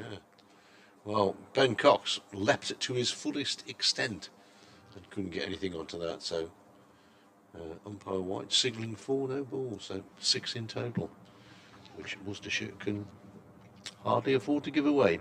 157 for 1. Masood 90, Guest 49. Finch in bowls, pulled away, clubbed away down to deep backward squares. 3 men on the boundary on the leg side. 1 just in front, 1 behind, and 1 at fine leg. So that single to Masood takes him to 91. Guest 49 faces, waits as Finch strolls back to his mark. Then he turns, leaves the stand behind him, bowls. Guest gets a bottom edge onto this one. He's going to go to his 50 though. Pollock does well to get a hand onto it at slip. And the applause for Brooke Guest, who got a century in both innings in the last game, has moved on to 50. And Derbyshire 159 for 1. Yeah, only his second half century in first-class cricket, but he has got 250 on 5 occasions now, 300s. Come on, 55 balls. The flag, by the way, flag update, it wrapped itself around the flagpole. It's got fed up with being battered around. I've had enough of this. Finch bowls, this is short again, and Masood goes for the pull shot here, and it goes through to wicket-keeper Ben Cox. Getting a bit of pace out of it, Finch. He's getting it to bounce a bit, but whether he can get anything out of it to get either of these 2 batsmen out, I just get the feeling we'll be looking up record Derbyshire's second innings scores against Worcestershire, second innings partnerships. Just got that feeling of inevitability about it. As at the moment, doesn't it? Yeah. You kind of think the batsmen have got to make a mistake. As Finch is in bowls, and that might have been it. There's a big whack at that one outside the off stump, Masood, and goes through to the Cox, the wicket-keeper, but Finch just getting one to bounce a little bit more, do a little bit more. And Masood went for it big style. He's gone down to 87 as well from 91, which is a good effort. Oh, is he really? Mm. Well, they gave him 4. They must have given him the 4 for the no ball, possibly. I don't know. It's almost impossible to tell these days. Okay. So you go. If he doesn't hit this one, he'll go down to 86. It's a handicap game. He does hit this one. He pushes it away on the offside. Doesn't really time it. Finch on his follow through. Makes believe he's going to kick the ball at the stumps, but doesn't. Ben Cox thinks it's the end of the over, but he's missed. He's forgotten there was a no ball. He's gone and picked up the helmet. And you'd have thought he'd remembered that, because that was the one that forced him to leap as high as he's ever leapt in his life. Yeah. Went way over the crossbar, that one. Still lots of encouragement from the Worcestershire fielders, as you would expect. Getting behind their bowler, here's Finch then, to finish off the over. This time Masood turns it away on the onside. He's going to keep the strike as Libby comes in from square leg to field. One more to the total, which goes to 160 for one. Masood now has 88. Guest has 50. This partnership worth Nelson 111 off 119 balls. And this game, since 11 o'clock this morning, has turned on its head. It has been bizarre, hasn't it? Yes. Well, I arrived this morning thinking, well, I'm not going to get 2 down because Derbyshire have had a pretty good season so far. Worcestershire clearly on top. They still lead by 208. It's Josh Baker over the wicket to Shan Masood, who defends it straight back to the left arm spinner. Worcestershire began down 326 for 5. And would have hoped to have been batting at this time this afternoon. They'd have been fully in charge, wouldn't they, if they had been. This one is cut away by Shan Masood. They're going to go through for a single. Brooke Guest was almost at the other end by the time he told Shan Masood that the single was possible. Masood moves up to 90 again. He's already been there once, but he's there again properly this time. 162 for 1. Oh no, he hasn't moved up this time. Why has he not moved up? Oh, is that me? Oh, I think well, it's not you, is it? You ain't got an alarm on your phone. I don't need an alarm. I'm listening to Donna Alice. He's on 89 now. He hasn't moved up to 90. I beg his pardon. The next delivery from Baker is just turned up an inside edge into the leg side. And there is no run. I think we're straight again now. Masood has 89. Guest has 50. The partnership's 112. It's 161 for 1. Around the wicket again comes Baker and bowls to Guest. Again, there's no run as he plays this one into the leg side. It might just have eased a little bit, that breeze. Whisper it quietly as he comes down the track. Does Brooke Guest? They're going to go through for a quick single. There's a shy at the stumps at the far end. It doesn't miss by many, and it's going to be 5. Because it's going to go all the way to the boundary for 4 overthrows on top of the single to Brooke Guest, who moves on to 55. We don't see many 5s, but we've just seen one. And it was worth a shot at the stumps from Brett D'Oliveira because Shan Masood was a little sluggish to set off with that single in the end. Once again, he hasn't been rewarded for having a go at the stumps. And it's 166 for 1.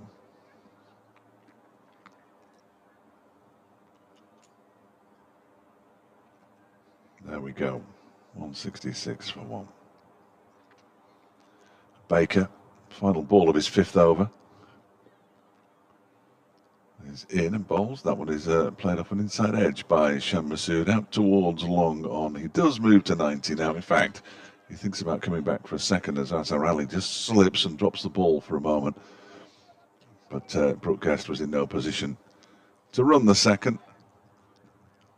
They stick to a single. 167 for Masood. Steals the strike as he moves on to 90.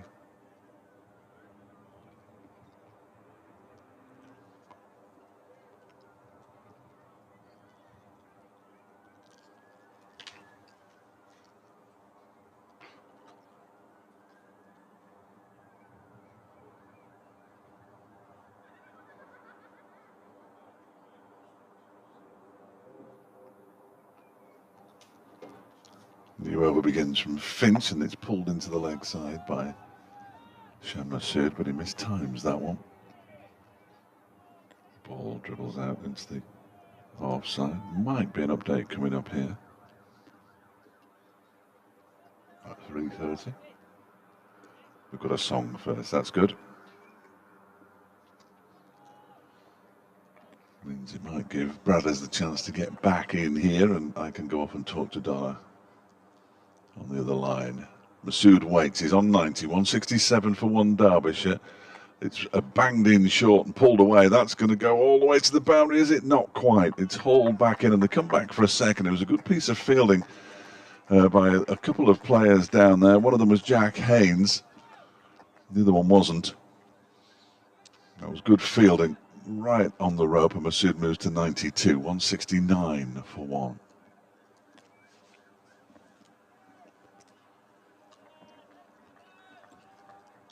Deficit 199 now, so below 200, obviously, because it's 199. Pointless addition to that sentence. Here's Finch in and bowls. Another short one. This one's pulled around the corner, and it's gone straight to the fielder on this occasion. The other fielder was Jake Libby before, incidentally.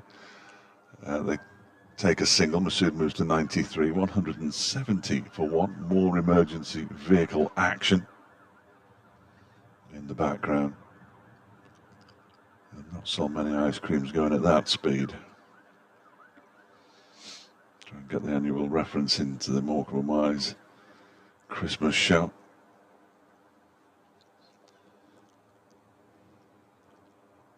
Two minutes from the update, indeed, as this next delivery is again quite short. He tries to flick it away down the leg side. Brooke Guest doesn't make contact. He remains on 55 from 59 deliveries now.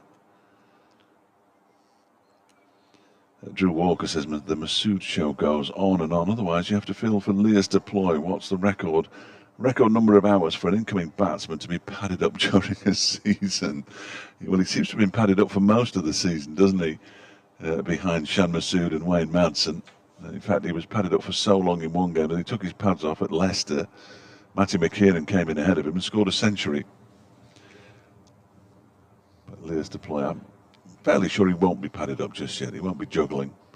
In comes Finch and bowls to broadcast a short delivery that goes down the leg side. It's well claimed by wicketkeeper Ben Cox. I'm glad you're back. Oh, and I am.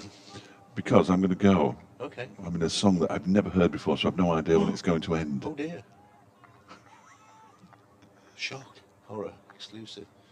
I'm trying to work out. These two put on 121 of 130 balls. They're going at around about a run a ball. And we've got, thanks.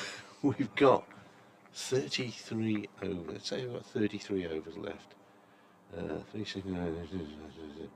That's another 178 balls today.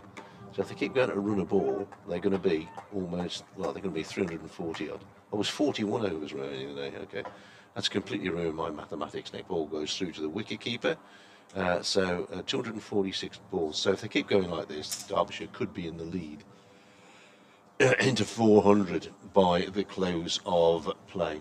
We've got some drinks coming out here for the two batsmen. The score is 174 for one. That was just a load of conjecture on my part. A couple of wickets go down quickly, and it slows down the scoring rate. Details of Brooke Guest's 50 coming up. He's now got 59. Masood 107. 131 these two have put on. Here's Baker. Left arm over to the left-handed Masood, who pulls this one away, flicks it away off his pads. Down to deep square leg for a single.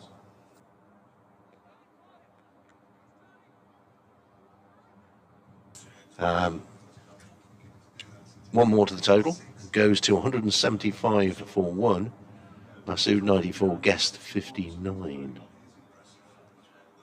Baker looking a little puzzled, I think, at this stage, as indeed as some of the other Worcestershire fielders, puzzled as to where this next wicket is going to come from. But as much pointing and direction of fielders as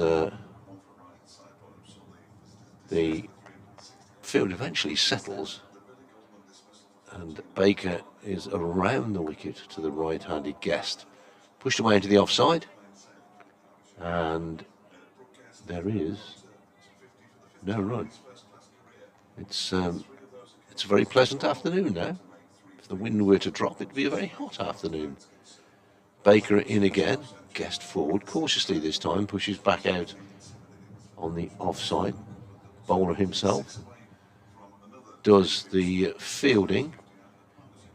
The already on his way, Baker, and this is turned on the onside by Guest. As Libby fields at mid-wicket. So there's a deep backward square, a mid-wicket, a shortish mid-wicket, and a mid-on. A ring of three saving a single on the offside, and I would assume there's a sweeper out on the offside boundary, but he's just out of my view.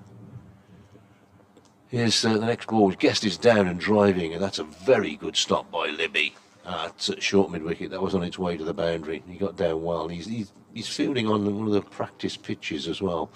Brings a change in the field where Finch, who was the other mid-wicket, is sent out to deep mid-wicket.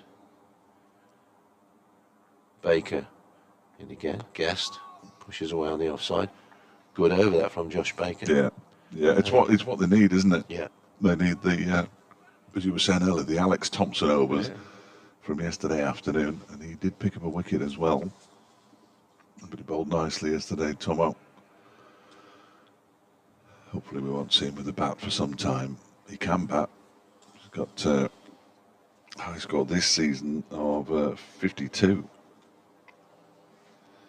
There's Alex Thompson. It might have been his first-class half-century. I can't remember now. And Dahl's got 52 as well. Leicester Ploy's got a half-century when Madson's got a couple of centuries. The batting has been pretty good, as it has been around the country, in fairness, on these very good pitches. Northants have declared. Have they? 597 for 6. Why not go to 600? Oh, I don't know. Time in the game. Warwickshire 11 without loss. Adam Finch in to begin a new over, bangs it in short, pulled round the corner. Well, actually pulled square by Shan Masudi, moves on to 95, 176 for 1. Yeah, you'd think they'd go to 600, wouldn't you? Yeah. Might as well. Unless a wicket fell. Could have been. Good thinking there, Batman. Don't want to. The bowlers who've been resting for the last 2 days. Don't want to tire them out with all that batting nonsense. Where's the scorecard for that one? Let's have a look. Indeed, that was the case. Guest waits as Finch is in from the city end, and that's a short delivery, ducks underneath. Yes, I'm not sure who was the last wicket. Lewis McManus was out for 19. Matthew Kelly. Tonight's Matthew I'm going to be. Yeah, he's done well since 26 not out. Stars in their eyes, hasn't he? Yeah. Got himself a first-class career. Oh, mate used to say, a fella on there one night said, tonight I want to be Glenn Miller. He went through the smoke and never came back. Oh dear. Here's Finch. Sorry, Glenn Miller fans. Into bowl to Guest, who turns this one off something. I've no idea what. Was there some bat in there? There's no pre-signal from the umpire, so the answer is yes. There was some bat. Turned into the leg side, backward a square, he moves to 60, 177 for 1. Shamasun is potentially one blow away from another century. Well, having said that, he's only hit 1-6 all season. Very poor form, really. What on earth he's playing at, I've no idea. They go along with the 91 fours that he's hit, which is more than almost twice as many as his nearest rival.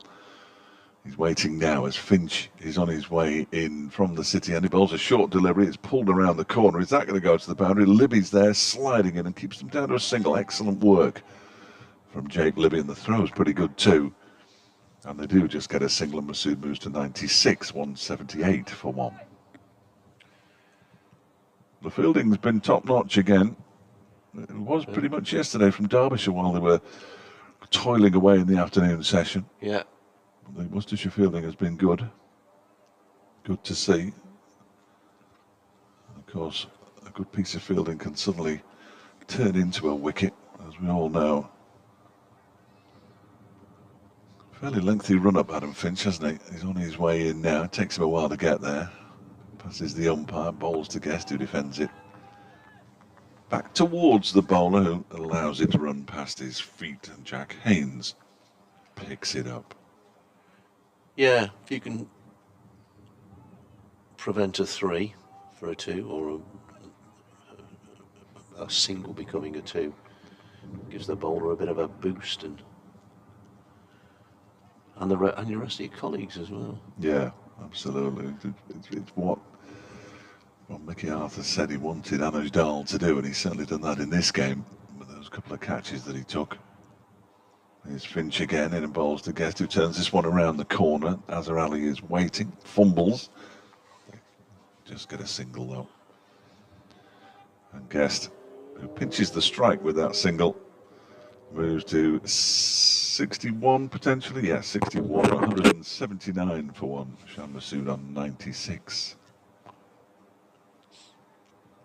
Well, I'm not sure what Brett D'Oliveira can do here. Keep plugging away, keep his medium pacers going from the city end, and keep Baker going from the racecourse end, I guess, and hope that something is going to happen. I'm not sure he shouldn't do something different by putting himself on a couple of overs. Not the last 2 before tea, as is the normal thing, but in fact, just as I say that, he started to swing his arms around. 7 overs till tea. So maybe he is going to have a couple. Here's the next ball, pushed away on the offside. Oh yes, he's definitely getting ready to do something, isn't he? Yeah. You don't do that unless you're going to bowl. No. I wouldn't attempt that, but... No. I wouldn't be able to bowl if I did that. Here's Baker in, down the pitch, driven to D'Oliveira at mid-on, who immediately hurls the ball back to wicketkeeper Cox, just to get Guest scurrying back into his crease. Of course, we should be going to tea now, so it'll more likely be 4 o'clock just after. Yeah. Baker, left arm around, and Guest is down again, but once again he's not there for the drive. And Baker just dropping it a little bit shorter. Does his own fielding on this occasion. Rubs his hand in the dust of the footholes. He's off again. This time Guest just waits. Pushes out on the offside. And there is no run. So that's 3-4 dot balls in this over so far. Away goes Baker. And Guest once again is coming down once again. Getting to the pitch of it, but once again finding it's not there for the drive. D'Oliveira sends 2 or 3 of his fielders out, almost as if he's giving Guest a single here. He's the number 3 batsman. And Baker's bowled a maiden over. Well bowled. Yeah, they have taken they're still going at 4 runs and over on the last 5 overs, but they have started to slow that rate down now, haven't they?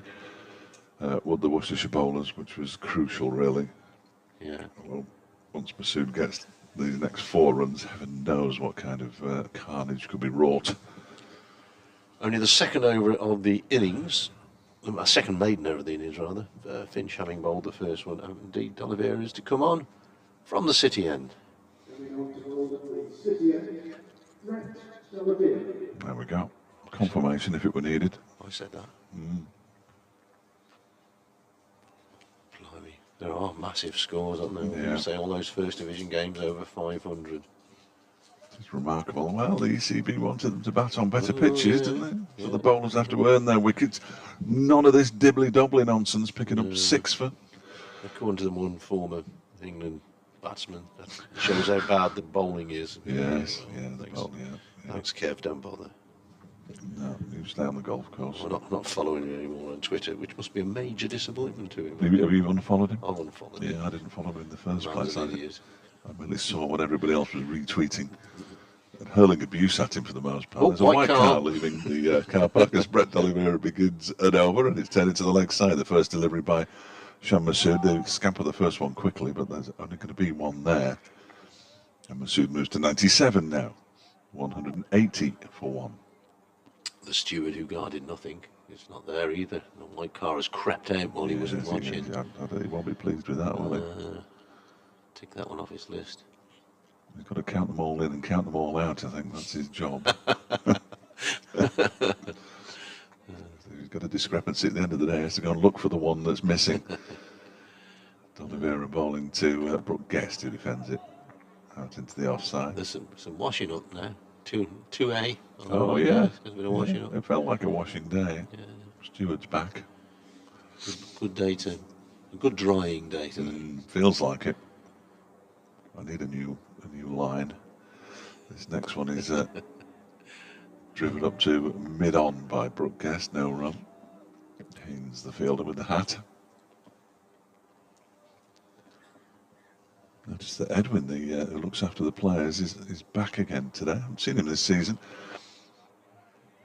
The players' pavilion. Brooke Guest defends this next delivery from D'Oliveira out into the offside, no run. Masood just 3 away from a century. He's standing at the non-striker's end.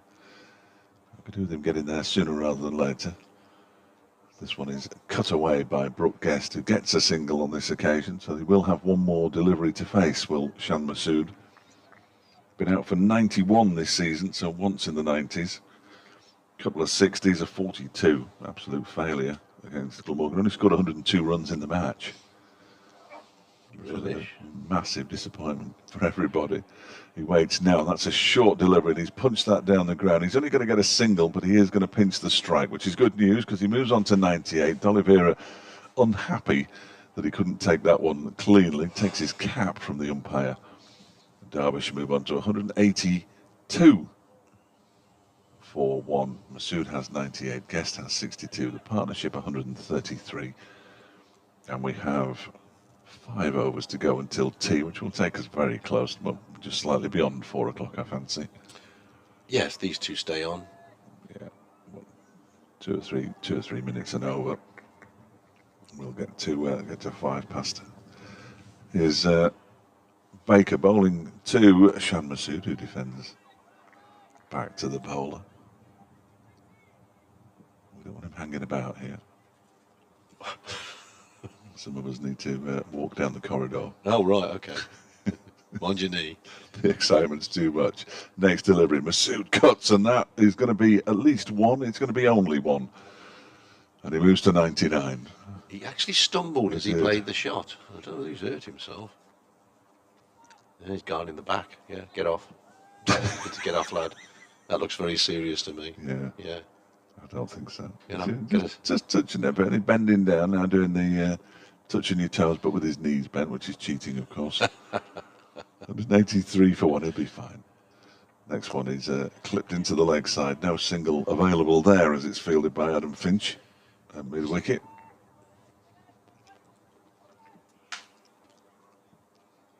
Two deliveries left in the over. 1 delivery left in the over.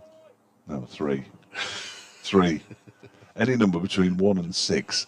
Next delivery comes down the track again, does Brooke Guest, and pushes it out into the offside. 2 now, because I've just seen the umpires definitely 2. confirm to each other that there are 2 balls left in the over. I'm all over this.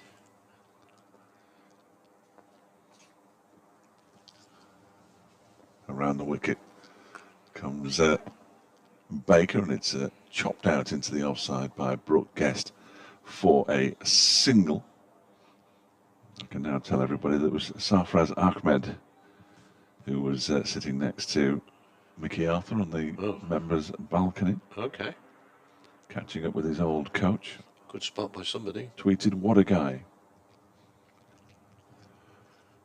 Mickey Arthur, brilliant seeing you, Captain. You are incredible, with an exclamation mark. Next delivery, bowls to Shan Masood, and there it is. He just turns it into the leg side and reaches 3 figures for the 3rd time as a Derbyshire batsman. From 115 deliveries, he's only hit 8 fours in this innings, but it's been a pretty good knock nonetheless. And they have scored at a rapid rate, Masood and Guest. 136 the partnership. Derbyshire 185 for 1. Yeah, very good. He's worked the ball around well, hasn't he? Yeah.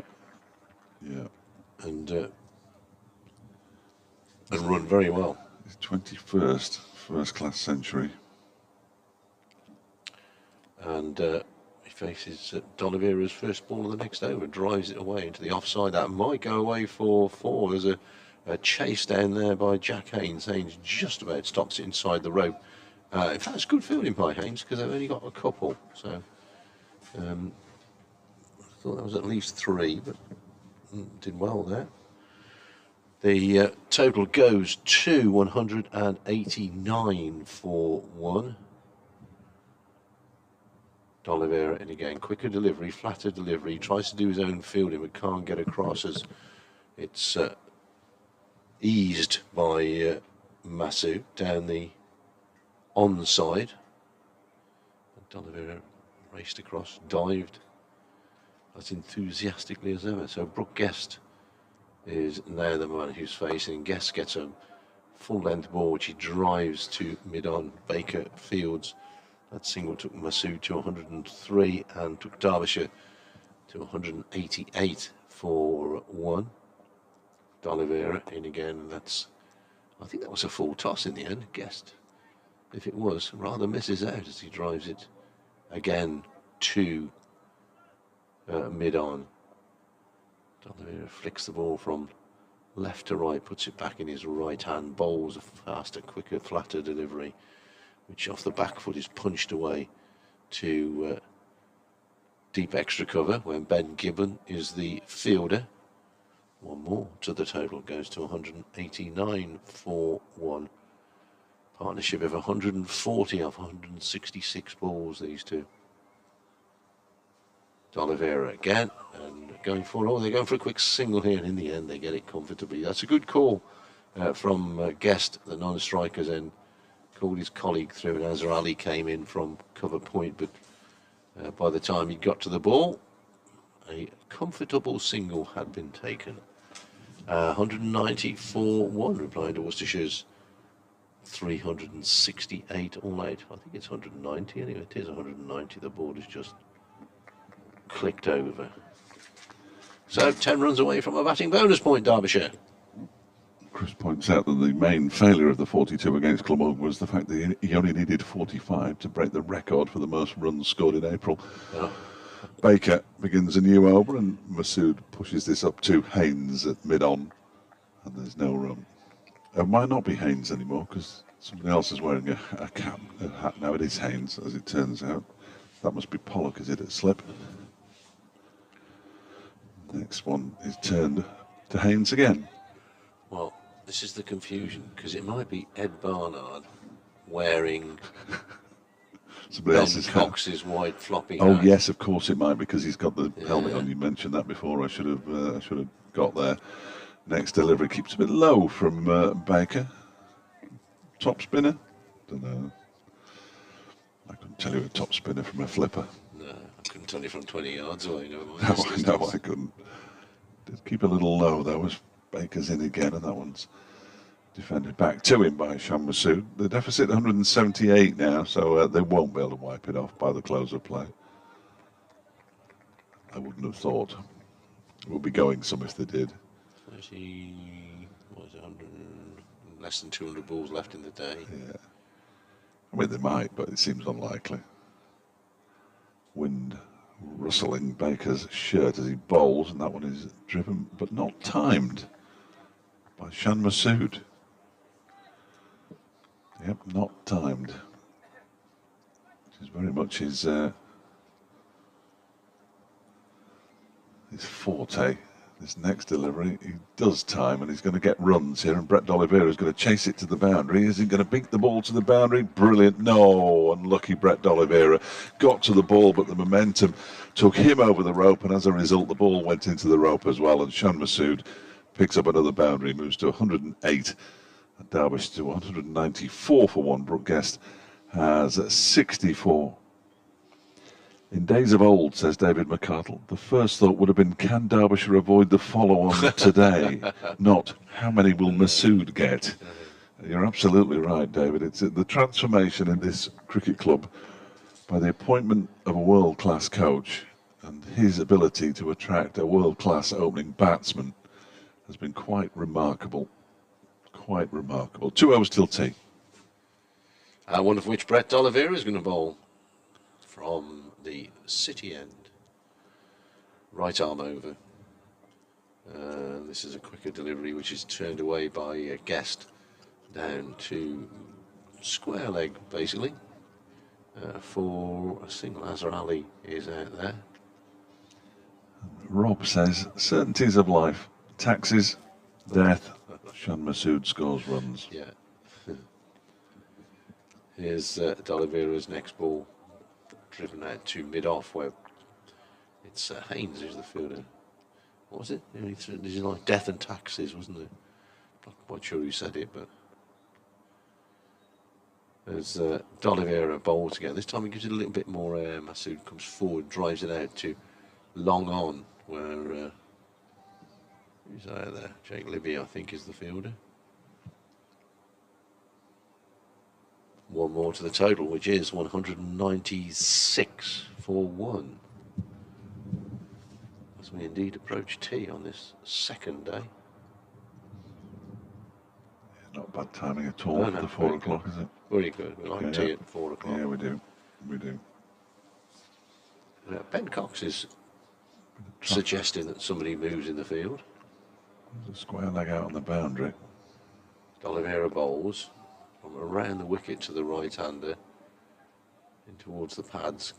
Guest turns it on the leg side. Baker at mid-wicket, the fielder, no run. D'Oliveira ready to go again. This time Guest gets the ball past Baker. Haynes comes in from long on to field.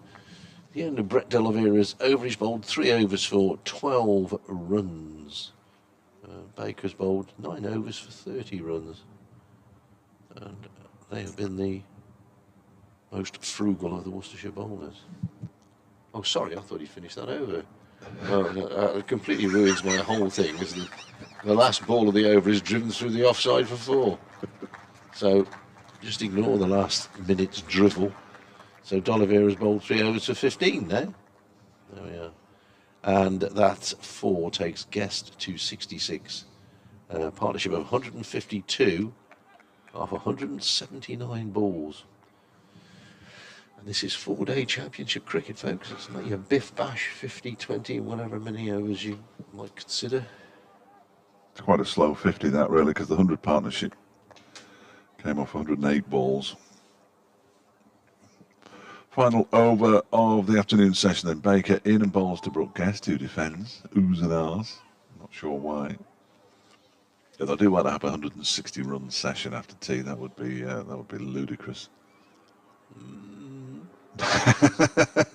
Not impossible. But not impossible, no. Baker in again, bowls, and this one is defended once more by Brooke Guest. The deficit down to 167. They got in a very good position here, haven't they, Derbyshire? They don't want to throw it away with a couple of injudicious shots. Absolutely not. Certainly not. Don't lose a wicket now before tea, as Brooke Guest tries to do something with this ball, turn it into the leg side possibly. I think he bounced up off his pad. And it's fielded by Ben Cox coming around from behind the stumps. So 3 deliveries to go until the tea interval. Baker bowls. Guest does turn it into the leg side for a single, moves to 67. 202. 4-1. 200 came up as well while I wasn't watching. Lots of things happen while I'm not watching, strangely enough. Baker's in again over the wicket, bowls to Masood, who defends it back to him. So we reach the final over of the of an afternoon that's seen Derbyshire score 172 runs, I think. Yeah, I think you're right there. Yeah, that's not bad. Sorry, I can't stop the alarm. Give up. Final ball of the session then is bowled to Masood, who pushes it out into the onside. Hugh goes to tea at 113 not out. Brookest on 67. The Partnership 153. Derbyshire 202 for 1 in their first innings. It means they still trail, but by 166 runs. And we will be back on the club stream and on the BBC Sport website and app in around about 20 minutes' time.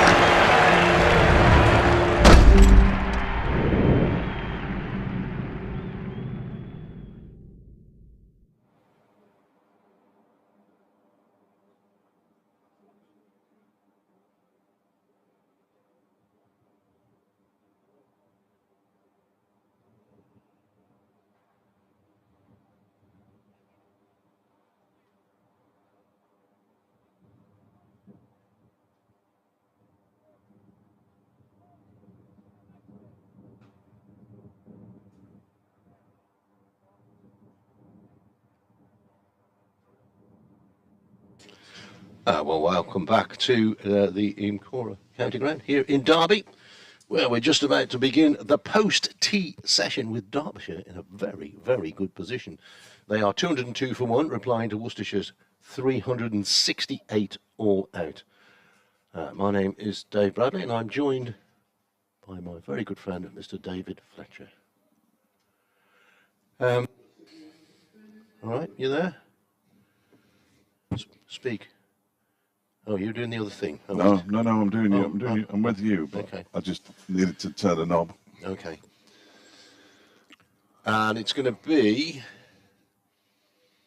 Ben Gibbon to open from the City end post-lunch. Gibbon has had a bit of stick today. 5 overs for 35 runs. He's in any bowls, and this is Guest coming forward, pushing up the pitch. Masood has 113, Guest has 67. This partnership is worth 153 off 186 balls, and they have taken the Worcestershire attack apart. Worcestershire have probably not bowled well, but they are bowling to two batsmen who are in absolutely super form. I've forgotten that Billy Goldman was out this afternoon as well. Yeah. Here's the next ball, which is driven all along the ground, and that's going to race away for 4. Nice half volley for Guest to get the scoreboard moving after tea. And Worcestershire bowled too many of those. Yes, yeah, they have, really, haven't they? These are two batsmen, as you say, in banging form, the pair of them. And they're not going to miss out on opportunities like that. The ball has been lost underneath the covers. I think it's Ed Barnard who's gone commandoing under there to get the ball back. And he's got it. I don't know. I can't tell from him whether he's gone commando or not. I'll take your word for it. His style of ball hunting was SAS. 206 for 1. And Splendid. Guest looks as though he's heading towards his 3rd century in 3 consecutive innings. Next ball from Gibbon is off slightly outside edge-ish. I mean, it was always under control. It was all along the ground. Finch comes in from third man to field. And the total goes to 207 for 1. Some talk at tea that Masood might have been dropped, but we didn't see it. But no, I missed it completely. If he was, I'm going to ignore that. I am. Didn't happen. We are, I think, going to speak to. We'll have a choice of guests. Oh, have we? We've got Sam Connors, who's got his 5 for this morning, and Sham Masood as well is going to be asked to come out. Here's the next ball from Gibbon, who's falling over. As this one is played down to backward point by Jake Libby is the fielder.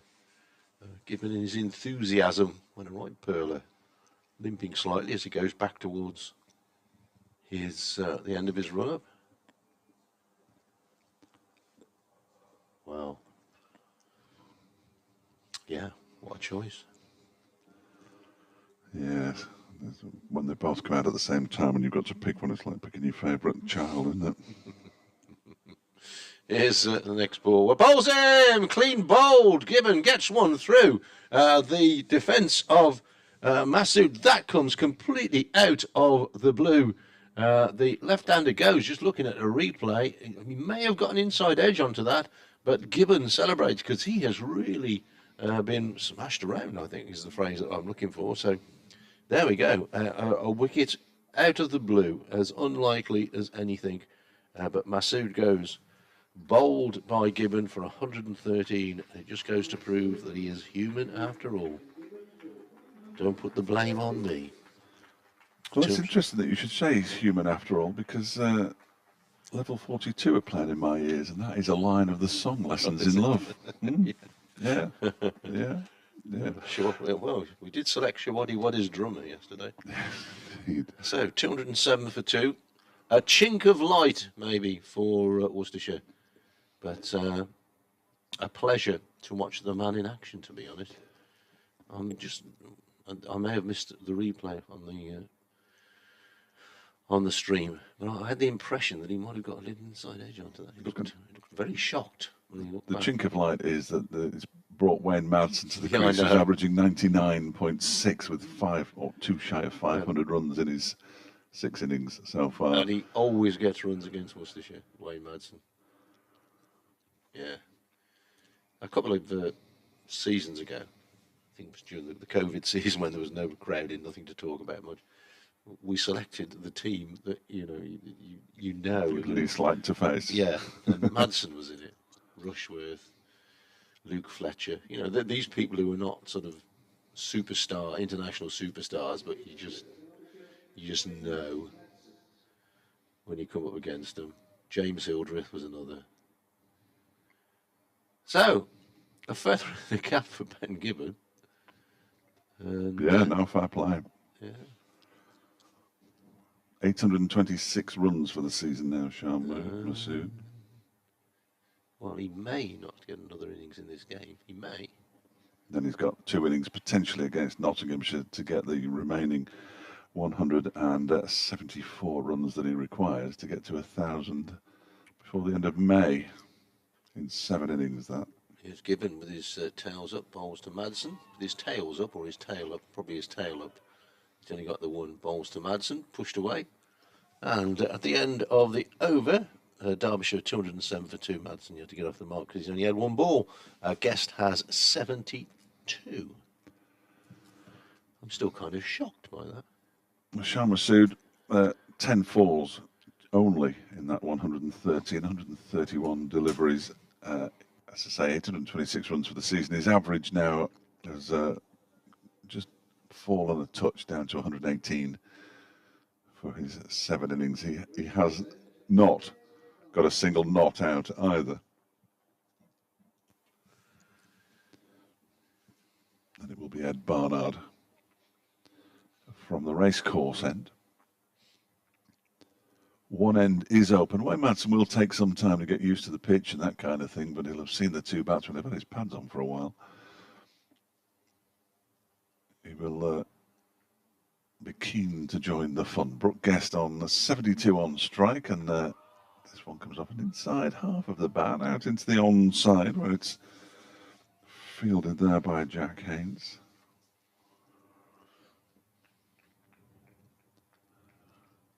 When you send a message and you realise you've spelt a word wrong, it's very irritating, isn't it? Yeah, and you can't recall it. Yeah. You don't spell it. There's no I in absolutely, is there? No. It's Barnard again. Guest waits and just pushes this out into the offside. You can see how that wicket has lifted, or you can hear how that wicket has lifted the Worcestershire team out there. Not necessarily in their body language, but just the oohs and the ahs that you can now hear from the fielders. Unsurprising to have got rid of Shan Masood. They will be more than happy. Next delivery is crashed away. Is that a drop? Not sure whether it bounced into the ground or not. It was nicely fielded by Jake Libby, whether or not. I think it went into the ground. There was no reaction from Ed Barnard at all. So I didn't see any reaction when Ed Barnard is supposed to have dropped Shan Masood, but no. There was no hands on heads or hands in the air, so there you go. We're at a loss. We're at an angle. At an angle. We're at both. 207 for 2, 208 for 2, I beg your pardon. That one is guided by Wayne Madsen. Out into the offside, Jake Libby again with the fielding. Nice bit of work. Turned through the ball. Madsen was back in his crease. He didn't hit the stumps in any case, and it was well backed up by Haynes, but it's the kind of thing that he's just livened everybody up out there in the field. The next batsman is waiting. He's sitting on a chair, bless him. Yeah. Leah's deploy up at the top of the steps. He's just sat down on it. I'm waiting to see if he starts juggling. Oh, that's me. I'm juggling.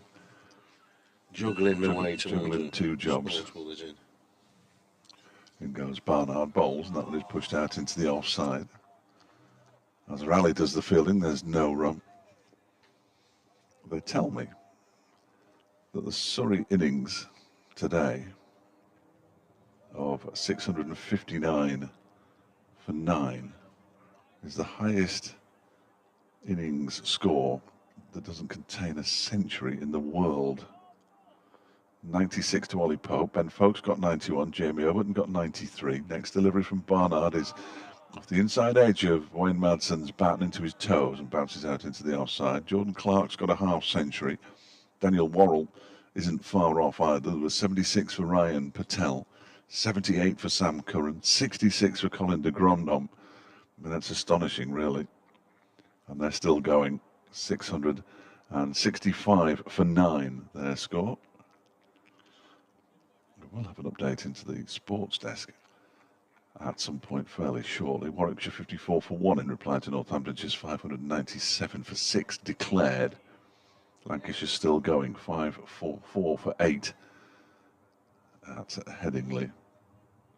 Gloucestershire 45 for 1, trailing Somerset by 546 runs. Glamorgan have done brilliantly. They're now 305 for 8 against Durham and only trailed by 6. Here comes Gibbon, bowls to Brooke Guest, who just pushes this one out into the offside. There is no run. Sussex have taken a 91-run lead with 5 wickets down against Leicestershire. They're 301 for 5. And Middlesex against Nottinghamshire are still in the wilderness of the second division, of course, at this stage. Middlesex 93 for 2, trailing Nottinghamshire by 322. Ben Gibbon is ready at the top of his mark.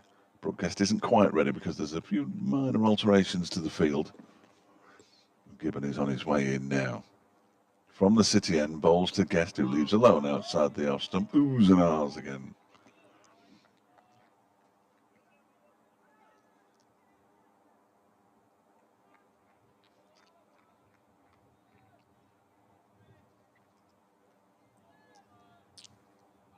You're right, Chris, that the most impressive thing about the addition of Shan Masood and Mickey Arthur is the impact that he and they have had on the rest of the batters in the side. They're all scoring runs this season, has given around the wicket bowls to Brooke Guest, who pushes this one out to Haynes in the offside, and there is no run.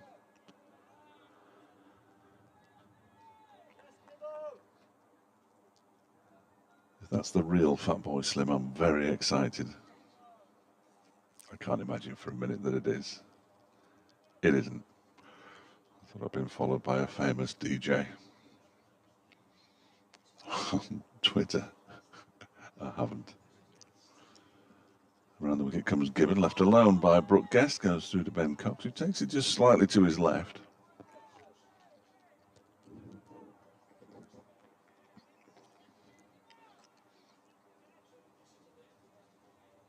.208 for 2.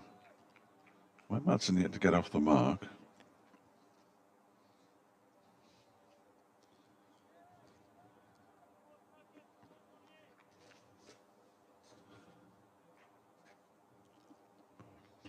Gibbon in around the wicket, balls to Guest, he pushes it out into the offside. Again, there's no run.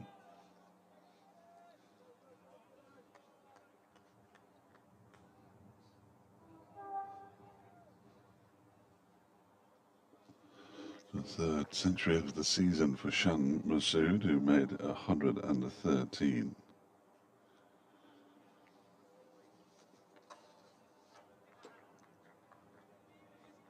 In 7 innings.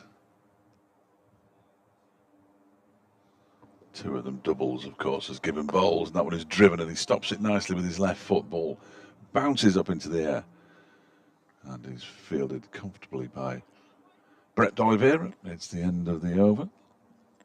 Just need this weather forecast to carry on a little bit so that I can go off and speak to Donna Allos. He has indeed finished. If he gets through,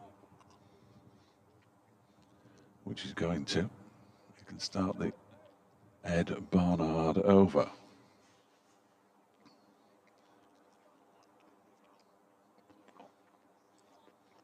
Will be Ed Barnard, who's coming into bowl now from the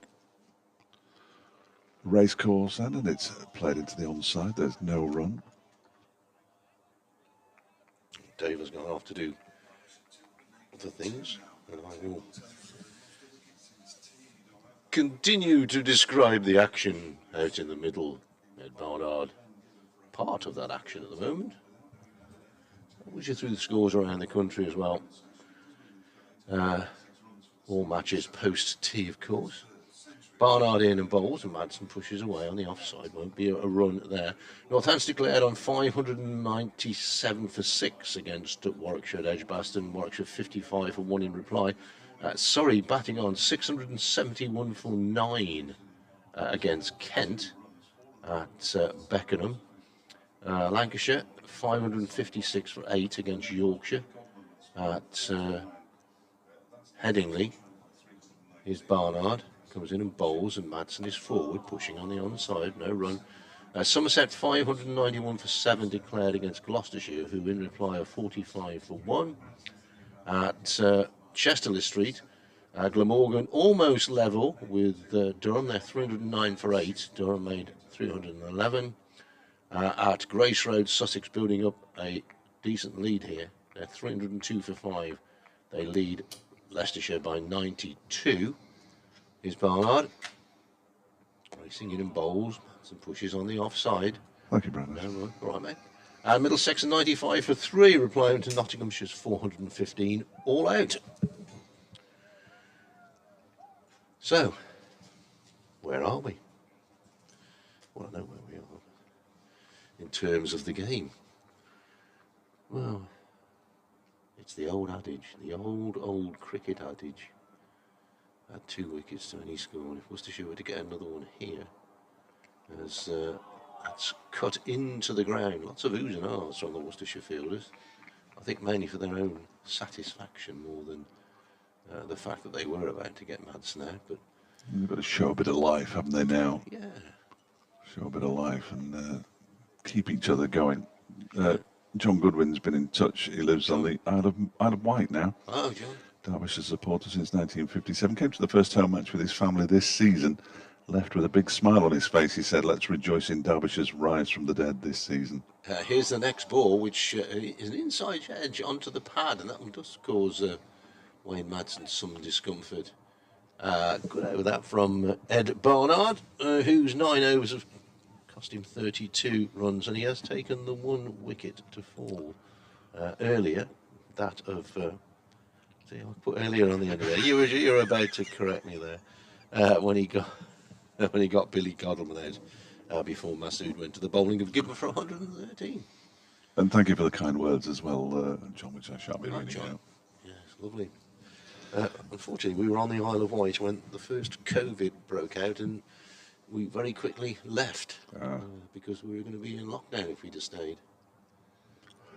Ben Gibbon from the city end round the wicket, bowls to Brooke Guest, who just guides this down to his 3rd man. It's fielded there by Adam Finch. Yeah, we were in East Cowes, and you watch those container ships going in and out, and you think, how do they float? Yes. How on earth does that stay afloat? Huge things. It's not till you get up close to them that you realise how big they are. But standing on that point at Cowes, and you just almost reach out and touch them. Massive, great machines. Guest on 74 now, Wayne Madsen yet to get off the mark. Gibbon around the wicket, bowls too many, cuts this one away, and he is off the mark with a boundary. Cut it into the floor and over the head of Jake Libby, and away to the backward point boundary for 4 runs, 213 for 2. So Wayne Madsen's been in pretty decent nick himself. He got 205 runs against Glamorgan, including a 135 not out. And he and Brooke Guest put on in excess of 200 for the 3rd wicket. That's a bit too wide, that one from Ben Gibbon. Giving him a chance to get moving.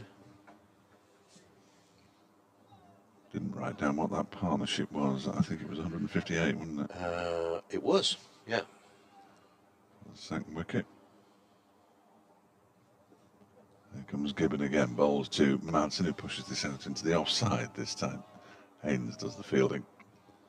And there's no a glorious evening now. Beauty, isn't it? It is still a little breezy. The flag's still going 10 to the dozen, but barely a cloud in sight. Might be tempted to go for a walk this evening. Might be. Yeah, I'm going to walk from the car to the kebab shop.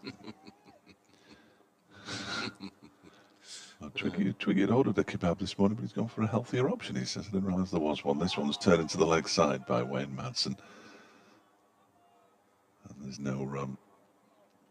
Fielded there by Ed Pollock. It's very good last night. I had a Caesar salad with some halloumi fries. Very good. What's a Caesar salad then? It's a salad that Caesar used to have before he got stabbed in the back. You've got to be careful then, I mean. Yeah, it's basically a salad with those things that you put in soup. Oh, croutons. That'll be it. Yeah. Crispy croutons. As from the wicket comes Gibbon, and that's pushed. I don't know why they make me laugh. Pushed into the offside by Wayne Madsen. There's no run. So what? Mary Berry eats her heart out every time we come on air. Yeah. It was very good, very tasty. You went for that? Yes. Yeah. I was quite proud of myself. I had a 12-inch Mexican hot. Oh, no. And there was more chilies on it than I think I've seen for a long time. And a little trout on a meat. Beautiful. I think I might do the same tonight. Next delivery from Gibbon, final ball of the over, in fact, is defended by Wayne Madsen up towards mid-on. And there's no run. Madsen has 4, Guest 74, Derbyshire 213 for 2, trailing by 155, having lost to Shan Masood for 113 since tea. He didn't get any runs after tea, but that's what he was dismissed for. Did Surrey declare on 6? Not yet. No, I was going to say. I don't think so. So still nobody scored 100. No, but the last pair was certainly batting nicely. There was a 50 in there. Let's have a look. Go on, then, you have a look. The last pair at the wicket, it's Jordan Clark, who's on 54, and Dan Worrell is on 44. There's some ridiculously high scores. Here's Ed Barnard starting a new over, pushed away on the offside by Brooke Guest. Will have to get a run on this occasion. That's the highest ever score without a century in it. Is that right? In the world. In the world. Ever. In the highest ever. Yes. There are some fairly ordinary looking bowling figures, I think it's fair to say. Yeah. Darren Stevens, 27 overs, 1 for 102. Dear me. Shouldn't be bowling that many overs at his age. Here's the next ball from Barnard. Pushed out on the offside. And there is no run. Nathan Gilchrist, 27 overs, 3 for 121. George Lind, 48 overs, 2 for 165. Wow. Jack Leaning bowled 12 overs for 55 and didn't bowl again. Good man. Matt Milnes, 25 overs, 0 for 113. That's hard work. It is very hard work.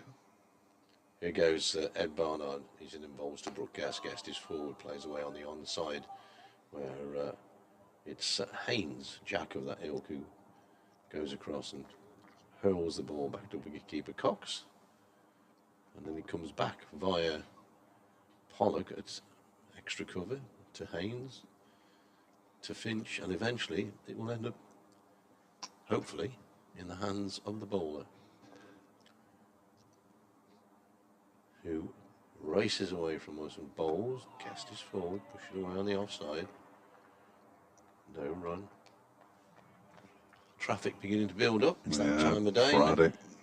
Friday, quarter to 5. Quite often not as bad on a Friday these days. A lot of people either leave early or don't go in on a Friday anymore, do they? So, no. A lot to be said for it. The working from home culture, certainly, that's one thing that COVID has changed in this country. Perhaps we should do that, work from home, doing cricket. Here's Ed Barnard, inside edge, goes towards Haynes. No run. Total is 213 for 2. Did some rugby off the TV screen. We've got a live feed and all that. Yeah.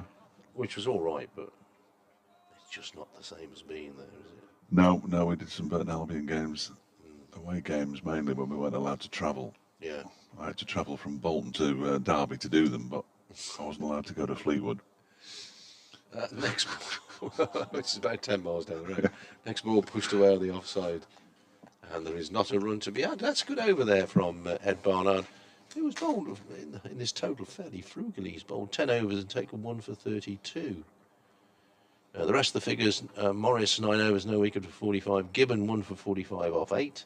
Baker 10 overs, no wicket for 31. Finch 9 overs, no wicket for 41, and D'Oliveira bowled 3 overs for 15 runs. There remain 26 overs in the day's play. My favourite journey was when Burton were at Crewe and I drove down the M6, past the Crewe turn-off, past Stoke, down the A50, drove into Derby and did the game from upstairs in the studio. This next over begins. Gibbon bowling around the wicket to Wayne Madsen, who pushed it out into the offside. Debbie Griffin tells us that the partnership between Shan Masood and Brooke Guest of 158 is a new record for the second wicket against Worcestershire here at Derby. Oh, right, okay. Beating the 137 between Billy Godwin and Leas Deploy last season. Oh, right. Oh, good stat. Oh, he doesn't miss many, if any. Given bowls. No, he's played at that one, Wayne Madsen, and not missed it by much as it flies through to Ben Cox. And he goes down and looks very accusingly at a pitch that looked absolutely benign in the afternoon session. He's looking at it and thinking, what on earth is happening here? No, it's just I don't think there's any reverse swing has come into it or anything. And it looked as if it just went straight on that one. 50 over old bull. Still a long way to they won't get the new one tonight. Gibbon is on his way in again and bowls. That one is defended by Madsen, back to the bowler, and there is no run. Jack it off for the first time What's going on in this match. Seriously think of taking a layer off here. It is warming up in here now. It is very pleasant. Slightly too pleasant, I think. Oh yeah, I'll have to do that for 13 minutes to another update. So you just had a 13-minute warning, didn't it? You get minute by minute warnings to the next alarm. Countdown. Here's Ben Gibbon again. past the umpire now. Ball's to Wayne Madsen, who drives it back down the ground. I thought Gibbon was going to get a touch on it. He didn't, and as a result, it's raced all the way for 4 runs. That's a nice shot. Just for a moment, Gibbon stuck out a right hand, and I thought he was going to stop the ball, but he couldn't. I don't think he even got a touch on it in the end, and Madsen doubles his score. He moves on to 8, Derbyshire 217 for 2. The straight drive is the shot they tell you that shows a batsman is in form. Yeah, and it's very difficult to stop if you get it in the right place. Yes. Yeah, I mean, there is a mid-on and a mid-off, and they're fairly straight because there are 2 other catches on either side of the pitch as he pushes this one into the offside and scampers through for a quick single. He moves to 9. 218 for 2.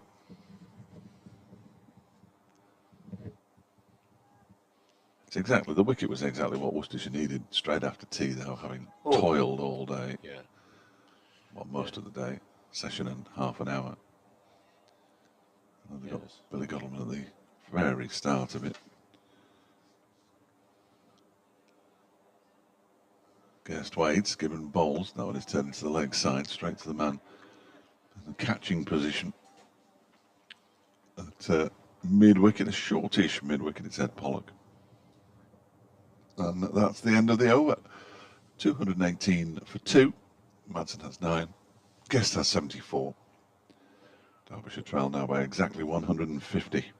Lancashire have declared on 566 for 9. Well, there is absolutely no point in making Matt Parkinson bat, is there? Because quite frankly, that is one of the... yeah, he's the one who can't. I do him a disservice. He made 17. So who on earth hasn't batted? He's Ed Barnard. He's in and he bowls and pushes back down the pitch. Ed Barnard himself does the fielding. Well, Jimmy Anderson was the one who didn't bat, and I would say that Jimmy Anderson's a better batsman than Matt Parkinson. But well, yeah, Anderson's a hang-around batsman, which we've seen innumerable times in international cricket. They obviously decided there was no point in him going out at Headingley. Probably the ECB said he might strain him or something. Here's the next ball, which is played back down the pitch. And Barnard, on his follow-through, stops it, but he flicks it in the air to Ed Pollock, who is at an extra cover position. No slip, as you would expect. Third man, fine leg, mid-wicket. Well, man just in front of square on the leg side, on mid-wicket, mid-on. Mid-off, extra cover, short extra cover, and cover point. Barnard, his next ball is pushed away on the offside. And, well, since the dismissal of Masood, the run rate has slowed considerably, as you would expect. Yes, indeed. Indeed. That the score at Chester Street's interesting, isn't it? Glamorgan are now 323 for 8, or 324 for 8. They lead by 13. Billy Root, 67 not out. Ben Stokes, 10 overs, 0 for 55. Quite as easy to get wickets in the second division as some people suggest. Barnard in, bowls, Guest off the back foot, plays away into the offside. A good rolling stop there by D'Oliveira. Prevents any thought of a single. Sorry, did I say Guest? It's Madsen who's facing, I do apologise. Bowled with a lot of enthusiasm last week at Worcester, Ben Stokes, but there again, struggled to take wickets. But, he was still bowling quick at the end of the 4th day when the draw was inevitable, but he was still charging in, so he seems to be fit enough. Here's Barnard this time. Madsen has just dropped that into the offside. I must admit, I totally lost the track of that. It went to cover point where Azhar Ali is not the fielder, but I'm not sure who is. Who's that? With Jake Libby. Well, I'll identify him anyway. Yeah, it looks as if he jabbed it straight into the ground, but clearly hadn't. Madsen waits again. Here's Barnard. He bowls, and that's turned away, one-handed, took the bottom hand off it. I should imagine, without seeing the replay, that was heading towards the stumps by the reaction of Ed Barnard, and Wayne Madsen just about got a bat on it, got it away. In fact, I've just seen the replay, and my original thoughts are confirmed. But Madsen has moved on to 10, Guest has 74, and Derbyshire are 219 for 2, replying to Worcestershire's 368 all out.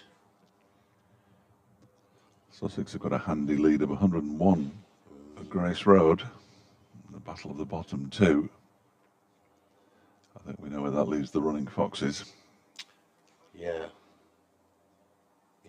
Struggle to score a run, don't they? Yeah, 210 in their first innings. They don't score many. Having a look at the ball here, so you're not missing any action. Smashed it out of shape, they have. They barely touched it in the... No.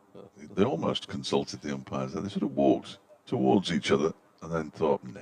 I think umpire White has the gauge, and he put it through the gauge and said, nah, go on, lad, get on with it. He was on the move when he was doing it, though. Ben Gibbon, just to maintain the ZZ Top theme, bowls from the city end around the wicket to Wayne Madsen, and then fields off his own bowling. I think they were Gibbons, weren't they? They were. Frank Beard, the one without the beard. Yeah, somewhat ironic.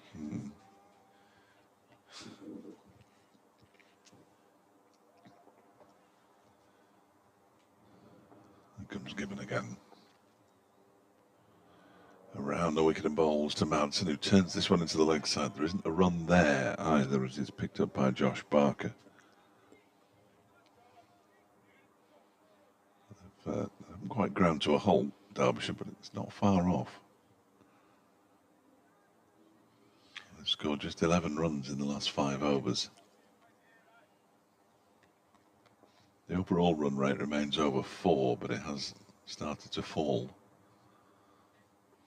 as you might expect.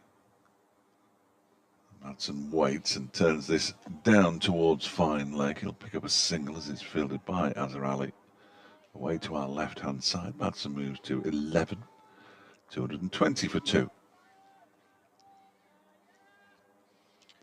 I shall be ridiculously early into the ground in the morning. Excellent, why's that? I have to do my quiz on BBC Hereford and Worcester before 9 o'clock. We'll be here. Yeah, I'll be about 8:30, I suppose. Suit of 10 o'clock. Next delivery is driven, but not particularly convincingly. He didn't get all of it, and it's going out towards the backward point boundary. They've run 2. They'll probably come back for a third. Yes, they will. Brooke Guest moves up to 77. Bill Storer, who was the last Derbyshire wicketkeeper to score centuries in each innings prior to Brooke Guest last week, also scored centuries in 3 successive innings. So he isn't going to break another record. He can merely equal it. Was that 1868? 96. 1896. Yeah. So that was minor counties, was it? Was No, that, was that no, first no, class? First class, yeah, first class. Oh, of course, yeah, Derbyshire were in first class before Worcestershire. Yeah, this next one is almost chopped on. No, it isn't almost chopped on. It goes out to the leg side. It looked from here like it was chopped on. Yeah, Derbyshire formed in 1870. They did lose their first class status for a few seasons. During that time, the Demon Spofford played for them. Oh, right. He married a Derbyshire woman. He also foiled the great financial swindle. The secretary who took all the money and went off to become the tailor of the King of Spain. Terrific story if you ever get a chance to look it up. Yeah. Ashley Giles. The actual King of Spain is given. And that one is defended by Wayne Madsen to end the over. 223 for 2, 11 to Madsen, 77 to Guest. Yeah, I think he's still got a lot of those mugs in his garage. Well, yeah, if you've never heard the story, Ashley Giles benefit, and he had some mugs made which said King of Spin. It said King of Spain. Magnificent. This was the real King of Spain. A good friend of mine, John Weston, father of Martin, the Worcestershire player, was the president of the Bowls Club or something like that, and you get your caps made, you know. So he rang the company up and he said, all right, he said, what do you want? And he said, just Wezzo. He said, just put top line, Wezzo, and the date. So he got his caps back and they said, top line, Wezzo. Collector's pieces. Good old John. Here's Ed Barnard, he's in and he bowls, and this is pushed down the pitch. And Adam Finch from mid-on comes to do the fielding. Yeah, there's a sign I saw the other day on a bus stop outside a grammar school, and grammar had been spelt wrong. I love those.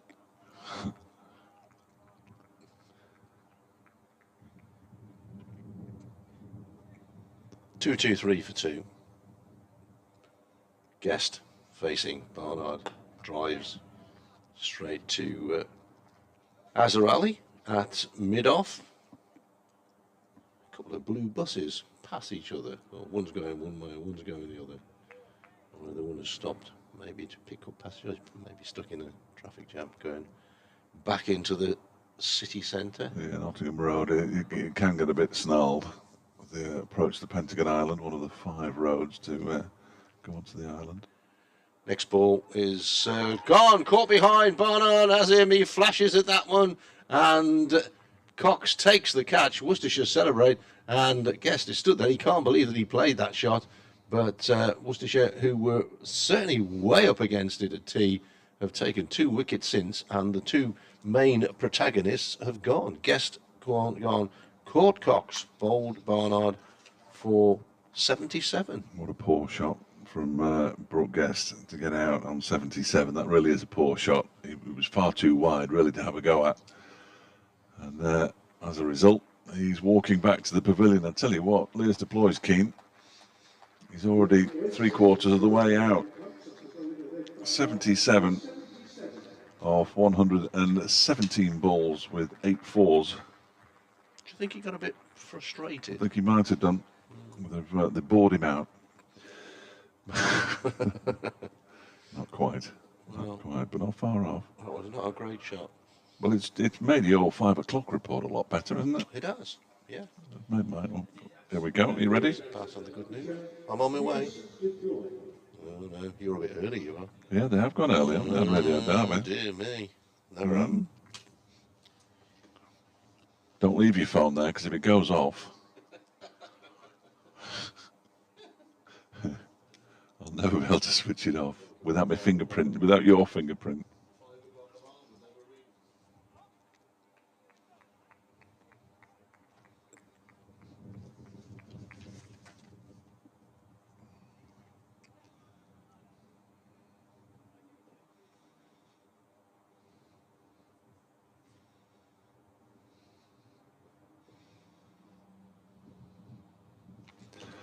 Ed Barnard bowls to Lewis Deploy, who's the new batsman, who turns it down towards the backward square leg boundary and gets off the mark with a couple of runs.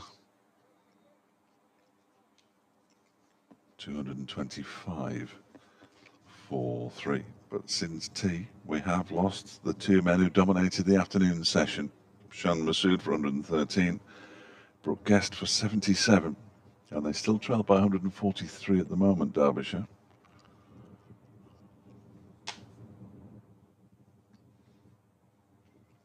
Update coming up for BBC Radio Derby fairly shortly as Ed Barnard goes in again around a wicket and bowls to Deploy, who leaves alone. Ball goes through to wicketkeeper Ben Cox.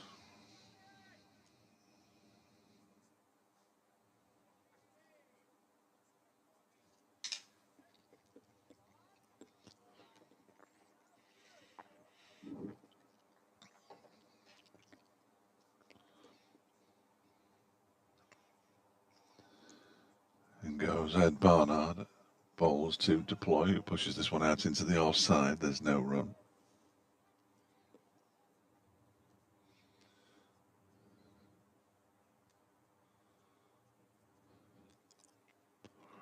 Two, 5 for 3. Madsen has 11, Deploy has 2. They're going to start again, really, these two, with just 22 overs left in the day's play.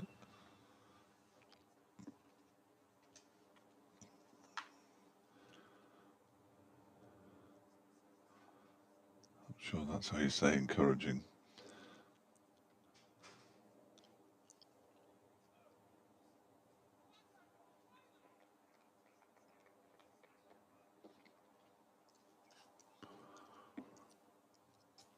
Ben Gibbon to continue from the city end around the wicket, bowls to Wayne Madsen, who just pushes this out to the offside. Libby's there, no run.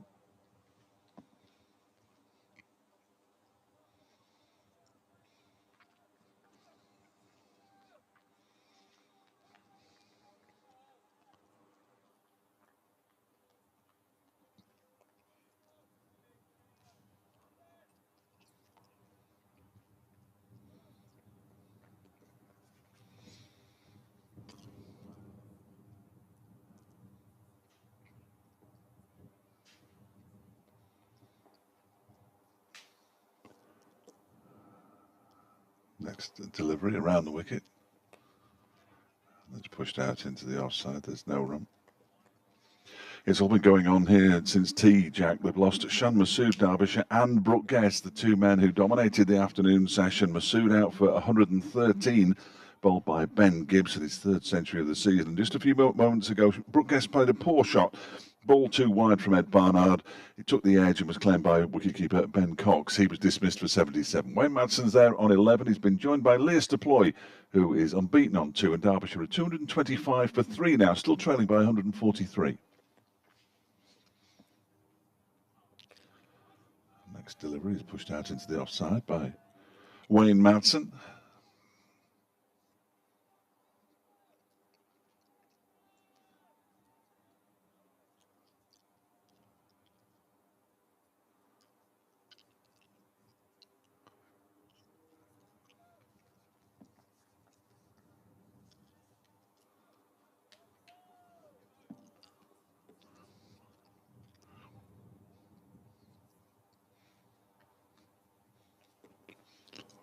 And comes Gibbon again. Halfway through his over, bowls to Madsen, who reaches for that one and crashes it out into the covers. And drops short of Ed Barnard.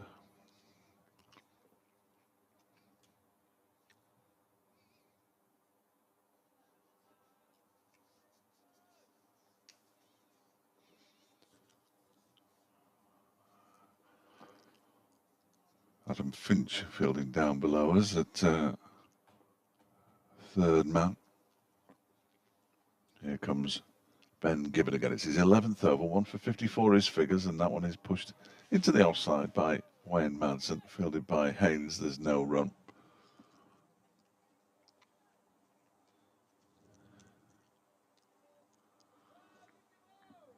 .225 for 3. Derbyshire trailing by 143. And no longer in that very strong position they were in an hour ago, but still in a fairly decent position.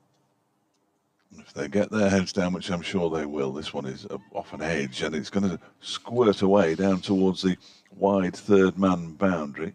Finch is going to keep the ball in. The batsmen are going to come back for a second run.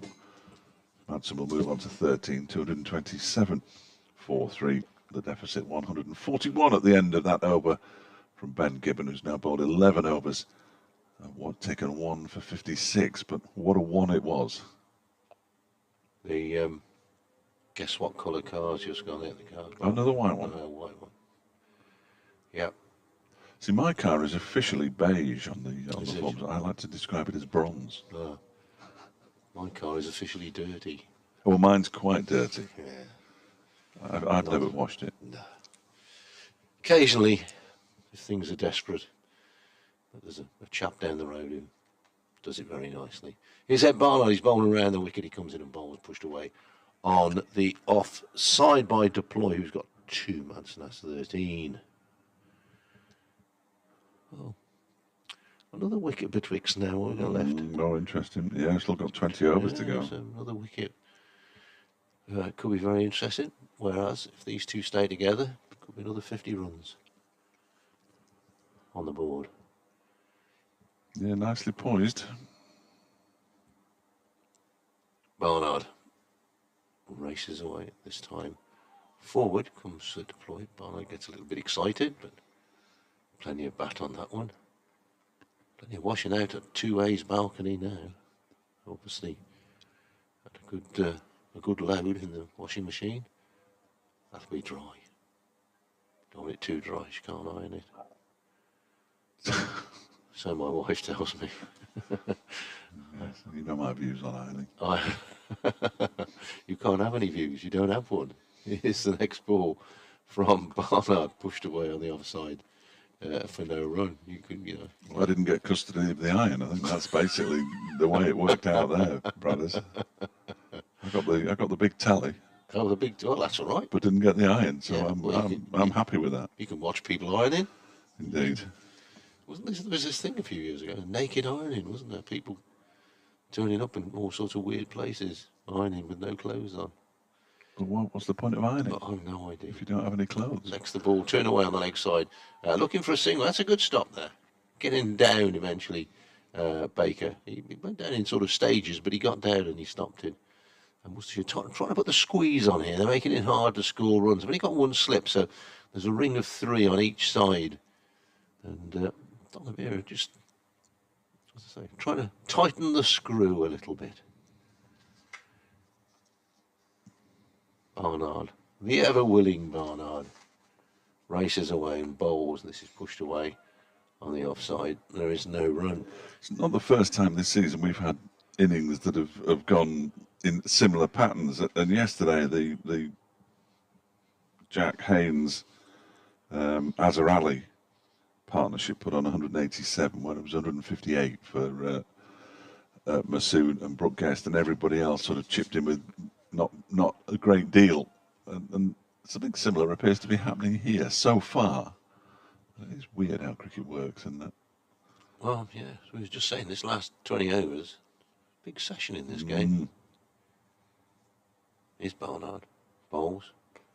Once again, played defensively. And Derbyshire stops the ball, then stops himself as he's just about to run onto the pitch.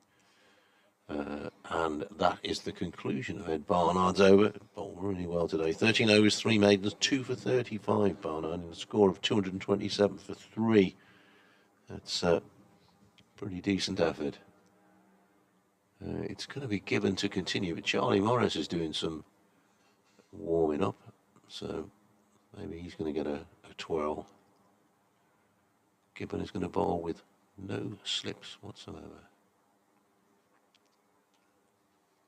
4 on the offside, 3 on the onside, so looks a fairly obvious tactic by Worcestershire here.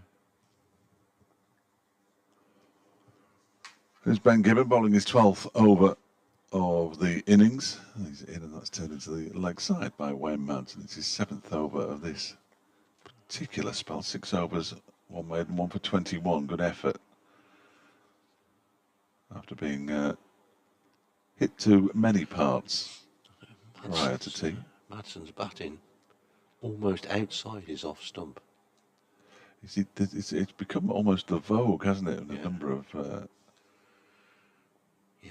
A number of batsmen, because if he's bowling around the wicket, he's trying to take the LBW out by getting outside the line, presumably. He pushes this one out into the offside, and there's no run. Yeah, he'd have to do something quite unusual with the ball. Yeah, to get it through his defences, especially if he thrusts the pad forward. The umpires are generally unwilling to give a batsman out if he gets too far forward or far enough forward. You can only just see his stumps as the bowler bowls, and you see the top of off stump, but everything else is obscured. Gibbon again.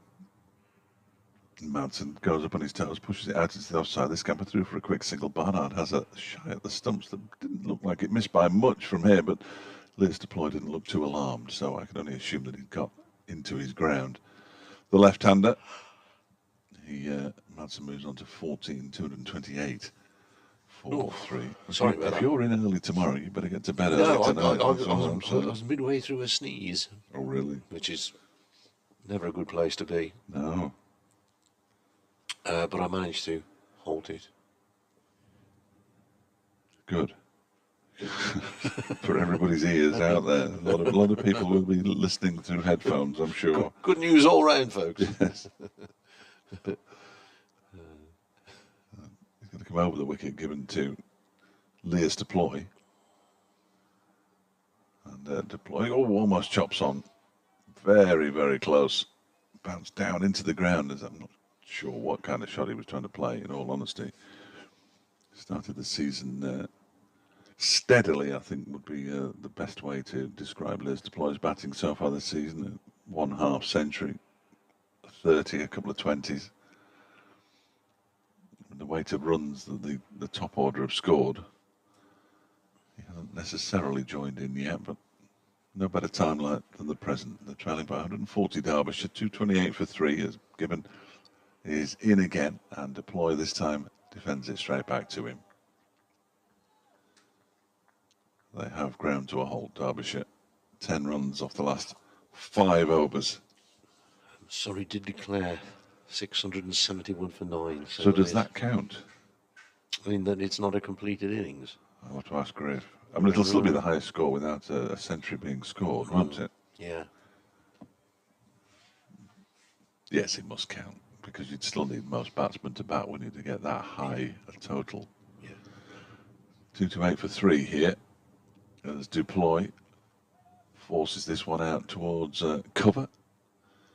Straight to the fielder out there, though. I assume it's Josh Baker, because he threw it back with his left hand. And it's the end of the given over. Just the one over off that, one ball off that over, and maiden over the previous over. The runs have completely dried up for Derbyshire, who are 228 for 3 now, trailing by 140. That might be the end of Gibbons' spell. The captain's telling him to go and have a blow. Decent one though, 7 overs, 1 maiden, 1 for 22. Yeah, very good. And Ed Barnard is going to bowl. Maybe the last one of his spell as well. His figures are ridiculous. 6 overs, 3 maidens, 1 for 4. Blimey. He's in again, and this is pushed down the pitch. Azhar Ali at mid-off does the fielding. Throws it back to Ben Cox, who, well, it was a comfortable catch for Cox, but there was nobody backing up behind him within a square mile. The flag is wrapped round the flagpole again. News of the flag. The steward who guards nothing isn't there anymore. Barnard in bowls. Played to mid-on. Finch the fielder.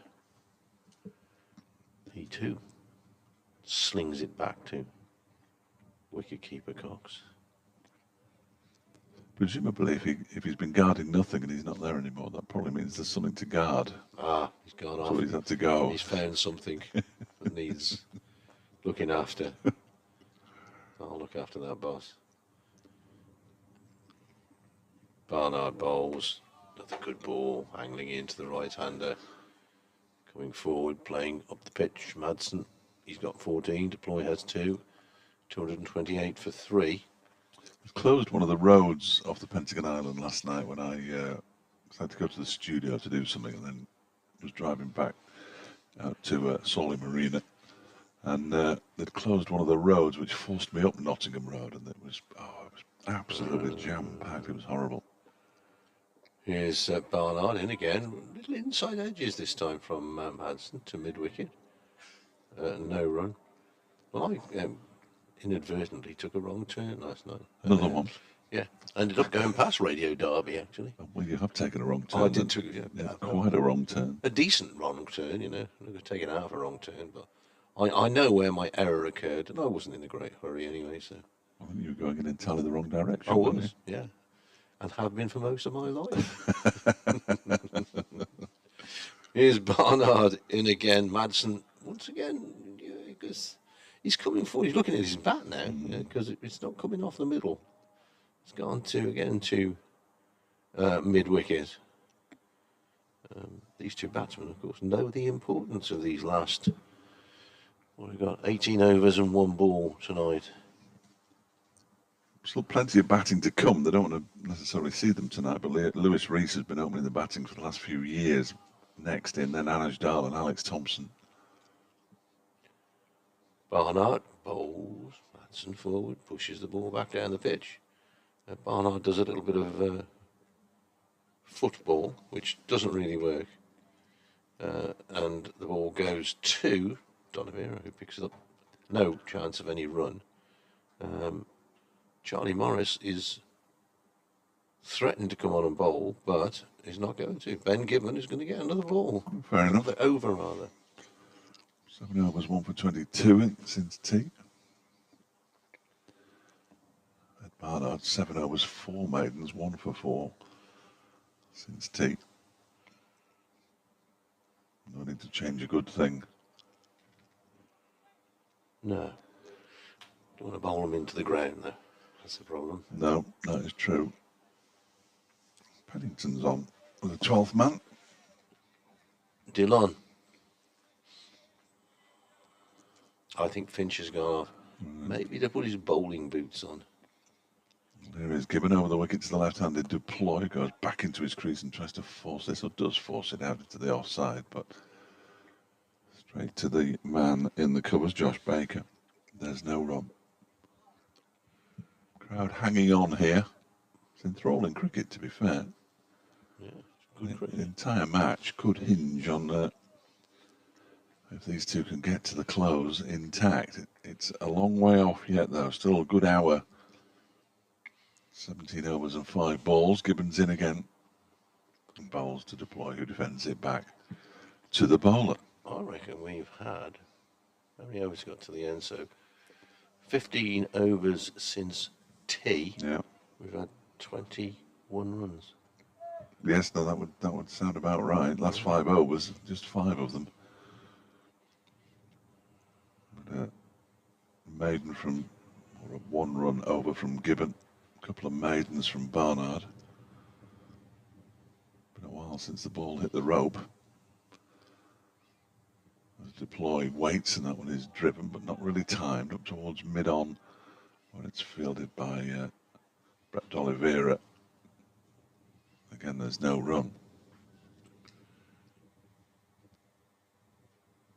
I'm just trying to take a look at that. I don't think it's reversing. I think they just tightened up and bowled a much better line and length. Not giving the batsman. As Raleigh said, there is still something out there for the bowlers. Yeah. But of course, if you're bowling half volleys or too short, I don't think the short ball's been effective at all at any stage during this match. Then you're going to go the distance, but next delivery's turned into the onside by Lears deploy, who got 2 off the first ball he faced, and has now added precisely none in the next 15. Had a good winter in South Africa, went home, played for South Western districts in the 2nd tier of first-class cricket in South Africa. Yes, they do have 2 tiers there as well. And they seem perfectly happy with it. He's waiting now as this one is turning to the leg side. Again, there's no run. Good over this from Gibbon. Fielded there by Ed Barnard. I know there's no great rush, plenty of time left in this game and left in this innings, one would think, but if you're a batsman and you're tied down and you haven't scored a run for for 20 balls, and you... Gets in your mind, doesn't it? It does, yeah. Definitely gets in your mind. Got to push on. And Deploy is a batsman who does like to get on with it. He's waiting now and he defends this one. Told you. Out into the offside. And there is no run, and it's a maiden over from Ben Gibbon. So that was absolutely the right decision to keep him on for another one. Wonder if he'll bowl another. 228 for 3. The score remains. Batson 14, Deploy 2. Derbyshire trailing by 140. Ed Barnard's had a break and going to get some spin from Josh Baker. Or you will hope there'll be some spin. The field going all over the place. And Pennington, who was at the 3rd man, is gone jogging around the other side of the field somewhere. Get the 12th man to do a bit of... Yeah. Most of the crowd have stayed, 1 or 2 just wandering off. A bit warmer, I think, than this time last night when it was pretty chilly. The lights were on, weren't they, by this point, I think. Yeah. Certainly soon after. Although the sun was out. Yeah. But there was a lot of cloud around. Precious little this evening, which is good.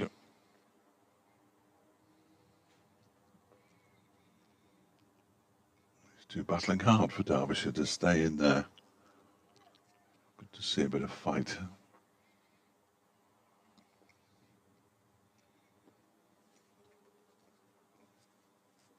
Baker it will be, round the wicket. Turned away on the leg side. A run has occurred. Baker just drifting down the leg side.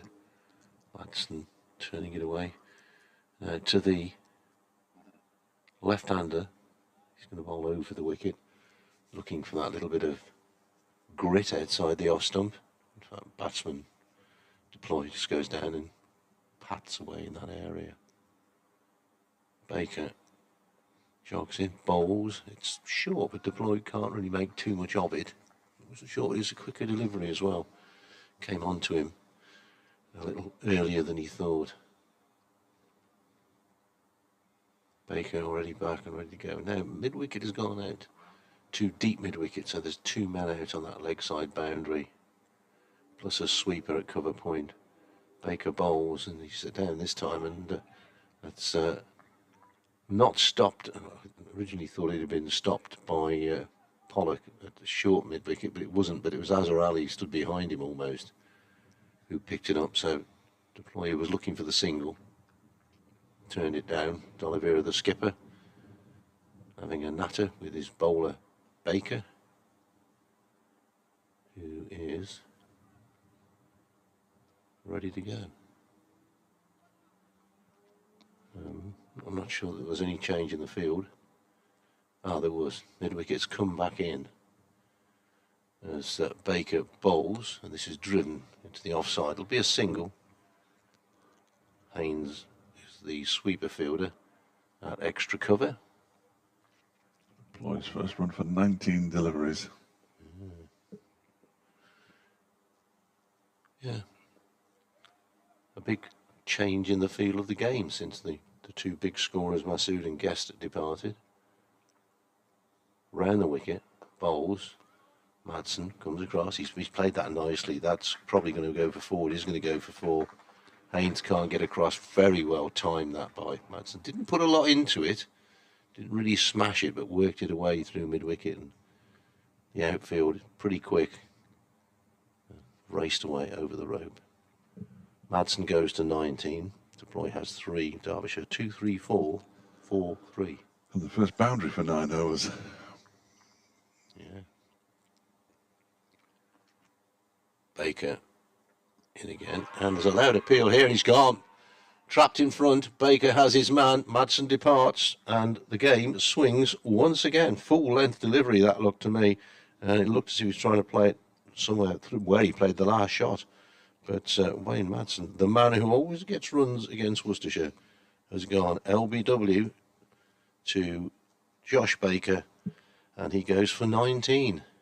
Just getting a look at the replay of that one, and oh yeah, no, I think he's actually gone back to a ball that he probably should have come forward to. Yeah, once it wrapped him on the pads, it looked a pretty good shout from here, didn't it? When by no manner of means behind the bowler's arm, but they look pretty good, and you can generally tell.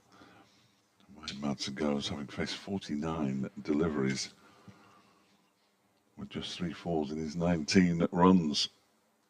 And as you say, Bradders, it's just turning back towards what's been a terrific game of cricket. It's a terrific game of cricket. Good to watch. It's good to watch. Still 134 behind, and here comes Lewis Rees. So 2 left-handers out there now. That was the final ball of the over, which has now been given to Baker, I think. Yes. Originally, the whole over was given to Ed Barnard, who'd moved to 3 for 41, but he's got 2 for 40, 2 for 35. Chaos. Absolute chaos. Mr. K. Hollis. Yeah, still Derbyshire batting them.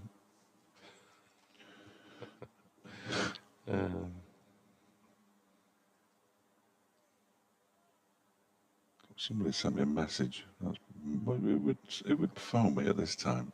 That's just ridiculous. It's probably somebody who knows exactly what you do. Still, well, potential fraud, it says. Oh, there you go. I've got more calls from potential fraud than anybody. Good lad, old potential. Yeah, he's not bad, is he? I don't think I'll bother. Bless him. Ben Gibbons going to continue over the wicket balls to deploy. Turns this one into the leg side. It's fielded there by Haynes, and there's no run. He'll sleep well tonight at this point. Well, won't it? This is 8th over. This is the 9th over in his spell. That's a long spell by anybody's standards. Yeah. Apart from spinners. On a warm afternoon. Yeah. All since tea. bowled 5 before tea that went for 32 runs. He's bowled 8 overs and 1 ball and got 1 for 21, 1 for 22 since tea. He's in again now, bowls to deploy, who forces this out into the offside, and there's a misfield. That's a disappointing misfield from Ed Barnard when they get through for a single, 235 for 4. It shows you how quickly things can turn. I was talking to somebody just before we came back on air and said, well, of course, they'll be wanting to bat until this time tomorrow and put pressure on Worcestershire. Safe in the knowledge that they've got the insurance policy of another innings at the end of it, but well, that hasn't quite happened, has it? It's a funny old game. It just. Gibbon in again, bowls, and that was left alone by Lewis Rees. First ball he's faced outside the off stump through to the keeper.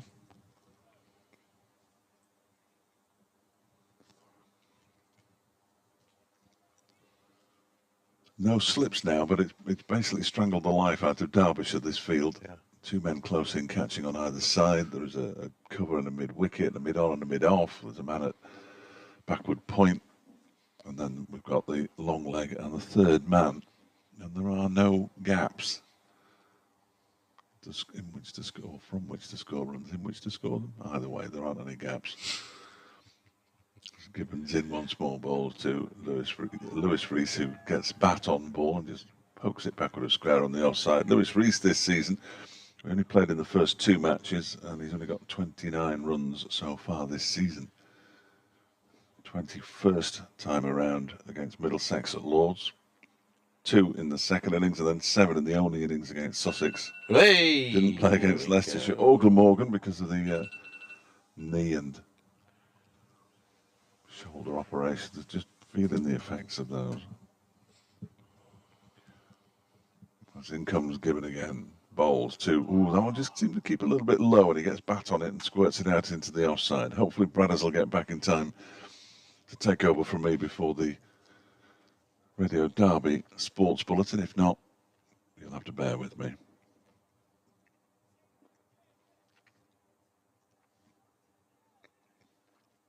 $202 for 1 to 235 for 4. Wayne Madsen was going for a 6th successive half century, which sadly he didn't get. Gibbon bowls to Lewis Rees, who got a century for the 2s last week. Defends that last delivery from Ben Gibbon back towards the bowl. 14 overs, 2 maidens, 1 for 58 now. Ben Gibbon, it's been a sterling effort. 9 overs, 1 for 23 since tea.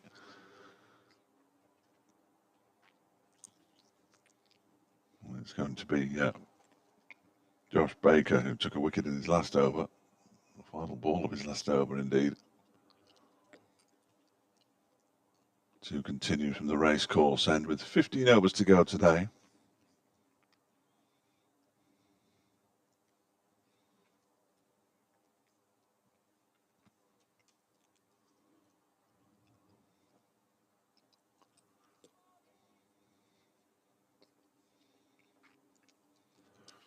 Here is Baker then, 12th over for him, left arm over the wicket, bowls to Leas Deploy, who punches it up towards the man at short mid-wicket. Similar field for the spinner as it was for Ben Gibbon. He's in again, he's Baker and bowls. That one is pushed out into the offside. Libby does the fielding.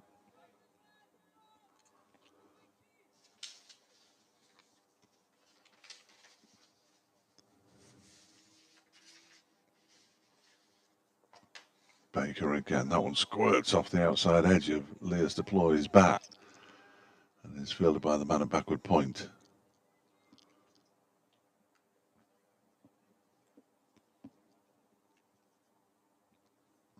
Finely poised this match.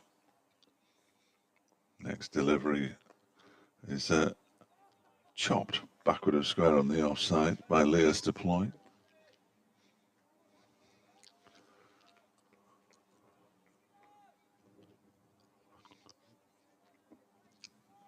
It's 235 for 4. Josh Baker steadies himself and now he's on his way in. Left arm spinner over the wicket, bowls. That's driven very pleasantly by Leas Deploy. He's going to get 4 runs for that. And that just breaks the shackles a little bit Nice shot from Deploy. He doubles his tally, moves on to 8, and Derbyshire 239 for 4, trailing by 129. Very pleasant looking shot from Leas Deploy.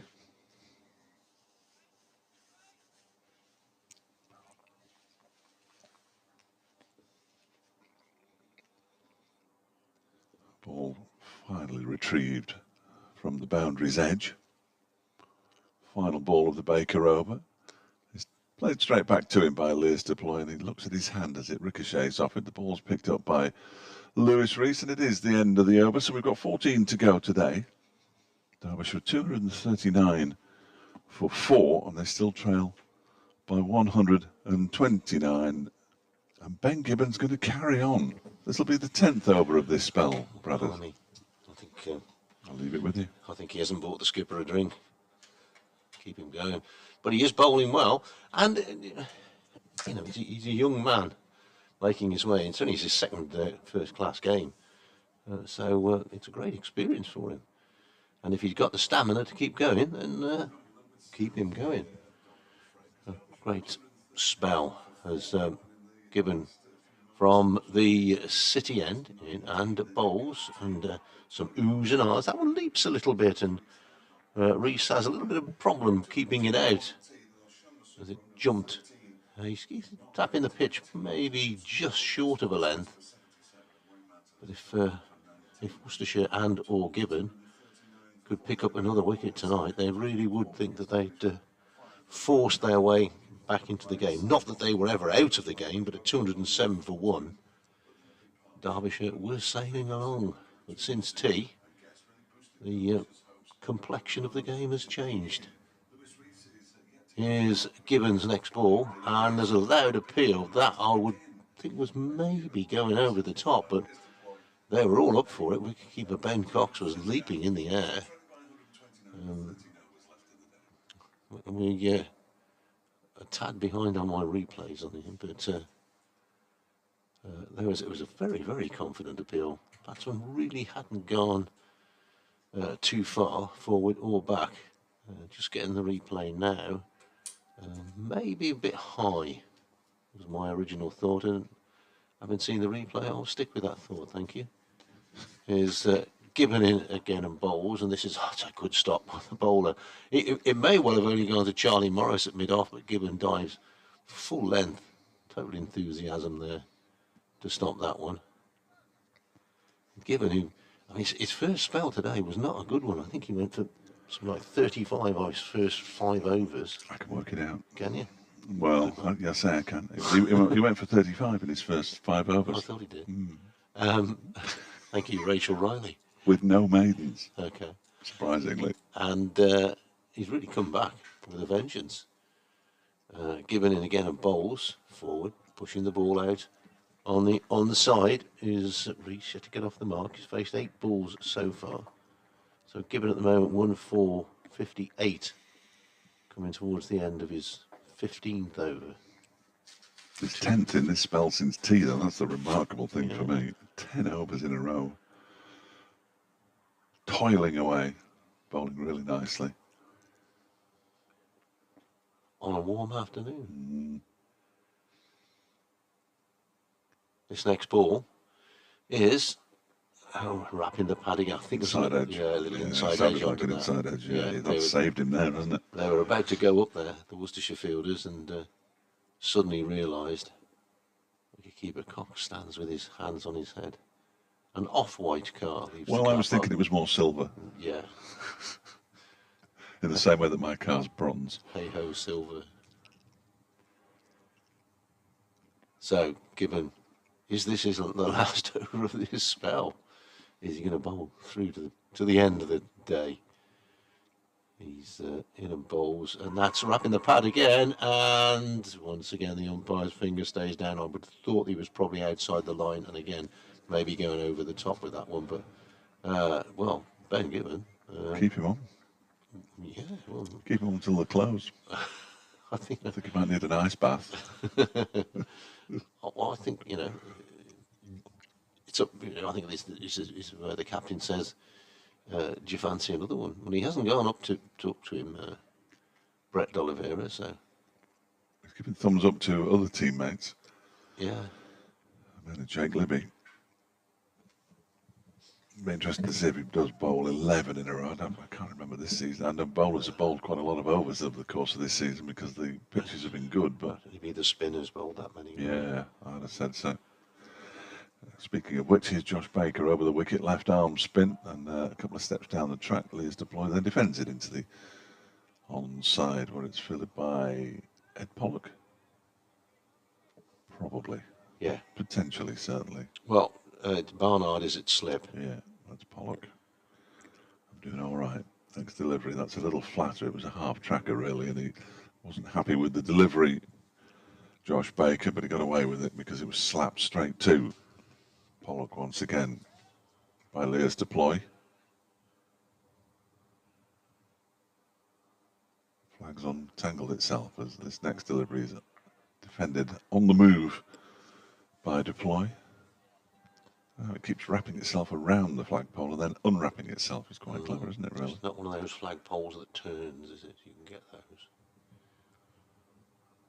Not a pitch that turns at the moment, certainly, as that one is defended into the onside by Lear's deploy. Again, it's Pollock who does the fielding.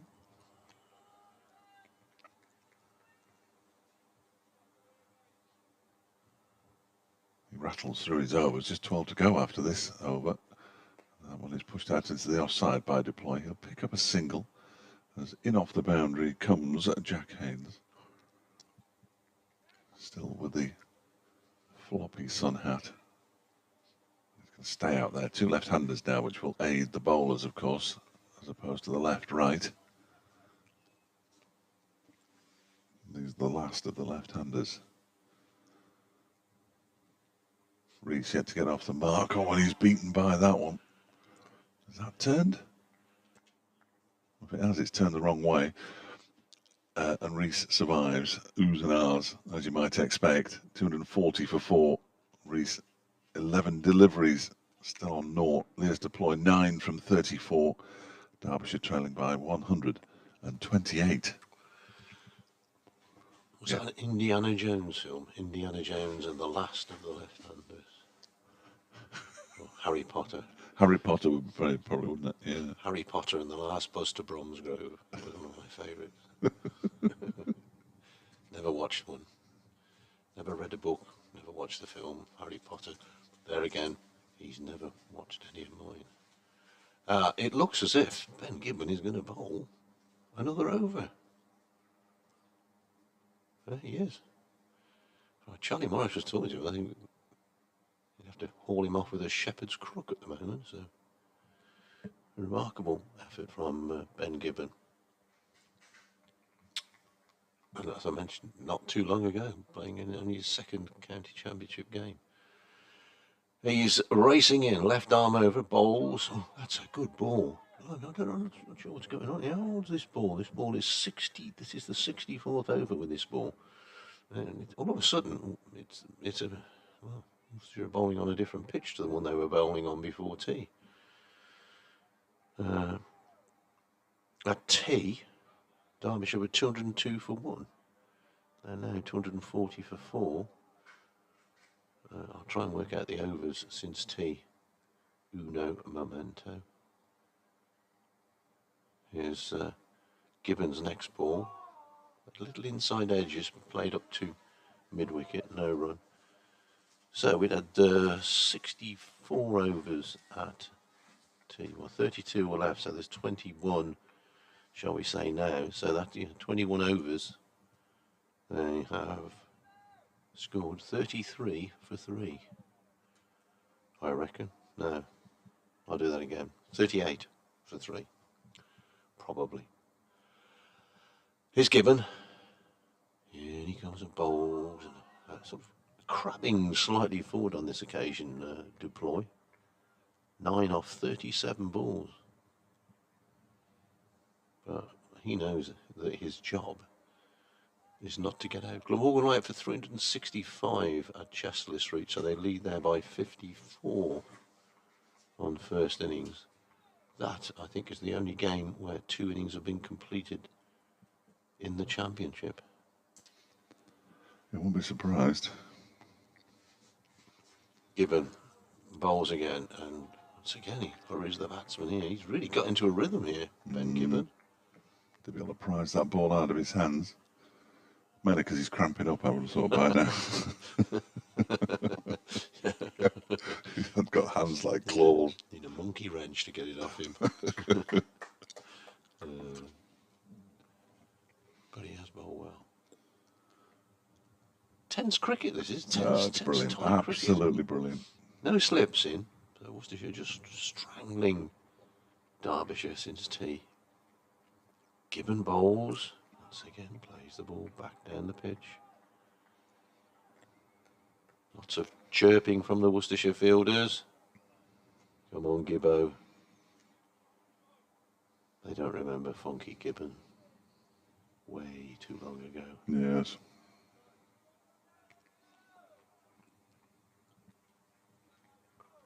So the last ball of the 16th over. Or Gibbon's 16th over, not the innings 16th over. Races in again and bowls.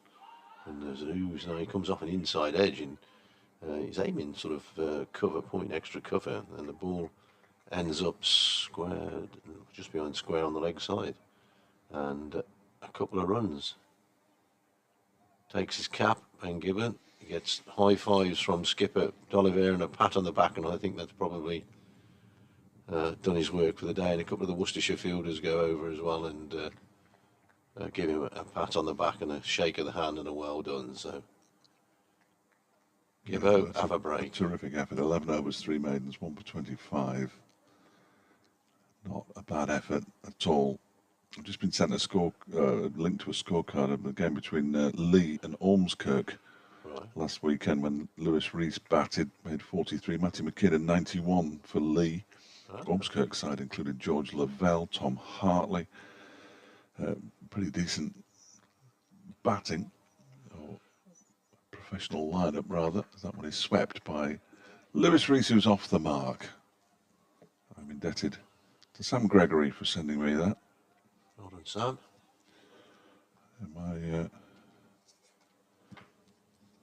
My son's team was looking for a pro at the weekend, but couldn't find one on Saturday. This next delivery from Baker is pushed out into the offside by Deploy. They get fined if they don't field a pro in the Bolton League. Is that right? I think it's about 150. Get away. Yeah. Madness, really, this next one. They won the game without a pro. They've gone for a quick single here, and they're going to get it as well because Jake Libby couldn't get to the ball in time to prevent them from getting through for the quick single, and Deploy moves on to 12. 44 for 4. They just made somebody. Oh, you'll do. Yeah, well, yes, absolutely. We said that. It does seem a bit daft. Next delivery is... now then, he smacked that down the ground as Lewis Rees is in the mood now. And it's gone all the way to the long off boundary for 4 runs. It was very much in the air, but it was easily over the man at mid-off, who was sort of a third of the way back, really. Brett D'Oliveira. And in fairness, he's not the tallest. And as a result, Derbyshire moved to 248 for 4. They trail now by 120. The first aggressive shot we've seen for a long, long time. He waits now and just paddles this around the corner. He's going to get 1. I think 1 will be enough, and 1 is enough for Lewis Rees, who's moved on to 6 now. He's rattling along, 6 off 14 deliveries, 249 for 4. What all the fuss was about, all that strangling nonsense. Lewis Rees breaking the shackles to a degree, but not a very large one. And now Deploy leaves this one alone outside the off stump as Josh Baker finishes his 14th over, 1 for 49, his figures. Rees has 6, Deploy has 12, to 49 for 4. Who's going to bowl from the city end? Charlie Morris has gone racing in and he's giving his cap to the umpire. There we go, there's your answer. Indicates he's going to have a go. He's not bowled that much today, has he, Charlie? No, 9 overs for 45. He got a bit of tap from Masood and Guest, as did most of the Worcestershire bowlers.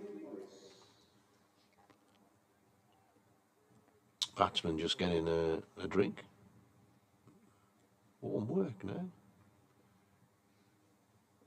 Imagine if you're from the far side out of the wind, might have got some rosy cheeks today. Yes. Especially if you had a couple of glasses of wine as well. Always helps, says he, a non-drinker. But A non-drinker? no. Oh, excellent. Can't afford it. No, well. It's either drink or electricity.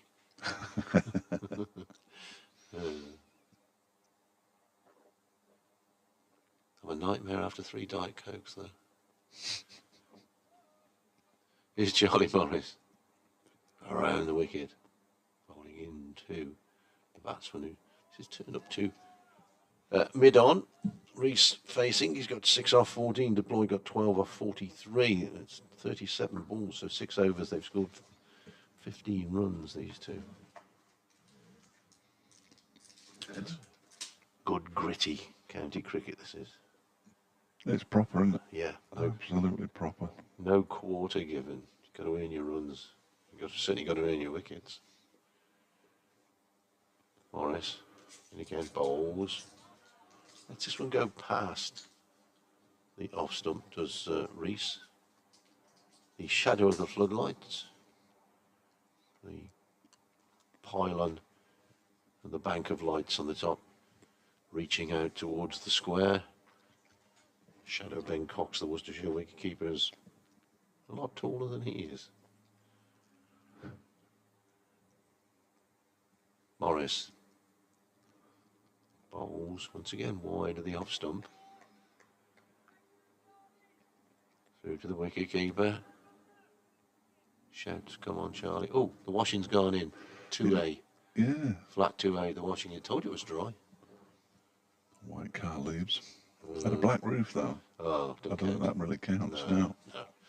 It's like calling a swan a magpie, or a magpie a swan. Don't count. Morris in bowls, wide of the stumps. Finch down below us is doing some warming up. So he's going to come on and finish off from this end. 9 overs remaining in the day after this one.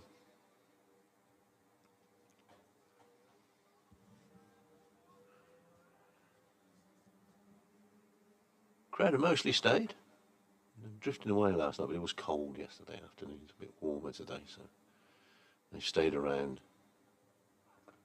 In comes Morris, playing out by Reese to mid-wicket. No run. I'm told that the Ram Slam is back in for the Colin Bloomfield Charity Cricket Cup, the Derby County All-Stars against Spondon Cricket Club on Sunday the 17th of July at Spondon. Okay. Pretty good. Just a couple of quid to get in. It's going to be a penalty shootout, which is unusual for a cricket match. Here's the next ball, which is driven through the offside there. Could go away for 4. Gibbon is on the chase, but he's given that one up. Skips over the rope now. And Charlie Morris is annoyed with himself because he's conceded a boundary off the last ball of what till then was in danger of being a maiden over. But in the end it wasn't. So the total is 253 for 4. Brings a bonus point up there for Derbyshire, who now have 4 in the game. Worcestershire have 5. And Charlie Morris has bowled 10 overs for 49. Reese on 10, deploy on 12. 9 overs left in the day. That's the day after the T20 Blast Finals day. That might be available. Well, yeah. I was asked to do something on the day of the Royal London Cup final. I said, oh, well, it depends on cricket. Well, yeah. Okay. Yeah, I'll do it.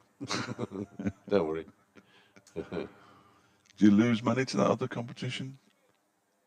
No.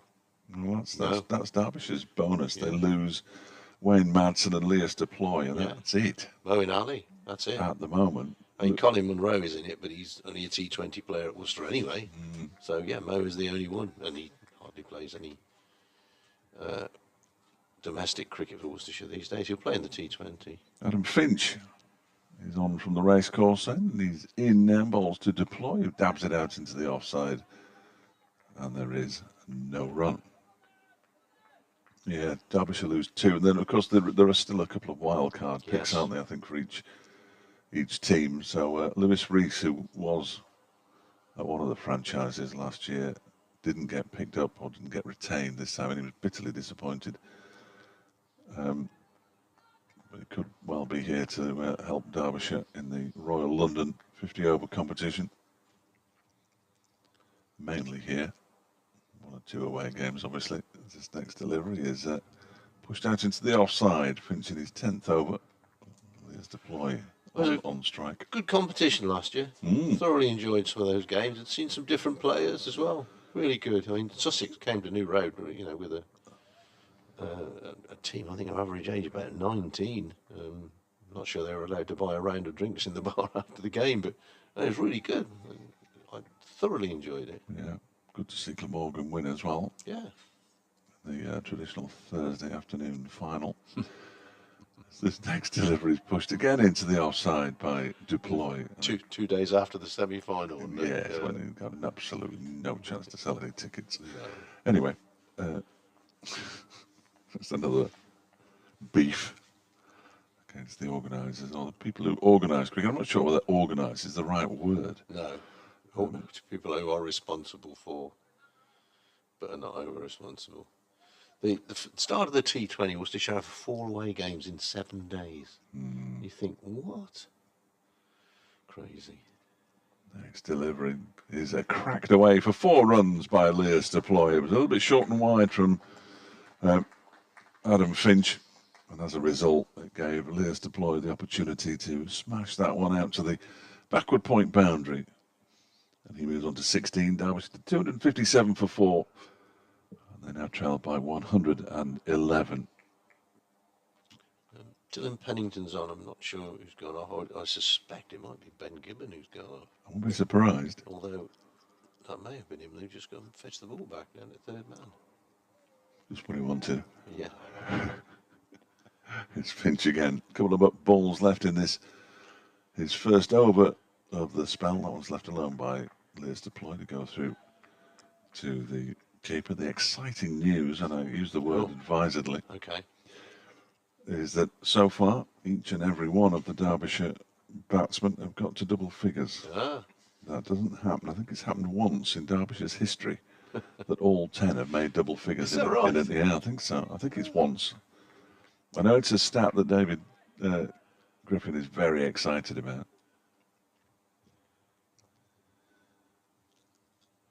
As in goes Finch again, and that one's left alone again by Lewis Deploy. Goes through to the keeper, and the over comes to an end. 1 boundary from it, 257 for 4.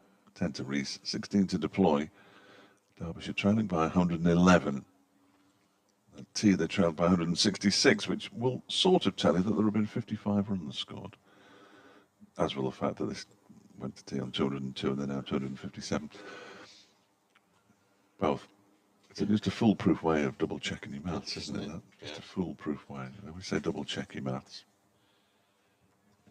Well, we've got 8 overs remaining in the day. We do, 8 indeed. So we'll probably finish, well, we ought to finish by 6:30. Ought to finish by 6:30. There's a sudden exodus. 1, 2, 3, 4, 5. Oh, a good 10. Yeah, 6 o'clock, you said. There'll be a bus somewhere. Yeah. That's the scheduled close of play. I'm off. Is that Buster Belper? Tell you. Got to get on it. Next ball is played out to mid-on, where Baker comes into field. No, it's not. It's Haynes. Jack Haynes comes into field. Doing a very good impression of Josh Baker there. I just had somebody else's alarm go off there. I think they're trying to fool you. No, not me yet. I just checked. I checked my 3-minute alarm before the alarm goes off. Here's Morris. Around the wicket he comes and he bowls, and this is played back down the pitch. And Morris does his own fielding to 57 for 4. Rees and Deploy have put on 23. Rees has 10, Deploy has 16. hard going. A couple of boundaries in the last 2 overs have kind of eased the tension a little bit. Morris, next delivery, onto the back foot, played to mid-off. No run. Gentleman leaving the ground just stops and looks. Oh, just watch another ball here. I know, they're desperate to watch it all, really. Yeah. I'm not surprised. Gotta get home. It's good stuff. It is. Good game of cricket, this. Ebbs and flows. Morris hurdles in again, bowls, short of a length. Back and across goes Rees, plays the ball back down the pitch. It's not your T20 crowd wouldn't, and your Blast crowd probably wouldn't enjoy today's cricket, but again, one for the connoisseur. Well, it's been terrific. Absolutely terrific. Morris is away again, and this time driven, but into the ground, straight up into the hands of Ed Pollock. I think they thought they were at the end of the over, but there's definitely one more ball to come. Rees remains on 10, deploy 16. Gloucestershire 106 for 4. That's replying to a mammoth Somerset total of 591 for 7. So in a bit of trouble in the West Country derby.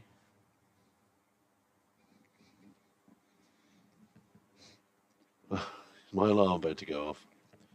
I think so. Next ball turned away on the leg side. For what might be 2. It is 2. There we are. 2 more to the Uncanny. Derbyshire total.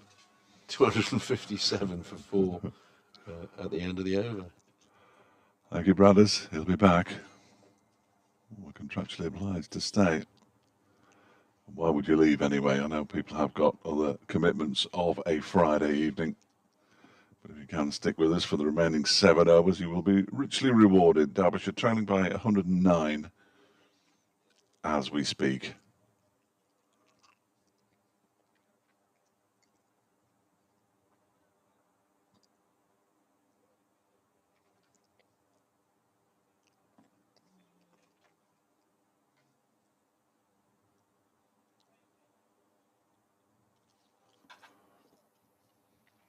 Just a slight delay here before the next over from Adam Finch.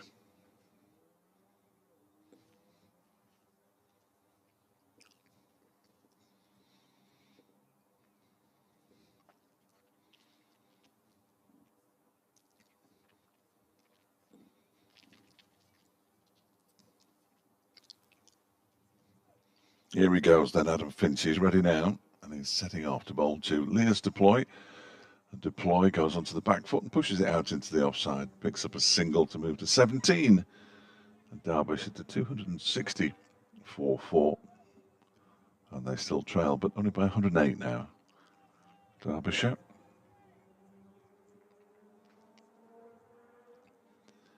It's all 11 to double figures, of course, David. You're absolutely right. That would be better. That, of course, presupposes that Ryan Sidebottom can bat with his calf strain, if indeed that's what it is. As Finch is on his way in again. Bowls, that one's left alone outside the off stump by Lewis Rees. The 2 left-handers batting together now. Cricket update coming up. Yeah, we've got 6 overs remaining here, Jack. Derbyshire 260 for 4 now. They still trail by 108. We've seen good innings today from Shan Masood, who made 113. This 3rd century of the season in 7 innings for Derbyshire. And Brooke Guest was dismissed for 77. Most recently, the man out Wayne Manson for 19, but Lewis Rees has 12. Leah's Deploy has 17. The partnerships were 26, and Derbyshire at 260 for 4, still trailing by 108.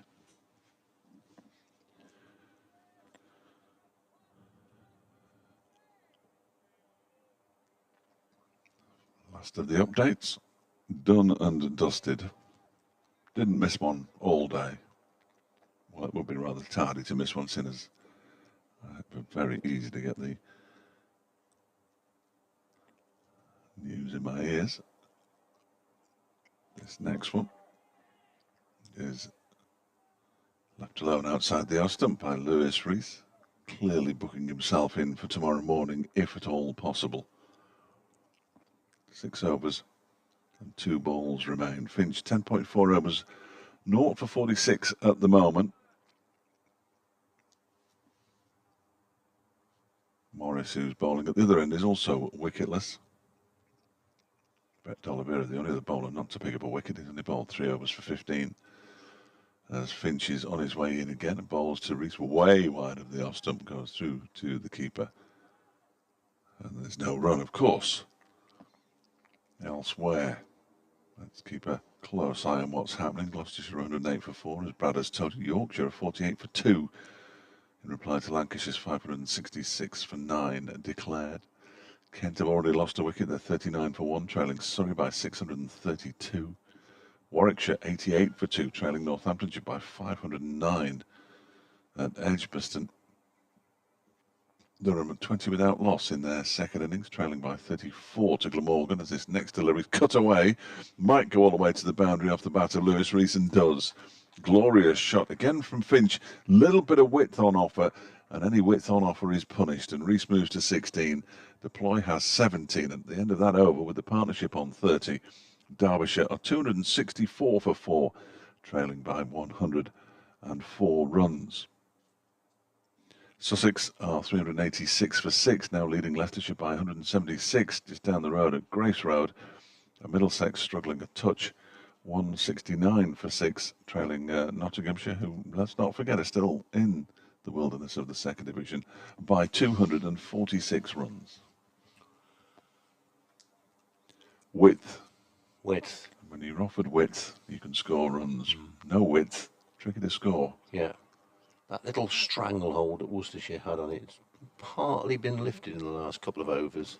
Well, these are the two bowlers, the two main bowlers who haven't picked up a wicket yet, aren't they? So whether they're just trying a little too hard or... There's Charlie Morris bowling around the wicket. That's a good ball and good line of length. Deploy goes back and plays it cautiously back down the pitch. 1 or 2 more. Drifting away. There's been no mass exodus like the Belper 10, who suddenly disappeared to catch the bus. Since then, it's been relatively quiet as well. They furtively slip away behind the stand, but we can see you. Morris, right arm round, bowls forward, very cautiously, and just making sure we got everything behind it there. Deploy. I realised when I went over here last night, they've changed the system, haven't they? Outside the ground, used to go out and turn left. You can't. No, you've never been able to turn left since I started doing it in 16. Oh, okay. Unless you used to turn left anyway. Yeah. Given your recent record. Well, those big red signs with the white stripe across. What are they for?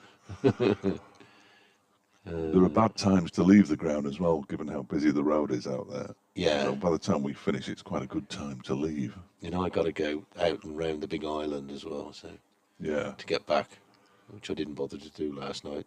You took the turn before the turn that you really needed. Yeah. I'm going to go all the way around to get my tea. Tour of the city of Derby, always worthwhile. It's the parts of Derby that other beers couldn't reach. Here's Morris from the city, and he's in bowls, and this is dabbed into the offside. Cox, the wicketkeeper, standing up now, which suggests that Deploy was batting outside his crease. So to prevent him doing that, the wicketkeeper comes up, and he's you've got to have a good eye to do that, haven't you? Mm. I mean, he's not express pace, Charlie Morris, but he ain't slow by any means. He is.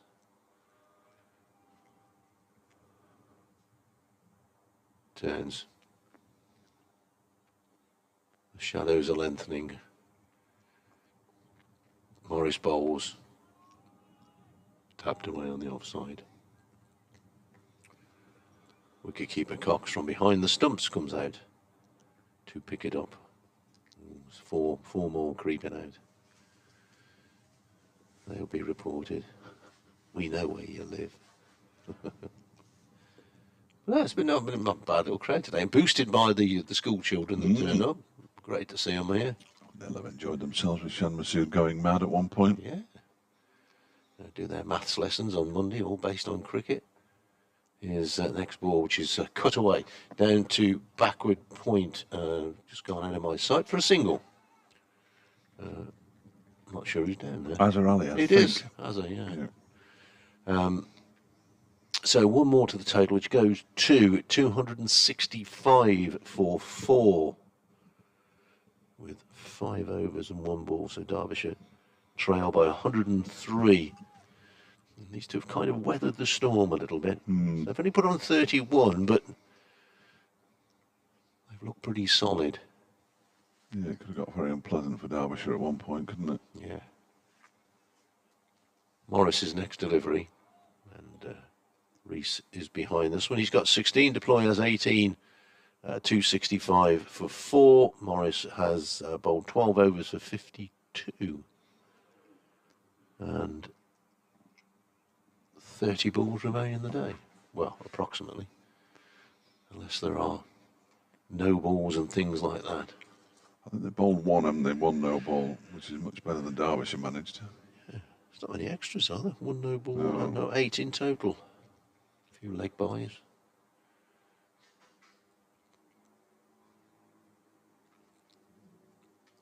It's going to be, well, I wouldn't imagine that Finch will bowl out to the end. You'd have thought so, wouldn't you? He'll have 3 more overs from the race course end. He's just received the ball from Azhar Ali, so he's ready. The sun just starting to disappear. Will get weaker. I know the sun's changed at all.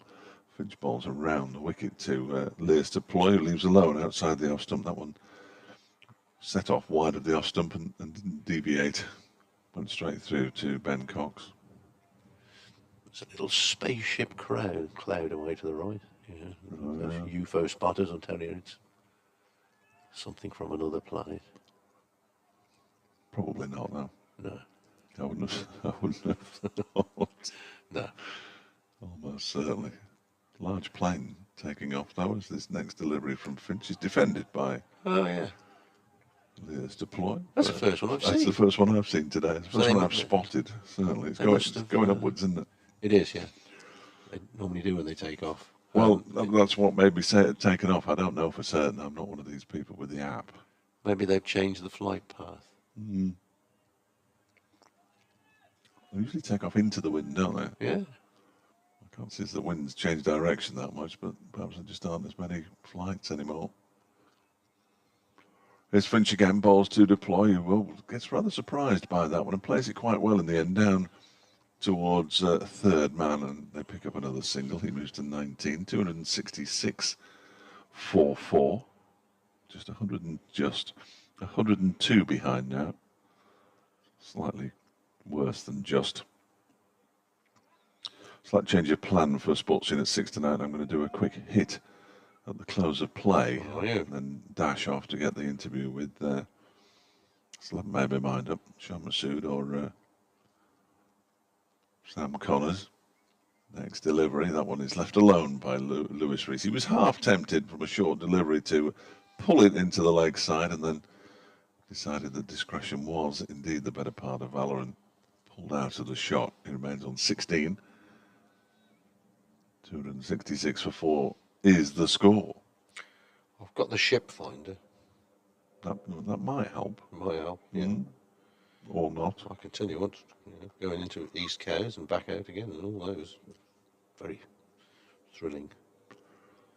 It's Finch again around the wicket, bowls, and that's wide of the off stump and left alone by Lewis Rees to go through to the keeper. Middlesex have lost another wicket. They're 177 for 7 now against Nottinghamshire, trailing by 238.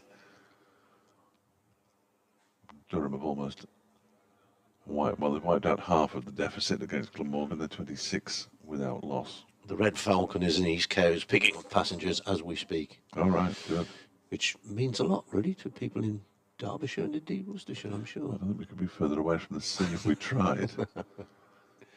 As Finch around the wicket bowls. And that one is a short one, and it's a good short delivery as well. It just hurried Lewis Rees up a little bit there. He again threatened to take it on and just ducked underneath it at the last moment. The ball goes through to Cox. End of the over. 16 to Rees, 19 to deploy. 4 overs remain. Derbyshire 266 for 4, trailing by 102. Well, Josh Baker has taken his jumper off. Looks as if he's going to bowl a couple from the far end. Oh, that's good. The over rate's okay, isn't it? Yeah, level. Yeah. Yeah. Anyway. Plenty more leaving now, though. Yeah. Well, he's 5, 6, 7. Yeah, they're all going. 8, 9. The Ashbourne 9. You know you are. Yeah, so Baker to bowl a couple from that. And I wonder if Dr. Vera fancies giving himself a couple from this end. You know, you wouldn't expect the batsman to be going hard at it at this time of night. No, indeed. There is a slip in place for Baker, who is Ed Barnard, who hasn't got Ben Cox's floppy hat on, which helps considerably with identification. Somebody must have it. I think the 12 The man in the covers. 12 has took it off, is it? Ah, might be. Here's Baker's first ball. Pushed back down the pitch. I've gone Pollock. Yeah, I think covers. He's probably got it. So, Haynes still has his on at mid-wicket. In comes Baker, bowls again, and goes back this time. Deploy. He's got 19 to his name. Pushes the ball away on the offside. Be careful doing that. That's what Wayne Madsen did. Yes, he did. Yeah, went back to. I think it was probably a slightly quicker delivery as well. Here's Baker's next ball, and this time he's coming down. He's looking for a single here, and he'll get it as well. Although D'Oliveira is the quicker of the Worcestershire fielders, probably the quickest of the Worcestershire fielders. In the end, because he played and went at the same time. The Crow is on the. It was there yesterday. He is. Yes, it was He's there on the yesterday. side screen at the far end. The big black crow. Here's Baker's next ball. And just coming forward, Rees plays it softly back to the bowler. Gone away now, the big black crow. Next ball is a quicker delivery. And whether he guessed that the batsman was coming forward or it was just a coincidence, but he bowled a quicker ball and bowled it shorter on this occasion. Did Baker. Rees waits. Baker bowls. Play back down the pitch. 1 run off the over. Baker's figures are 15 overs, 1 maiden, 1 for 50. As with Thompson yesterday, slowed the run rate down a bit. Not as much as Thompson did yesterday. I thought he bowled really well. A black card leaves the car park. Doesn't count. No, I'm not interested. How did your snooker commentary go anyway? You were doing that. Yes, yeah. Well, it was to a video. It was right. to a video that had already been taken, and I didn't realise that the person who wanted me to do the commentary is Adam Finch. Begins a new over from the racecourse end, bowling to Lewis Deploy, who tries to pull this one into the leg side, gets a bottom edge on it, and picks up a single. A short delivery moves to 21 to 68 for 4. Derbyshire trail by 100. So I was in a studio watching it on a phone with the sound in some headphones. And it gave me a sort of idea of what he wanted, because it's a sort of jokey piece. Yeah. Dave Gilbert, the world number 19, giving him a bit of a lesson. And he was listening behind the glass, which I hadn't realised. He said, no, that'll do for me. I said, excellent, I'm going home. And it's Finch again, bowls wide of the off stump, left alone by Lewis Rees, who goes for a little walk. White car leaves the car park. Yeah. Same one. Yeah. Did you give it the Ted Lowe, very quiet? Oh, that's voice? a bad miss. Yes. There was a lot of bad misses, in fairness. Josh, he's working tonight. I don't know if he's listening into this or not. But, yeah, he did pot 1 ball. And he won? Pretty much. Oh, okay. Yeah, it was dreadful. I don't know when that'll be aired, as Finch is in again, and that one's played off the back foot out into the offside, straight to Jack Haynes, and there is no run. Yeah, so no, it was good. It was good to do. Good to help him out. Now all he's got to do is put the snooker loopy music underneath it, and everyone's a winner. He's dragging his heels on that. I told him to go for Pot Black. Yeah, that was a good old tune. Yeah, wasn't it? Or something like that. It's fit together around the wicket, and it's carved into the ground and straight into the hands of the man at backward point. Used to watch snooker in black and white. I saw a fantastic tweet about, for those watching in black and white. Yeah. And it was during a game.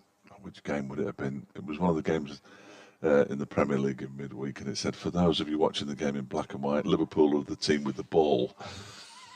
Which I thought was excellent. Excellent tweet. I don't know whose it was, but hats off. It's Finching again. Balls, and that's driven gloriously by Lewis Rees. Is he going to get 4? No, he's not going to get 4. There is a fielder out there. He's only going to get 2. It's Ed Barnard who does the fielding out in the deep. So he does pick up a couple of runs. He moves on to potentially 20, although he could already have been added on. Done well, these two. Stemmed the tide. One of these had gone early doors. He does move on to 18, in fact. 270 for 4. Yeah, no, they have they've done a good job to steady the ship, and that one is pushed out to the offside. He set off for a single there, Lewis Rees. Learstaploy wasn't interested at all. Sent him back. I don't know. These two will have batted together. Of course they will. They don't ordinarily follow each other in the batting order. Normally Lewis Rees has been opening with Billy Godwin, and Learstaploy has been coming in at 5. So quite often their paths won't have crossed. End of the over. 2 to go. 270 for 4. Derbyshire trailing by 98. 21 to deploy. 18 to Rees. The partnership 36. Just starting to build. There'll be no heroics in the last couple of overs from the Derbyshire batsmen, though, I'm sure. Sam Connors will almost certainly be padded up in the Jake Libby pavilion. is doing some bowling exercises. Can't imagine he's going to bowl the last over. Baker in, bowls, turned away on the onside, no run. I mean, he does bowl, but I don't think he's not bowled this season as far as I'm aware. No, he hasn't. He is. He's arm swinging. Give him a go. Yeah. Why not? Next ball from Baker. Quicker delivery, sends the batsman onto the back foot, plays it out to D'Oliveira, who is at mid-on. Nilpois. Baker ready to go again. This time turned away. Once again on the onside, but on this occasion it's Haynes who is at a shorter mid-wicket who comes across to do the fielding. Jake Libby's warming up as if he's going to come in and bowl off about 20 paces. Bowls off 3, if my memory serves me correctly. Baker bowls a bit shorter this time. On another occasion, I think the batsman might have been looking to pull that through mid-wicket, but he knows the situation. Nothing silly. No. Knows what time of night it is. Baker this time floats one up and pushed away on the offside. They go for a single as a sweeper out on the extra cover boundary. One more to the Derbyshire total, 270 for 4, trail by 97. If he's anything like me, Learstaploy, he probably isn't. His stomach will be telling him what time it is. Tea time. Here's the next ball, which is swept away down to backward a square on the leg side, where Finch is the fielder. One more to the total. Jake Libby's removed his sweater. He's going to bowl. What does he bowl? Just to give me a heads up. A bit of off spin. Okay. I think. I'm not sure that he knows himself, but he has come on in the past and taken some few wickets. Well, he can only get 1. He can only get 1. Yeah, he can. Yeah. Because we're into the final over. Bowled a bit last season, but I'm not sure. What he did do. Bowling. Libby bowled 38 overs last season. Took 1 for 29. 38 overs and 2 balls. Not sure who the one he was that he got out. So Jake Libby to bowl the final over, the 7th bowler used by Worcestershire. Brett D'Oliveira's only bowled 3 overs, but the rest of them are all into the teens, apart from Morris has bowled 12, but that's close enough for me. Jake Libby around the wicket, balls to Lewis Rees, who turns it into the leg side fairly comfortably, much to the delight of the fielders. Not sure what they were getting quite that excited about. He's in again. Balls to Rees, who turns it into the leg side and takes a single this time. It'll be fielded there by Ed Pollock. Derbyshire moved to 273 for 4, trailing by 95. So it's pretty much even Stevens, you would suggest, after 2 days. And it's fluctuated both sides, both ways. Tomorrow morning, first hour. First, crucial first. Yeah, crucial first hour. Might go bang bang. And I think you never know. This one's turned into the down towards fine leg by Lears to Ploy. He's only going to get a single though. He'll now move to 23, 274 for 4, with 3 deliveries left in the day's play. A day which has seen Sam Connors pick up 4 wickets this morning to finish with 5 for 109. As Libby is in again, bowls. That one is defended by Lewis Rees. And there's no run. That was as Worcestershire were bowled out for 368, having started the day on 326 for 5. Derbyshire lost Billy Godleman with a score of 49 as they began their reply. Another defensive shot from Lewis Rees. Final ball of the day coming up. Sean Masood and Brooke Guest then added 158 for the second wicket, but in the evening session, Masood for 113, Guest for 77, and Wayne Madsen for 19. The men dismissed. That was a quicker delivery from Jake Libby that is kept out comfortably by Lewis Rees. He'll finish on 20. Lears Deploy is on 23. And Derbyshire close day 2 on 274 for 4, still trailing by 94. A quick word for Ben Gibbon as well, who bowled a sterling spell of 11 overs, 3 maidens, 1 for 25 after tea.